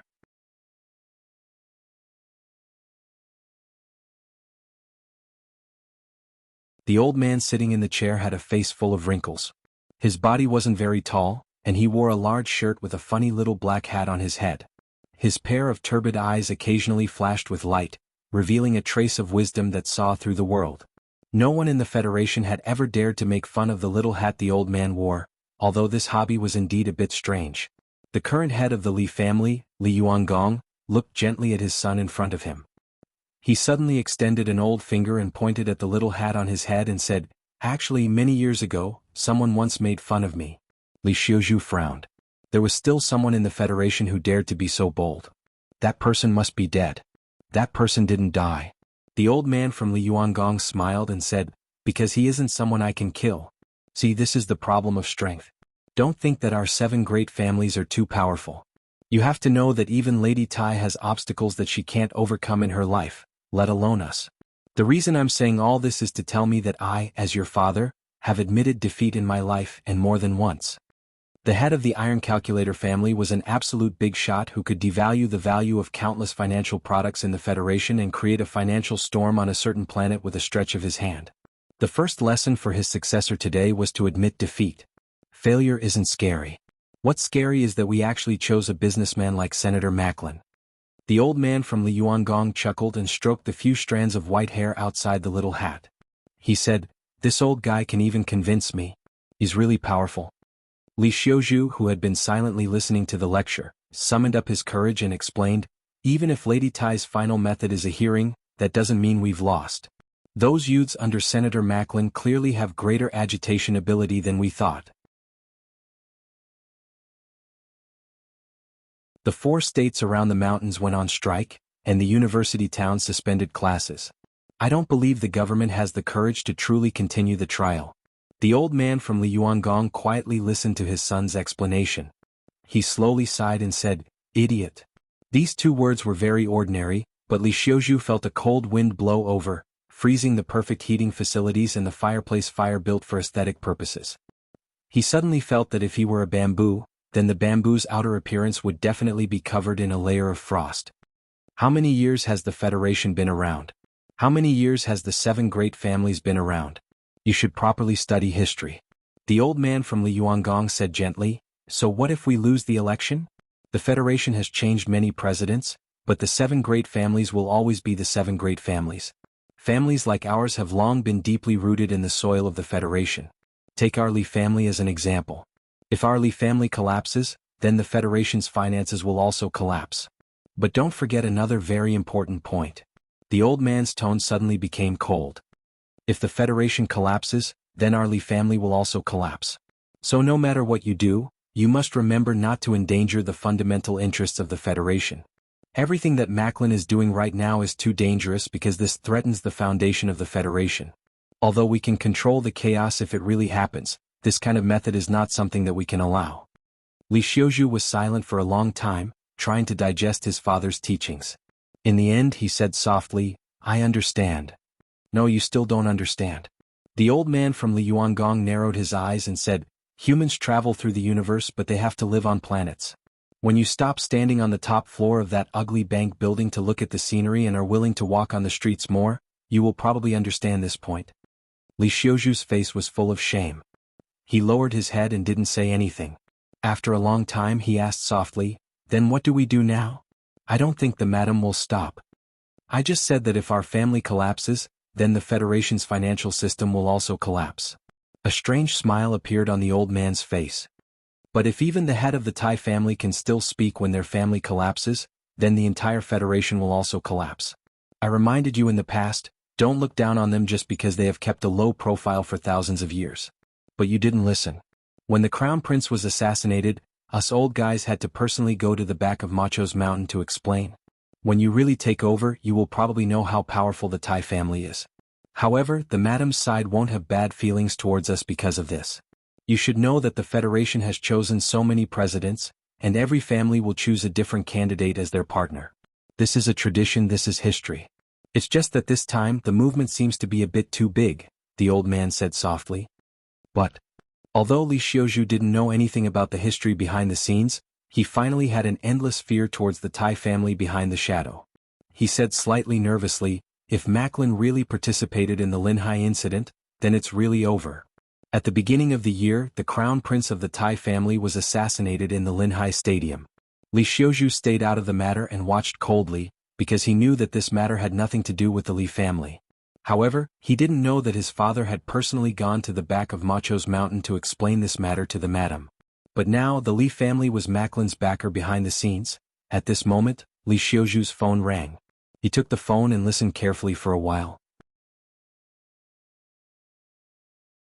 He nodded hard and reported to the old man sitting on the black wooden chair, "Macklin released a message from the Ministry of Justice building. He is willing to give in."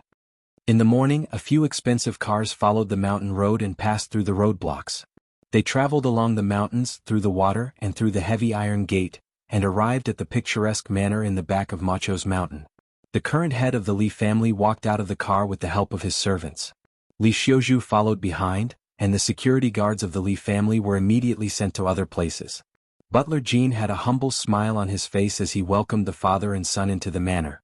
The useless young master of the Lin family naturally didn't want to see him, but this father and son, who were very influential in the Federation, were very different. On the side of the balcony, Lady Tai, who was wearing a solemn long dress, looked at the old man with a smile and said, "I haven't seen you for almost a year. It seems like your cough is much better."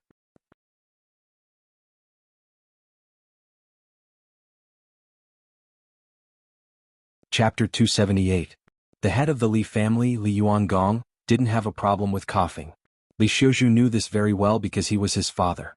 Thus, when he saw his father bend over while coughing, he immediately understood what it meant. A wave of sour, numb, and angry feeling rushed from his heart to the top of his head and was about to burst out in an instant. One couldn't blame the heir of the Li family for having such a strong reaction. They were all part of the 7 great families of the Federation, enormous powers that had drifted along the long river of history for countless years. What kind of status did the head of the Li family have? Even in front of the president and speaker of the Federation, he didn't have to lower his head. Moreover, right now, Li Yuangong was only facing a woman, even if she was the madam of the Tai family. However, Li Xiuzhu wasn't an idiot like Lin Dohai. Seeing his father lower his head with his own eyes, he could only gently clench his fists and breathe quickly a few times. During this process he actually maintained a calm expression. However, the anger and bitterness in his heart had long overflowed. He thought to himself that if he hadn't recklessly interfered with the presidential election and blamed the wrong person, how could his father have suffered such humiliation? On the side, Butler Jean acted as if he didn't notice the small movements of the Li family's young master's hands. He looked down and politely invited him to the side hall to rest for a while. The conversation on the terrace only belonged to the heads of the 2 families. Li Xiuzhu's status wasn't high enough to participate in this conversation. The early morning sun was clear and bright. The cold wind of late autumn was blocked by the 4 continuous peaks of Macho Mountain. The warmth contained in Macho Lake rose along with the mist, raising the temperature on the terrace quite a bit. Back then, the royal family had designated this back mountain as a royal garden. There was naturally a reason for this. Lady Tai personally poured a cup of milk tea for Li Yuangong and said with a smile, "Why did you have to provoke him earlier? Children these days are all incredibly arrogant. If you provoke him too much, I'm afraid it won't be good." At this time the old man of Li Yuangong seemed to have completely forgotten his previous coughing. He bowed and sat steadily in the chair. He replied gently, "It's just that he's a bit too arrogant. He has to be polished a bit. Also, every time I see the madam I have to bow. This is a rule that cannot be forgotten. It's been so many years. Who still cares about those rules?" Lady Tai said with a smile. "Besides, there's no need to do this in front of your son." After a few words of idle chatter they got to the main topic. The 2 heads of the 7 great families had already handed over the specific matters to the next generation or their subordinates. Their daily lives were really similar to that of immortals. However, today's matter involved the entire Federation, so they had to be more cautious and direct. Medellin is awake. The head of the Li family looked at Lady Tai with a smile and said, "It seems that the old guy is not willing to play the role of a martyr whose name is recorded in history. I don't know what role this councilman wants to play." Lady Tai raised her cup of milk tea and took a sip. The 2 of them remained silent. Only the morning breeze gently blew on the terrace. A few layers of autumn clouds faintly moved in from the east, but it didn't look like it was going to rain. For important figures at the level of these 2, there were many things that didn't need to be said clearly. For example, why Lady Tai was willing to let Medellin go. Councilman Medellin was involved in many matters of the Federation. If he really was brought to trial, not to mention that the Li family's interests would be severely damaged, just the prestige of that old man among the Federation's people was something that the Federation government and the 7 great families had to consider. The current Federation society had already become uneasy because of the recent series of events. Antagonistic sentiments had already gradually emerged among the people. If this fire wasn't extinguished, the Federation's situation would be very dangerous. The poisonous fruit that George Carlin planted still needs a relatively gentle person to carry it.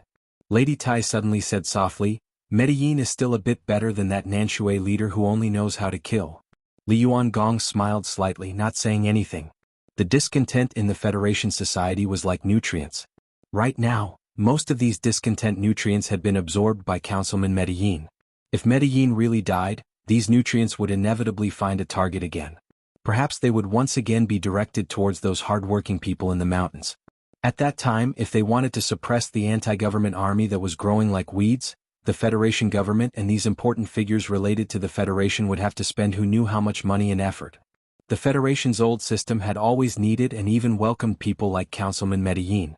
If it wasn't for this, how could those crafty councilmen and the 7 great families who watched everything from the shadows allow an outsider like Medellin, who had an anti-government army background, to participate in this political feast? In the past 10 years, the so-called non-violent advocacy, the so-called legendary politician Councilman Medellin, was only a symbol that the Federation needed. Or perhaps it could be said that many powers were intentionally or unintentionally raising a little white rabbit. It was just that this little white rabbit had recently discovered that carrots were too delicious, and was actually a bit reluctant to leave. This violated a taboo. Even though the head of the Li family had previously praised this old fox's political wisdom in the depths of his heart countless times, he still believed that he could only be a little white rabbit. They didn't want to beat this little white rabbit to death. They only wanted him to be a little white rabbit again. What does he want? Lady Tai asked softly. Li Yuangong smiled and stated a few conditions. Lady Tai put down the Guna porcelain cup filled with milk tea and calmly looked at the milk tea in the cup. Her hands were calmly placed on the hems of her long skirt, palms facing the sky, not moving at all. The morning wind on the terrace stopped. The clouds in the sky also stopped moving. The back of the mountain was clear and bright. After a long time, she raised her head and calmly said, "Okay." "Thank you, madam," Li Yuangong said with a smile. Mr. President handled the matter of Dean Lin quite harshly. "This isn't good," Lady Tai said with a smile. "In the afternoon, I'll go persuade him." "Thank you for your hard work, madam." Li Yuangong lowered his head in respect. Lady Tai was also very satisfied with today's conversation. She eliminated the instability within the Federation Society, continued the path she had set in the past, perfectly won the presidential election, and obtained even more benefits. What else did she need? As for what she or he did, what kind of harm it would bring to certain people, what kind of ugly page it would write in the history of the Federation, they didn't care. This type of person would never appear in history. They had always been trying to control history, create history, and change history. Lady Tai's hands that often cooked weren't all that white and tender. She casually wiped them on her skirt, picked up the milk tea and took a sip. The back of her hand was facing the sky as she gently placed it on the table. She began to chat with Li Yuangong's elder. "Wherever you go, you always bring that black chair with you. I've always been very curious what's so good about that chair. I'm old, I'm just nostalgic. Madam, the chair here is very comfortable. Why would old bones bring it around? That chair has to be passed down. I really think that the Li family's old Seven is a good kid. Old Seven's performance this time was very good. His eyes are very sharp. Speaking of which, that little guy called Sulu is really not bad. The little guy doesn't know any better. He's a bit hot-tempered. When the fire dies down, I'll bring him out to meet an old friend." According to some news, the Empire's finances seem to be in trouble. Is that so? The Federation's preparations have to be faster. It seems that Macklin's luck is really good. At this moment, the rain began to fall even though the wind had yet to blow. It turned out that the layers of thick autumn clouds in the sky had already drifted over, sprinkling down patches of rain. It added a bit of melancholy to the autumn lake and the autumn mountain. A transparent glass panel had automatically extended from the top of the balcony, covering the entire balcony. The rain pattered against the glass panel, but it didn't affect the two big shots' casual conversation in the slightest point. 3 days later. Zhang Xiaoming looked worriedly at the autumn scenery of the capital outside the window. This continuous rain had lasted for 4 days, and she didn't know when it would end. The hearing on Parliament Hill was already on the 4th day.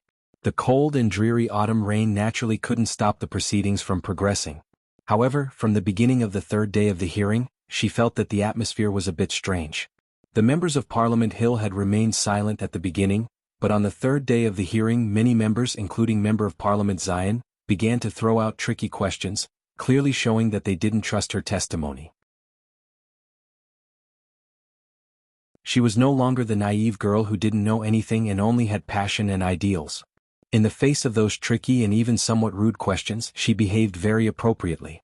She responded logically and methodically. In the face of the verbal attacks from the Federation members, she didn't retreat or panic at all.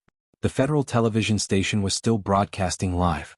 This lady from the anti-government army had won the admiration of a considerable portion of the federal citizens with her performance in the parliament. However, the sudden collective suspicion of the federal councillors made the citizens, who were already in a state of uncertainty and fear, begin to doubt whether this was a conspiracy again. They began to sympathize with Councillor Macklin again. Zhang Xiaoming wrinkled her nose and looked out the window. Only when there was no one around would she occasionally show her cute side of the past. Outside the window, the autumn clouds hung low, and the autumn rain fell like beads. She vaguely felt that some of the influential figures in the Federation had begun to move. However, didn't these people know that after the clouds and rain, there would be a bright blue sky in the end? At this moment, a waitress pushed the food cart in. Zhang Xiaoming was slightly startled. She turned around and put her right hand into her pocket. Other than having dinner with the officials of the Ministry of Justice, the various departments of the Federation government avoided contact with the representatives from Green Dragon Mountain. Therefore, these days their meals were basically delivered to their doorstep. However, Zhang Xiaoming keenly sensed that something was wrong. The waitress' footsteps seemed to be a little too hurried. 19771118. The waitress suddenly said a string of numbers. Then she quickly took off her clothes and said in a low voice, "You're in danger. Leave quickly." Hearing the secret number and these words, Zhang Xiaoming's body trembled slightly. However, she didn't have time to say anything. She immediately took off her clothes and began to exchange clothes with the waitress. You're tuning in to the Han Li's Wuxia Adventures YouTube channel. We're so grateful for your support, and don't forget to subscribe to join us on this incredible journey through captivating stories. Your generosity through donations truly makes a world of difference, as it's the primary source of revenue that allows me to expand and enhance this channel for you. Thank you from the bottom of my heart for being a part of this adventure.